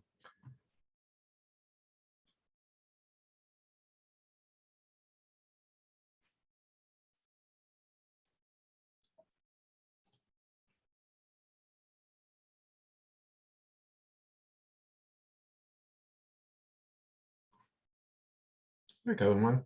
Are you ready? Yes, sir. All right, go ahead. All right, next class we have here are Alzheimer's anti-dementia agents. And so for this class, a little bit of background first. So for dementia, it is characterized by irreversible loss or decline in memory and other cognitive abilities. Approximately 6 million Americans aged 65 years and older suffer from Alzheimer's. It is the most common type of dementia, accounting for 60 to 80% of dementia disorders in the elderly, and is the 6th leading cause of death in the US. Many other types of dementia include vascular dementia, dementia with Lewy bodies, mixed dementia, and frontotemporal dementia. It may also be associated with HIV, normal pressure hydrocephalus, Huntington's, Korsakoff syndrome, MS, Parkinson's, and Creutzfeldt-Jakob syndrome, and many other conditions such as delirium, such as thyroid disorder and vitamin deficiencies, but are reversible once the underlying condition is addressed. In terms of Alzheimer's disease, it is characterized by progressive cognitive decline associated with impairment of activities of daily living and behavioral disturbances. Patients with AD eventually lose all cognitive, analytical, and physical functioning. 10 warning signs include memory loss that disrupts daily living, challenges in planning or solving problems, difficulty completing familiar tasks, confusion with time or place, trouble understanding visual images and spatial relationships, new difficulties with speaking or writing, misplacements of items or losing the ability to retrace steps, decreased or poor judgment, withdrawal from work or social activities, and mood or personality changes. In addition, there are 3 stages over the course of the disease characterized by symptom severity, rate of disease progression, and level of necessary supportive care for activities of daily living. On the next slide here, we have Aduhelm. In June of 2021, FDA approved this medication for the treatment of Alzheimer's disease. The indication was also for the treatment, should be initiated with patients with mild cognitive impairment or mild dementia stage of disease. The population in which treatment was initiated in clinical trials. There are no safety or efficacy effectiveness data on initiating treatment at earlier or later stages. This indication is approved under accelerated approval based on reduction in beta plaques observed in patients with Aduhelm, and continued approval for this indication may be contingent upon verification of clinical benefit and confirmatory trials. Some limitations are amyloid-related imaging abnormalities. In terms of dosage, the recommended maintenance dose is 10 milligrams per kilogram administered as an IV infusion over 1 hour every 4 weeks. It is recommended to obtain a recent brain MRI before initiating treatment, and it's recommended to obtain the MRIs prior to the 7th and 12th infusion. If radiographic severe ARIA is observed, which was the limitation, treatment may be continued with caution only after the clinical evaluation and a follow-up MRI demonstrates radiographic stabilization. And the availability is 170 mg per 1.7 milliliter injection in a solution in a single dose vial, and a 300 milligram per 3 milliliter solution in a single dose vial. And on the next slide here, we have Adlarity. In March of this year, FDA approved this medication, which is an acetylcholinesterase inhibitor, indicated for the treatment of mild, moderate, and severe dementia of Alzheimer's type. Limitations are pregnancy. It may cause fetal harm based on animal data. Application site reactions have occurred with Adlarity as well. In terms of dosage, recommended dosage is 5 milligrams per day. After 4 to 6 weeks, the dosage may be increased to the maximum of 10 milligrams per day. And if a patient has been on 5 milligrams per day oral donepezil for at least 4 to 6 weeks, or on 10 milligrams per day of oral donepezil, the recommended starting dose is 10 milligrams per day. This is a transdermal system of 5 milligrams per day and 10 milligrams per day. I'll go ahead and pause there for the committee. Thank you. We do not have any pre-listed stakeholders for this topic, so I'll pass it off to Marissa, but if you do want to speak, please raise your hand at this time. This is Marissa. So this is our anti-dementia agents drug class, and just going through it, our preferred products are generic donepezil. Looks like we have tablets here, Exelon patch, memantine tablets, and it looks like rivastigmine transdermal patches are our preferred products. And I'll be happy to take any questions.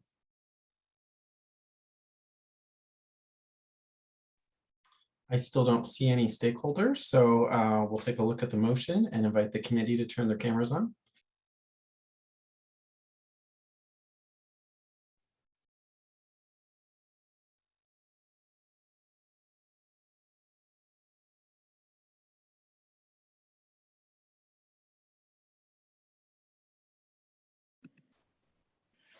This is Susan Plattabo. I move that all products in the anti-dementia agent drug class are considered safe and efficacious for their medically accepted indications and are eligible for preferred status and grandfathering at the discretion of HCA.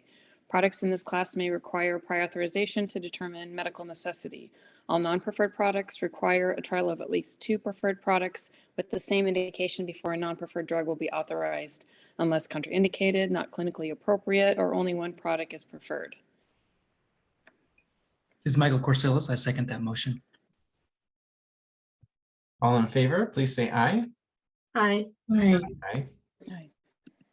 Aye. Any opposed? Okay, looks like that passes unanimously as well.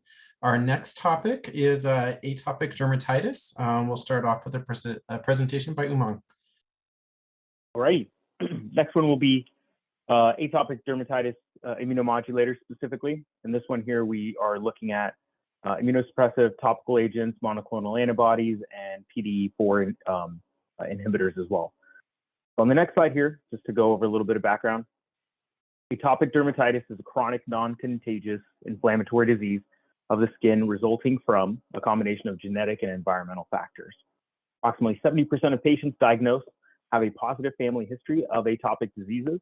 The odds of developing are 2 to 3 times higher in children with one atopic parent and increase to 3 to 5 times higher if both are atopic. It is often referred to as eczema. It affects about 18 million Americans and accounts for about 10 to 20% of all visits to the dermatologist. Although symptoms of atopic dermatitis can develop at any age, it is estimated that 60% of patients develop symptoms in the first year of life, while 90% develop symptoms before the age of 5.5. It is characterized by extremely dry, itchy skin on the inside of the elbows, behind the knees, and on the face, hands, and feet. In response to the intense itching, patients may scratch or rub the affected area, which leads to further irritation and inflammation. As the skin loses moisture from the epidermal layer, it becomes increasingly dry and may begin to crack, weep, crust, and scale. The damage to the integrity of the skin renders it less protective and more prone to infection. Despite the chronic nature of this condition, there may be periods of the disease when the skin improves and periods when the skin worsens. Irritants such as detergents, fumes, tobacco smoke, and alcohol-containing skin products, and allergens like dust mites, pollen, and animal dander can exacerbate or cause flare-ups. Okay, on the next slide here, we have Dupixent. Now, this medication had multiple updates in the last year or so. First one being in June 2021, FDA approved a 200 milligram per 1.14 milliliter single-dose auto-injector prefilled pen for use in patients 12 years of age or older. It was already approved as a prefilled syringe and an auto-injector of 300 milligrams per 2 milliliter prefilled syringe and auto-injector. Then in October of last year, FDA expanded the indication of add-on maintenance treatment with moderate to severe asthma with an eosinophilic phenotype or with oral corticosteroid-dependent asthma to patients 6 years of age or older, previously indicated for those 12 years of age or older. I will pause there for the committee. The thing with some of these medications for atopic dermatitis is they do go hand in hand with things like asthma.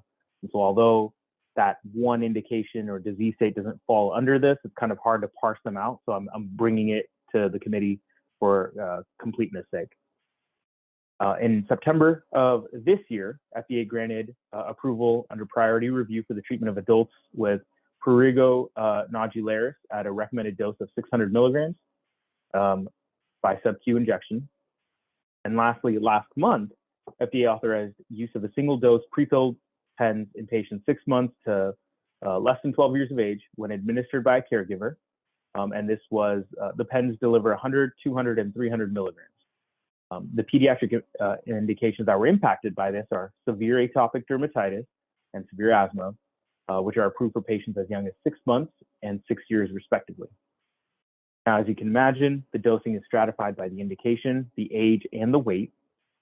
And as I mentioned, in terms of availability, they are found in injections, 300 milligrams, 200 milligrams, and 100 milligrams, all in single, 300 and 200 are in pre-filled pens and syringes, and the 100 is a pre-filled syringe with a needle shield.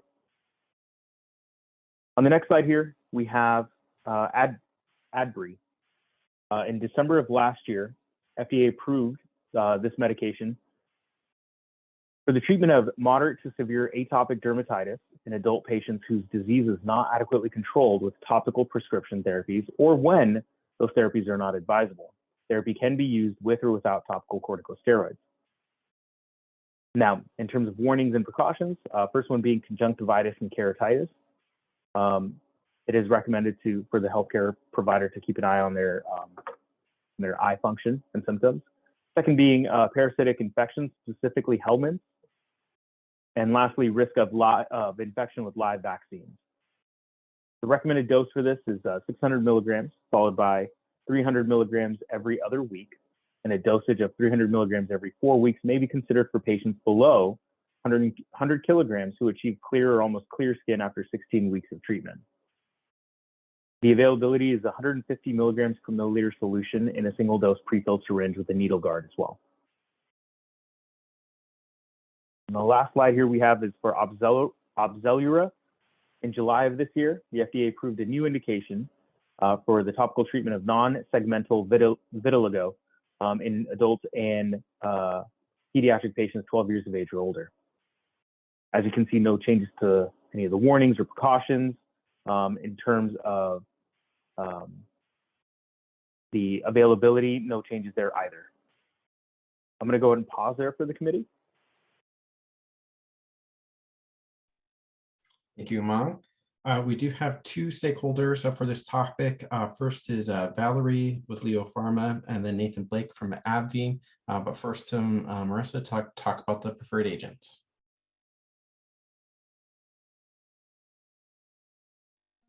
Hi, this is Marissa. I apologize. There's people doing yard work just conveniently when I'm going to talk, so hopefully you can hear me. So in our immunosuppressive agents topical class, we have tacrolimus as our preferred product, and that is an ointment. In the monoclonal antibodies class, we have no preferred agents because we consider these products not first line. So Adbry and Dupixent, you can see, are non-preferred. And then for our PDE4 inhibitors topical, Eucrisa is the only product in that class. We do not consider that one first line either, but we do manage this by policy, so that one is non-preferred. And I can take any questions from the board. Thank you, Marissa. We'll move to our stakeholders, and first off is Valerie. Thanks, Jordan. Can you hear me okay? Yes, we can hear you. Go ahead. Perfect. Hey, good afternoon, everyone. I'm Valerie Ng, Medical Outcomes Liaison at Leo Pharma. As Umang mentioned earlier, Adbry or tralokinumab was approved by the FDA just last December, and Adbry is the first in class fully human, high affinity monoclonal antibody that specifically binds to and inhibits interleukin-13 or IL-13. IL-13 is actually shown to be a cytokine driving inflammation in atopic dermatitis or AD skin. And also, since Umang did a thorough review of the dosing and indication, I'll go ahead and skip that. The safety and efficacy profile of Adbry has been established in the clinical program for adults with moderate to severe AD. Efficacy was assessed in over 1,900 adult patients in 3 pivotal trials, where Adbry demonstrated superiority over placebo for primary and secondary endpoints at week 16 and maintained responses with long-term treatment through 32 weeks and 52 weeks, depending on the clinical trial.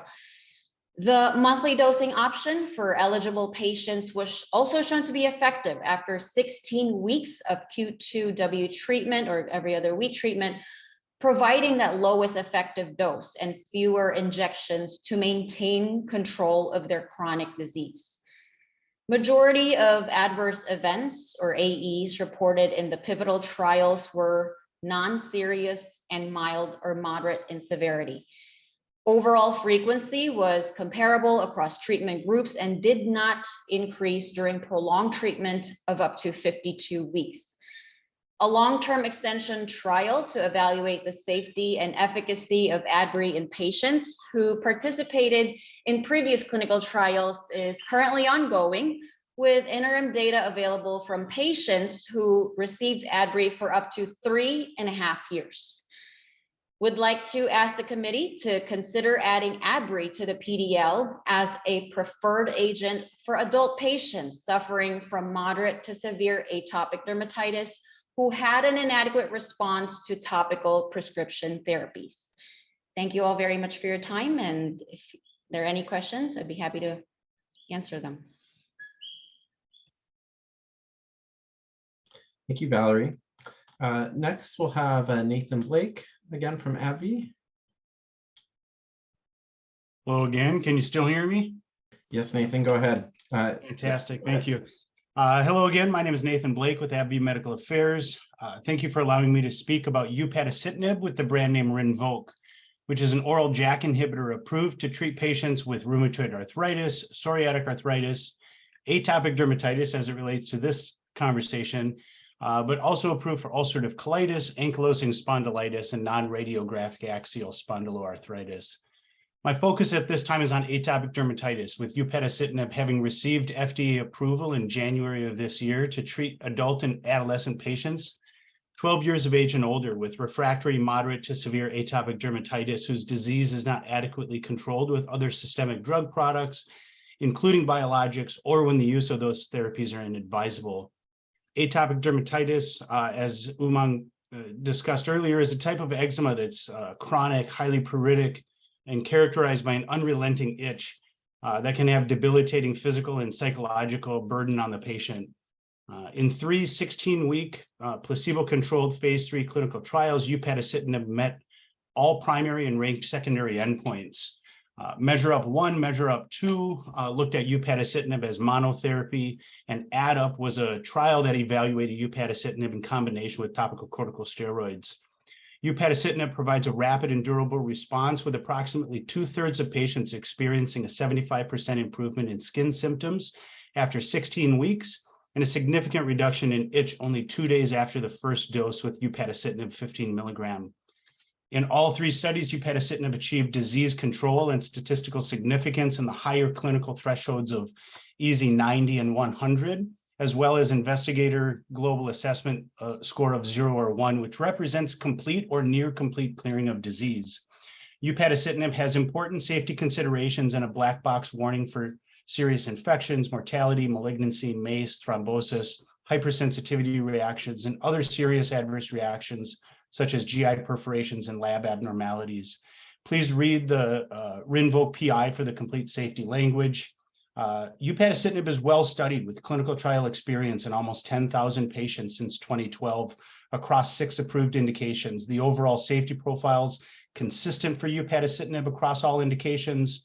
The safety and efficacy of upadacitinib it continues to be studied in phase 3 clinical trial programs in several diseases, but the benefits and potential risks should be considered for all immunomodulators.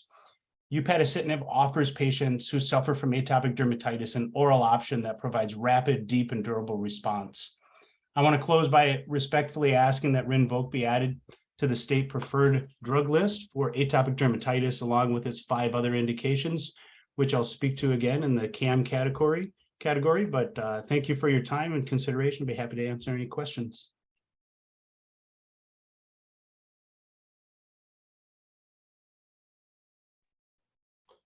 All right, thank you. I do not see that we have any other stakeholders who've raised their hands, so we can go ahead and consider the motion, and I invite the committee to turn their cameras on.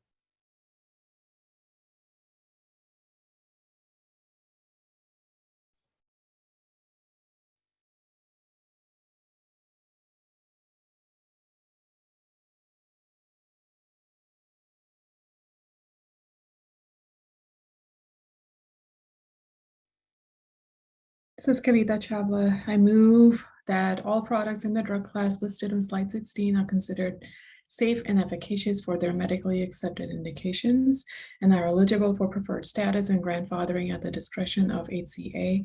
Products in this class may require prior authorization to determine medical necessity. All non-preferred products require a trial of at least 2 preferred products with the same indication before a non-preferred drug will be authorized, unless contraindicated, not clinically appropriate, or only one product is preferred. This is Ginny Bucola, and I second. All in favor, please say aye. Aye. Aye. Aye. All right, any opposed? Okay, with that, it passes unanimously. Next topic is the cytokine and CAM antagonist, and back to Umang for that presentation. All right. So I urge the committee members to buckle in because this is going to be a long one. As you can imagine, for cytokine and CAM antagonists, there are multiple disease states that kind of fall under this. I will do my best to give a background for the relevant ones that correlate to the new updates. But as you can imagine, there will be a lot of disease states that kind of fall under here. Alrighty. So cytokines and cell adhesion molecules, or CAMs, are chemical mediators involved in the inflammatory process throughout the body. Cytokines are small proteins secreted in response to an immune stimulus for the purpose of mediating and regulating immunity, inflammation, and hematopoiesis. Excuse me. The actions of the individual cytokines are widely varied, and they contribute to fibrosis and tissue degeneration associated with chronic inflammation, primarily by inducing the proliferation of fibroblasts and collagenase. The pro-inflammatory cytokines, TNFs, IL-1s are involved in tissue destruction in many chronic inflammatory diseases affecting various organs. On the next slide here. So cell adhesion molecules, or CAMs, are cell surface proteins involved in the binding of cells using leukocytes to each other, endothelial cells, or the extracellular matrix. Specific signals produced in response to wounds and infection control the expression and activation of those molecules.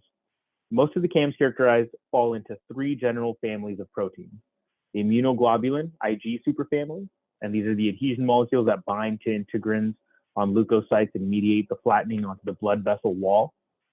The integrin family, which consists of an alpha and beta chain that mediates cell-to-cell interaction, such as leukocyte adhesion to vascular endothelium. And the selectin family, involved in the adhesion of leukocytes to activated endothelium, followed by extravasation throughout the blood vessel walls into lymphoid tissue and sites of inflammation. Other proteins that are generally classified as CAMs are involved in strengthening the association of T cells with antigen-presenting cells or target cells, in T cell activation, and in recirculating lymphocytes back to the circulation via the lymphatic system. And different CAMs have been implicated in inflammatory, fibrotic, and autoimmune diseases. Okay, so next, here we have the ACR Arthritis Foundation guidelines of 2019. I'm not, again, this is over a year old, so I'm not going to go through this in detail. I did just want to bring up 2 points here. Regarding traditional DMARDs for polyarthritis, methotrexate is conditionally recommended over leflunomide or sulfasalazine, and sub-Q methotrexate is conditionally recommended over oral methotrexate.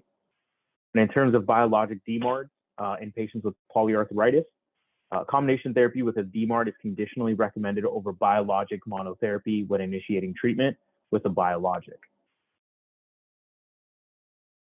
Moving forward with the AC on the next slide, the ACR Arthritis Foundation in 2019. For initial therapy for patients that have polyarthritis, all patients, it is strongly recommended that all patients have initial therapy with a DMARD over NSAID monotherapy. And in patients without risk factors, such as positive anti-cyclic citrullinated peptide antibodies or positive rheumatoid factor or presence of joint damage, the group recommends an initial therapy with a DMARD conditionally over a biologic. For subsequent therapy in low disease activity patients, defined as clinical juvenile disease activity score based on 10 joints, and greater than 1 active joint. Escalation of therapy is recommended over no escalation. For subsequent therapy in moderate or high disease activity, patients receiving DMARD monotherapy, they recommend adding a biologic to the original DMARD over changing to a second DMARD or triple. For subsequent therapy in moderate or high disease activity, and patients receiving a TNF antagonist with or without a DMARD, they recommend switching to a non-TNF antagonist over switching to a second TNF antagonist. However, a second TNF antagonist may be appropriate in patients with a good initial response to a TNF antagonist who have experienced secondary failure. And if the patient is receiving their second biologic, the use of a TNF antagonist, abatacept or tocilizumab, is conditionally recommended over rituximab. Okay. On the next slide here, according to the ACR in, last year, first-line treatment for oligoarthritis, which is JIA involving 4 joints or less without systemic manifestation, includes intra-articular glucocorticoids and or NSAIDs.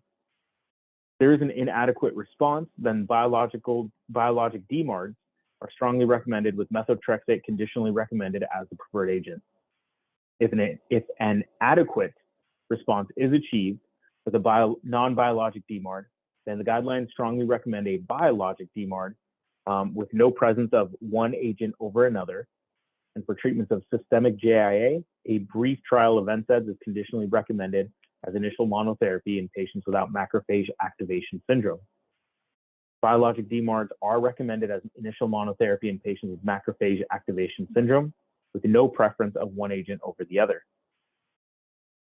Okay, going next to ankylosing spondylitis.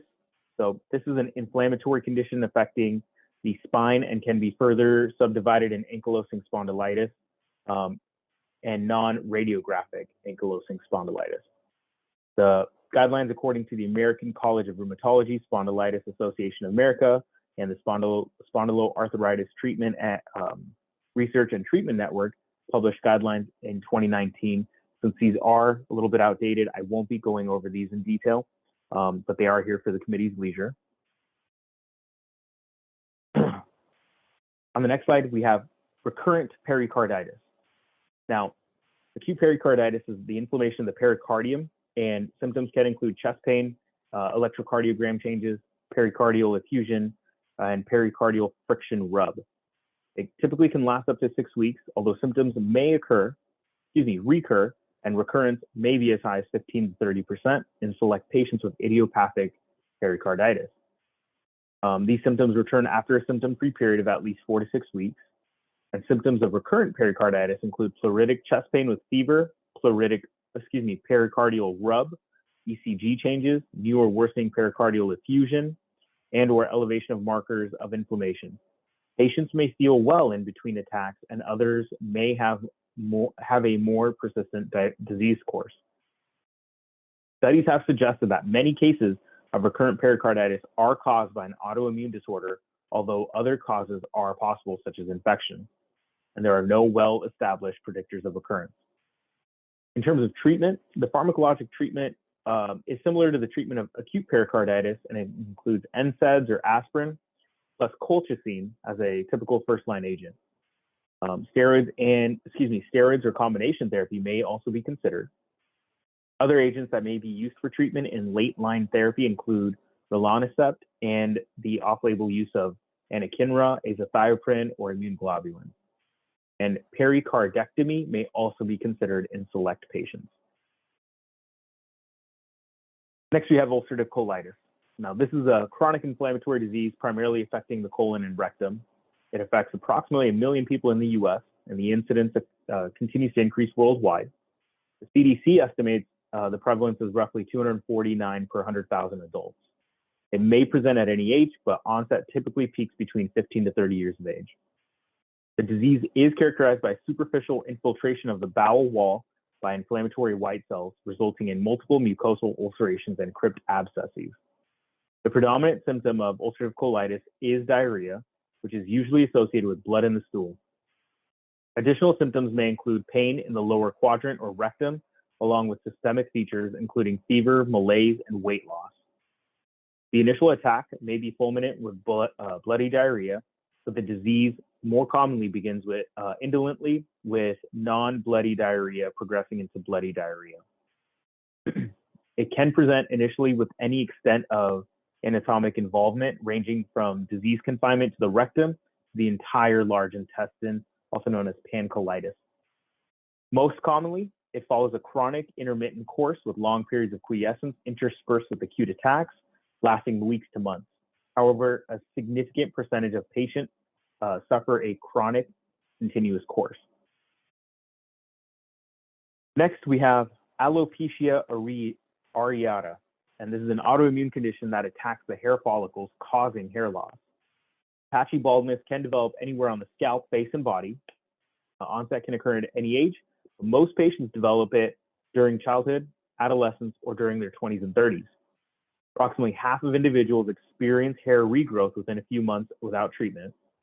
It may reoccur with unpredictable cycles, and baricitinib, which we will be reviewing, is the only medication FDA approved for the treatment of alopecia areata in adults. Other medications have been used, including corticosteroids, immunosuppressants, and agents that stimulate hair growth. Okay. Next, we'll just be moving to the drug-specific updates and the macro updates, FDA communications, shortages, recalls, things like that. First, we have Soltezo. Two updates, both occurring around the same time. In October 2021, the FDA approved the first interchangeable biosimilar to Humira, which is Soltezo, and it was first approved in August 2017 as a biosimilar to Humira, but was not deemed interchangeable. Additionally, in that month, the juvenile idiopathic arthritis indications were expanded to include reducing signs and symptoms of moderate to severely active polyarticular juvenile idiopathic arthritis in patients 2 years of age or older. Previously, it was only for patients 4 years of age or older. In this class, the committee will see that a lot of these medications have a long list of indications, and I've tried to bold the relevant updates that I'll be reviewing. In this case, JIA. No changes to any of the precautions here, nor to the dosing or availability. Next, we have Ruxience. In November of last year, the FDA approved for the treatment of rheumatoid arthritis in combination with methotrexate in adult patients with moderate to severe active rheumatoid arthritis who have inadequate response to one or more TNF antagonist therapy. No changes to any other indication, nor the precautions, dosage, or availability here. Okay. Next, we have Yusimry. In December of last year, the FDA approved Yusimry as a biosimilar to Humira, indicated for certain patients with the following conditions: adults with moderate to severe active rheumatoid arthritis, moderate to severe active juvenile idiopathic arthritis in patients 2 years of age or older, adults with active psoriatic arthritis, adults with active ankylosing spondylitis, moderate to severe active Crohn's disease in patients 6 years of age or older, adults with moderate to severe active ulcerative colitis. Effectiveness has not been established in patients who have lost response or were intolerant to TNF blockers, and adults with moderate to severe chronic plaque psoriasis. Dosing is indication, age, and weight-based and can be found in the TCRs. No changes to the precautions or contraindications here. And the formulation here are 40 milligrams per 0.8 ml injection, single dose prefilled glass syringes. Next, we have Orencia. In December of last year, FDA approved a new indication for prophylaxis of acute graft versus host disease in combination with a calcineurin inhibitor and methotrexate in adults and pediatric patients 2 years of age or older undergoing hematopoietic stem cell transplant from a matched or one allele mismatched unrelated donor. This is already approved for adult rheumatoid arthritis, polyarticular juvenile idiopathic arthritis, and adult psoriatic arthritis. Now, in terms of dosing for this, for patients, this is again stratified for the new graft versus host disease, for This indication, it is broken down by age. So patients 6 years of age or older, recommended 10 milligrams per kilogram dose as a 60-minute infusion on the day before transplant, followed by a dose on day 5, 14, and 28 after transplant. For patients 2 to less than 6 years old, it's recommended to administer a 15 milligram per kilogram dose as a 60-minute infusion on the day before, followed by a 12 milligram per kilogram dose over a 60-minute infusion on day 5, 14, and 28 after transplant. No changes to the precautions here, nor to the formulations here. Okay, on the next slide here, we have Xeljanz and Xeljanz XR.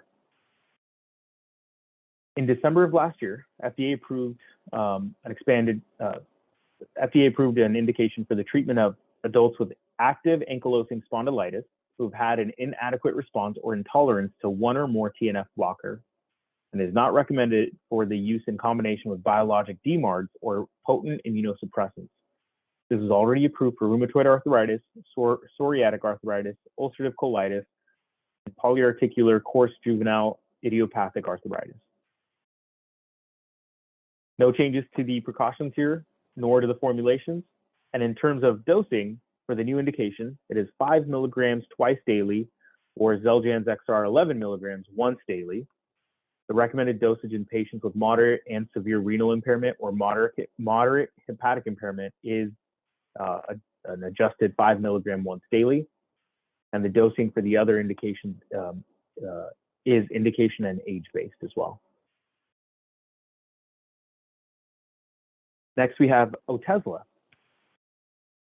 Again, December was a very popular month for a lot of these updates. The FDA approved an expanded indication for psoriasis for adults with plaque psoriasis who are candidates for phototherapy or systemic therapy. Previously, it was only indicated for adults with moderate to severe plaque psoriasis who are candidates for phototherapy or systemic therapy. As you can see, it does have other indications such as Behçet's disease and active psoriatic arthritis. No changes to the precautions, contraindications, nor to the dosing, although I did break it down here for the committee in terms of the daily regimen, and no updates to the formulations available. Continuing on with Cosentyx, again, December of last year, FDA expanded the indication of Cosentyx to include active juvenile psoriatic arthritis in patients 2 years of age or older, previously only indicated in adults, and a new indication for active enthesitis-related arthritis in patients 4 years of age or older. As you can see, Cosentyx does have a lot of other indications listed. No changes to precautions, contraindications, or formulations. In terms of dosing for this, pediatric patients 2 years of age or older, it is recommended to be administered as a sub-Q injection at weeks 0, 1, 2, 3, and 4, and then every 4 weeks thereafter. Next, we have Hadlima. Had 2 updates, one being in December of last year. FDA approved an expanded indication for polyarticular juvenile idiopathic arthritis to 2 years of age or older, as well as the indication of Crohn's disease to 6 years of age or older. And in August of this year, FDA approved a citrate-free, high concentration 100 milligram per milliliter formulation in a pre-filled syringe and pre-filled auto-injector presentations with shelf life of 24 months. This new formulation can be used in patients with rheumatoid arthritis, juvenile idiopathic arthritis, psoriatic arthritis, ankylosing spondylitis, Crohn's disease, ulcerative colitis, and excuse me, that was it. Previously approved in lower concentrations of just 50 mg per ml. In terms of dosing, it is, as you can imagine, indication, age, and weight-based, and no changes here to precautions or formulations, aside from the new citrate-free. Next, we have Rinvoq. So for Rinvoq, multiple updates in the last year.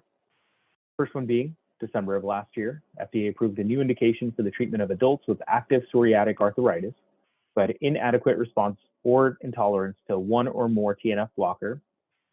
Use in combination with another JAK inhibitor biologic DMARD, or with potent immunosuppressants such as azathioprine and cyclosporin is not recommended. In March of this year, FDA approved Rinvoq for the treatment of adult patients with moderate to severe active ulcerative colitis who have had an inadequate response or intolerance to one or more TNF blockers. In May of this year, FDA approved Rinvoq for the use in adults with ankylosing spondylitis who have had inadequate response or intolerance to one or more TNF blockers.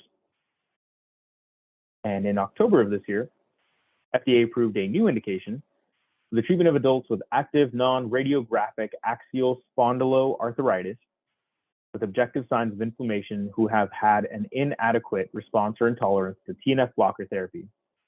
Rinvoq is not recommended for use in combination with other JAK inhibitors, biologic DMARDs, or potent immunosuppressants.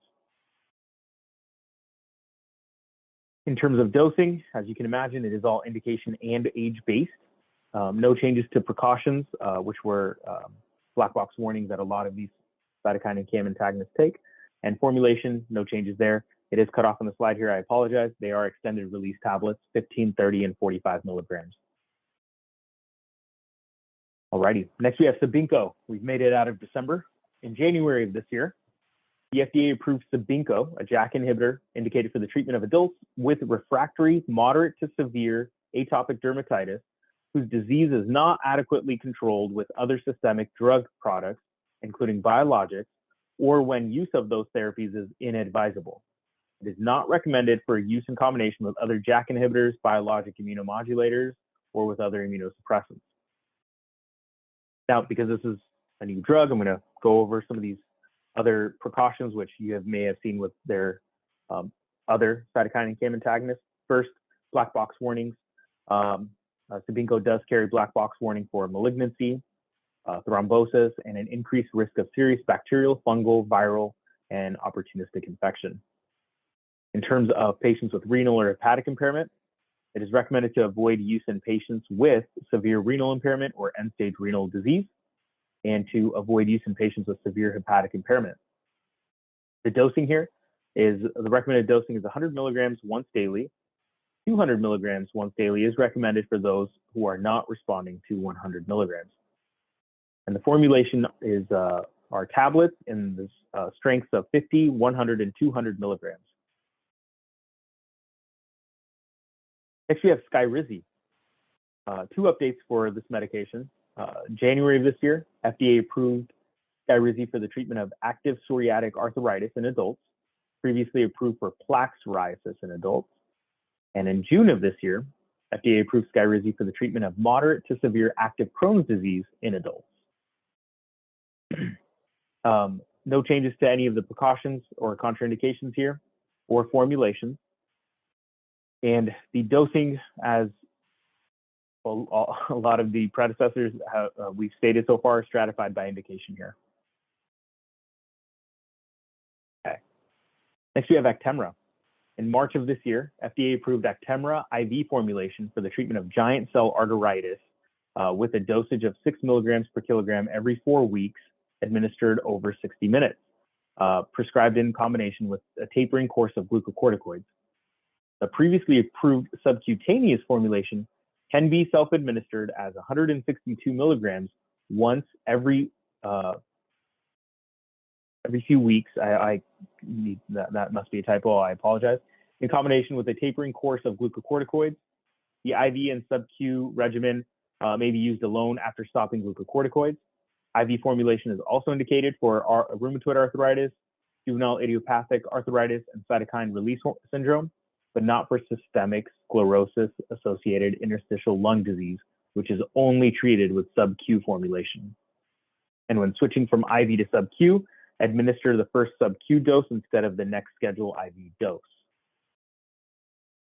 No changes to the precautions dosing. Again, since this is a new IV formulation, it is available in injection form of 80 milligrams per 4 mils, 200 milligrams per 10 mils, 400 milligrams per 20 mils, all in single dose vials for further dilution prior to IV form infusion.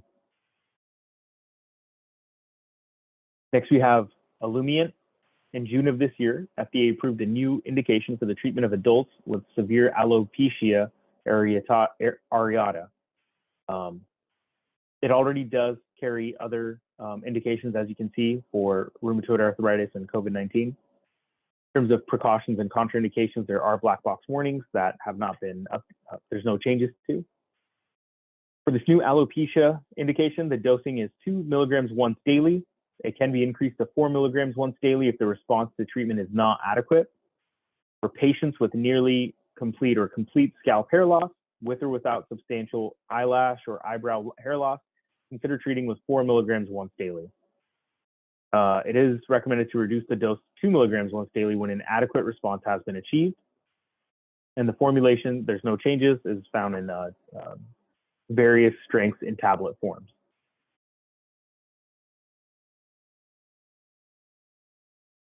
Next, we have Hirmaz. In July of this year, the FDA approved the indication for polyarticular juvenile idiopathic arthritis to be expanded to include patients 2 years of age or older. Previously, it was only indicated in patients 4 years of age or older. Additionally, the indication for Crohn's disease has also been expanded to include patients 6 years of age or older. Previously, it was only for adults. Again, just expansion for JIA and Crohn's, no changes to precautions, formulations, and dosing is stratified by indication and age.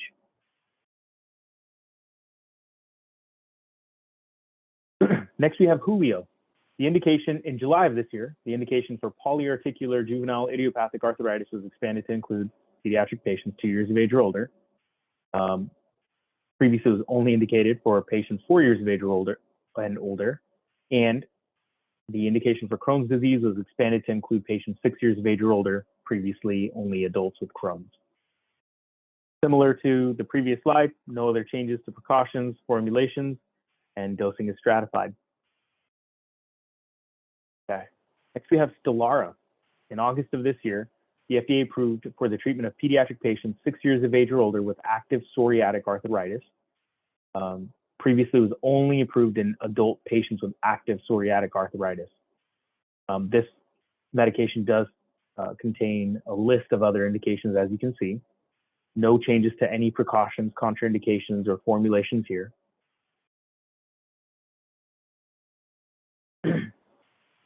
Alrighty. Then we have Abrelata and Amjevita.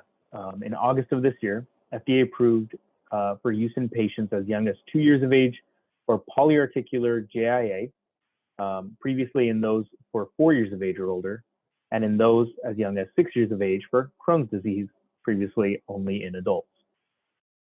I apologize for sounding like a broken record, but similar to the previous medications, it only expanded the age for JIA and Crohn's, no changes to precautions, black box warnings, formulations, and dosing is stratified by indication and age.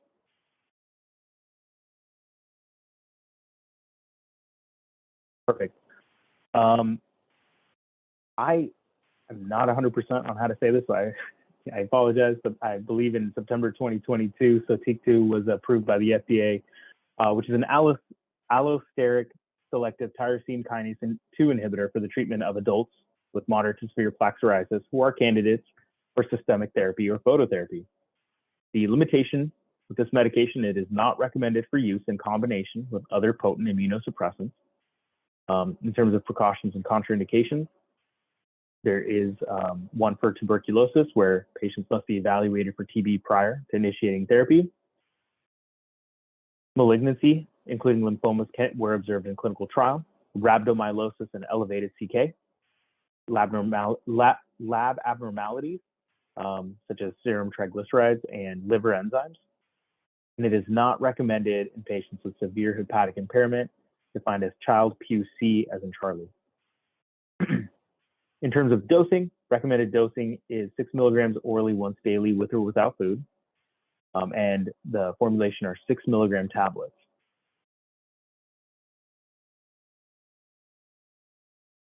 Next, we have Spevigo. In September of this year, FDA approved this interleukin-36 receptor antagonist for the treatment of generalized pustular psoriasis flares in adults. Very similar precautions, tuberculosis, where patients must be evaluated for TB prior to initiating therapy, and infections. It may increase the risk of infections. Do not initiate treatment during any clinically important active infection. In terms of dosing, it is recommended to administer as a single 900 milligram dose by IV infusion over 90 minutes. If flare symptoms persist, you may administer an additional IV 900 milligram dose 1 week after initial dose. And in terms of formulations, it's available as a 450 per 7.5 ml solution in a single dose vial for injection. Alrighty, moving to the macro updates, the first being FDA communications. For Xeljanz and Xeljanz XR, the FDA alerted the public that preliminary results from a safety clinical trial showed an increased risk of serious heart-related problems and cancer compared to TNF inhibitors.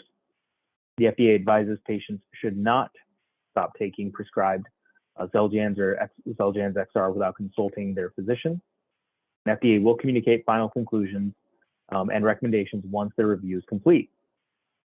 In September of last year, specific to Xeljanz, Xeljanz XR, Olumiant, and Rinvoq, the FDA is requiring revisions to black box warnings of the labels for Xeljanz, Xeljanz XR, Olumiant, and Rinvoq to include information about increased risk of serious heart-related events, cancers, blood clots, and death. All this change is based on data from clinical trials of Xeljanz and Xeljanz XR in treating rheumatoid arthritis and ulcerative colitis. Olumiant and Rinvoq are included in the action based on their shared mechanism of action with Xeljanz, and FDA considers that these medicines may have similar risks as Xeljanz. This action by the FDA does not apply to other JAK inhibitors, which are used in the oncology setting. The FDA is also limiting all approved uses of Xeljanz and Xeljanz XR, Olumiant, and Rinvoq to certain patients who have not responded or cannot tolerate at least one TNF blocker. And lastly, there was a drug shortage regarding Actemra in August of last year. The FDA approved that Actemra 200 milligrams per mil, 400 milligrams per mil, and 80 milligrams per mil vials are unavailable.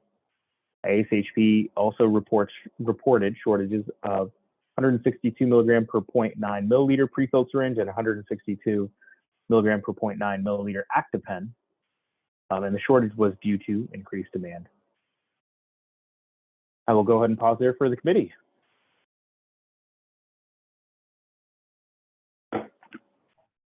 Thank you, Umang. We do have our two stakeholders for this topic. First up will be Carrie Johnson from Amgen, and then Nathan Blake from AbbVie. But first, back to Marissa for discussion of what's on preferred status. This is Marissa. So this is our cytokine and CAM antagonist class. And really the only preferred products that we have in this class are Enbrel, which is right here, and Humira are our preferred products. Everything else is pretty much non-preferred. And actually we have Spivigo, which is preferred. And I can take any questions.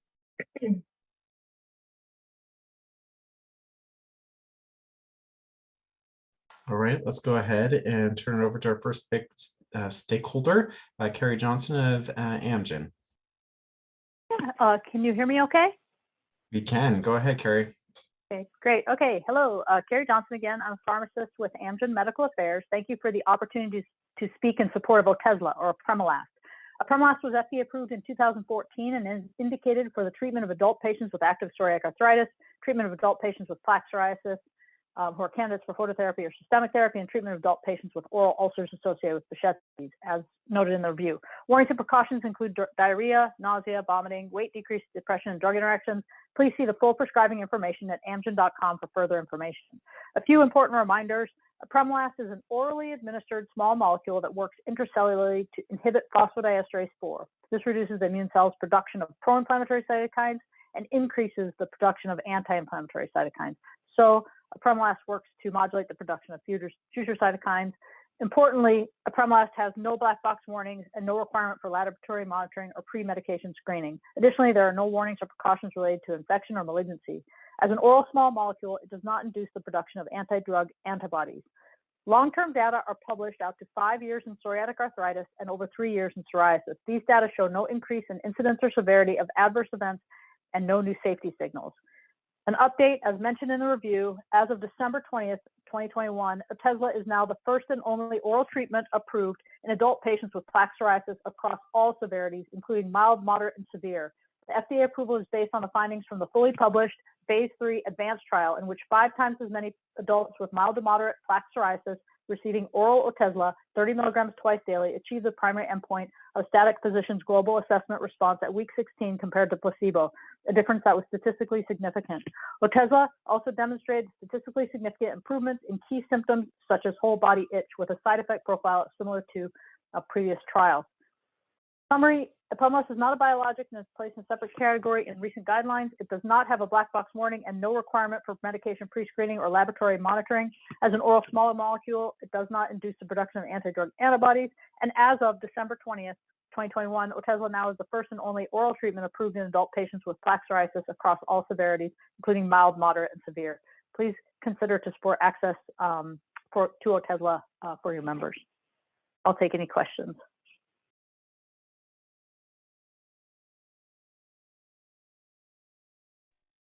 Thank you. Next up, we'll have Nathan Blake of AbbVie. I was trying to give him 5 minutes last time, but this time he gets 5 minutes for 2 drugs as well. Excellent. Thanks, Jordan. Can you hear me? Yes, we can hear you. Go ahead. Perfect. Hi again, and one last time. This is Nathan Blake with AbbVie Medical Affairs. Thank you for allowing me to speak again today. AbbVie has 2 products in this category that I want to highlight today, including Rinvoq and Skyrizi. Upadacitinib, with the trade name Rinvoq, is an oral JAK inhibitor that now has 6 approved indications that Umang talked about earlier. That includes rheumatoid arthritis, psoriatic arthritis, ankylosing spondylitis, non-radiographic axial spondyloarthritis, ulcerative colitis, and atopic dermatitis.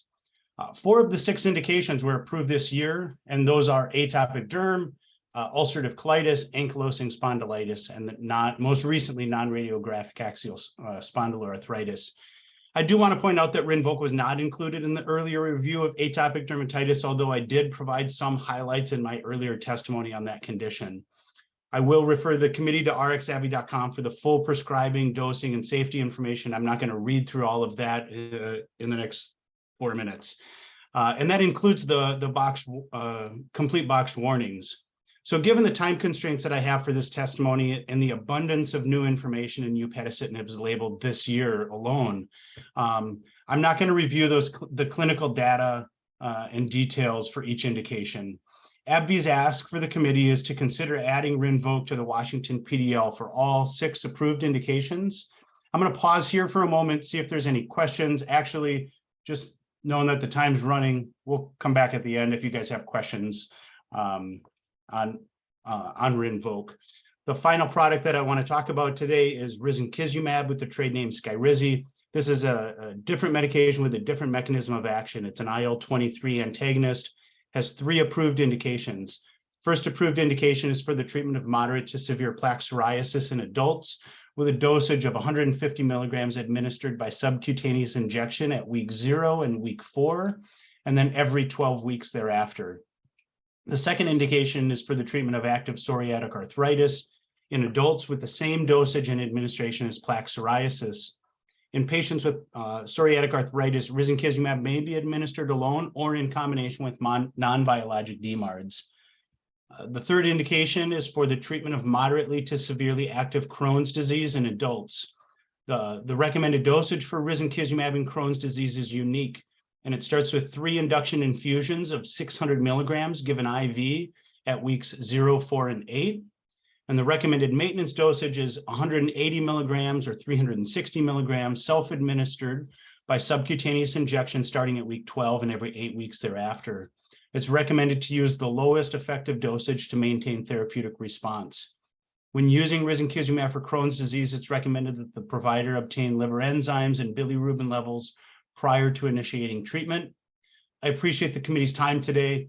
I'm going to refer you again to rxabv.com for the full prescribing and safety information on risankizumab. I'm available if there's any clinical questions on risankizumab or upadacitinib. And I'll close by asking the committee again to consider adding Skyrizi for all 3 of its indications to the Washington PDO. And thank you for your time today. Thank you. I do see one hand raised, Shirley Quat with Novartis.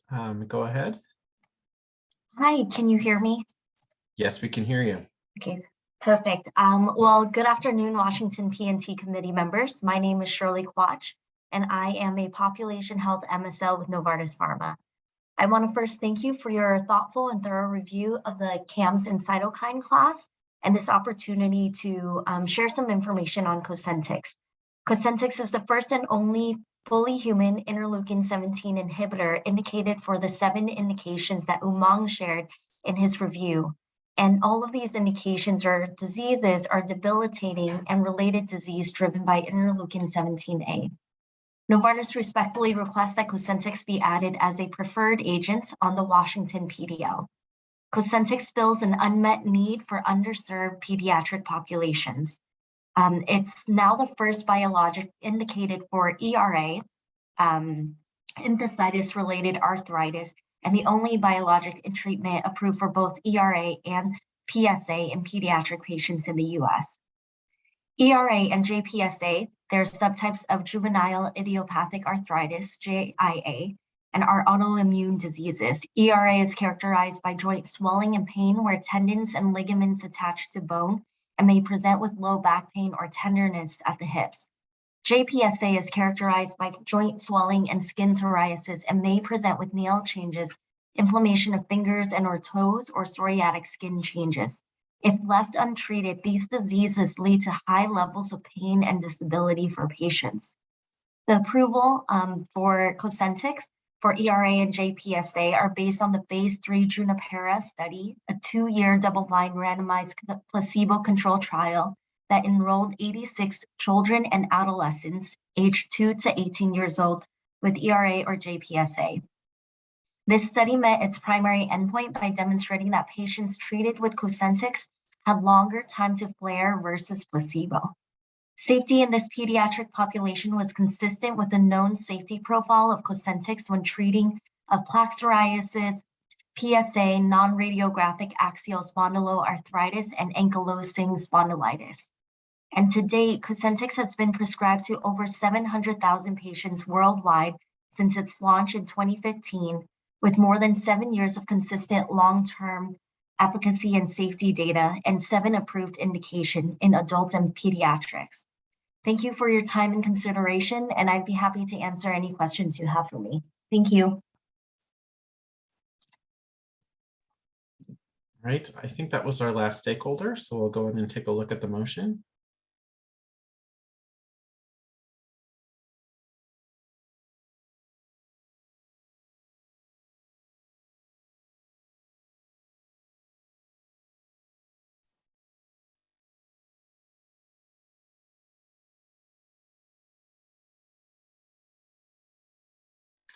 I will invite everybody to turn their cameras on. This is Michael Corsillis. I move that all products in the cytokine and CAM antagonist excuse me, drug class are considered safe and efficacious for their medically accepted indications and are eligible for preferred status and grandfathering at the discretion of HCA. Products in this class may require prior authorization to determine medical necessity. All non-preferred products require a trial of at least 2 preferred products with the same indication before a non-preferred drug will be authorized unless contraindicated, not clinically appropriate, or only one product is preferred. This is Laura Bestie. I second the motion. All in favor, please say aye. Aye. Aye. Aye. Any opposed? All right, with that, the motion carries. And I think that is all for our agenda today. Thank you to everybody. Hi, this is Susan Flattable. I just want to say that HCA does such a great job in putting these meetings together. I'm sure it takes so much time and effort. I've really enjoyed being on this committee. I wish everyone the best and a great holiday. Thank you so much, Susan. Yeah, I wish you guys a Merry Christmas, Happy Hanukkah, whatever else you celebrate, Happy New Year's. And we'll see the rest of you in the new year. Bye, everyone. Take care. Thanks, Susan. you. Bye. Farewell. Happy holidays. Yeah, we'll miss you. Happy holidays to all. Thank you all.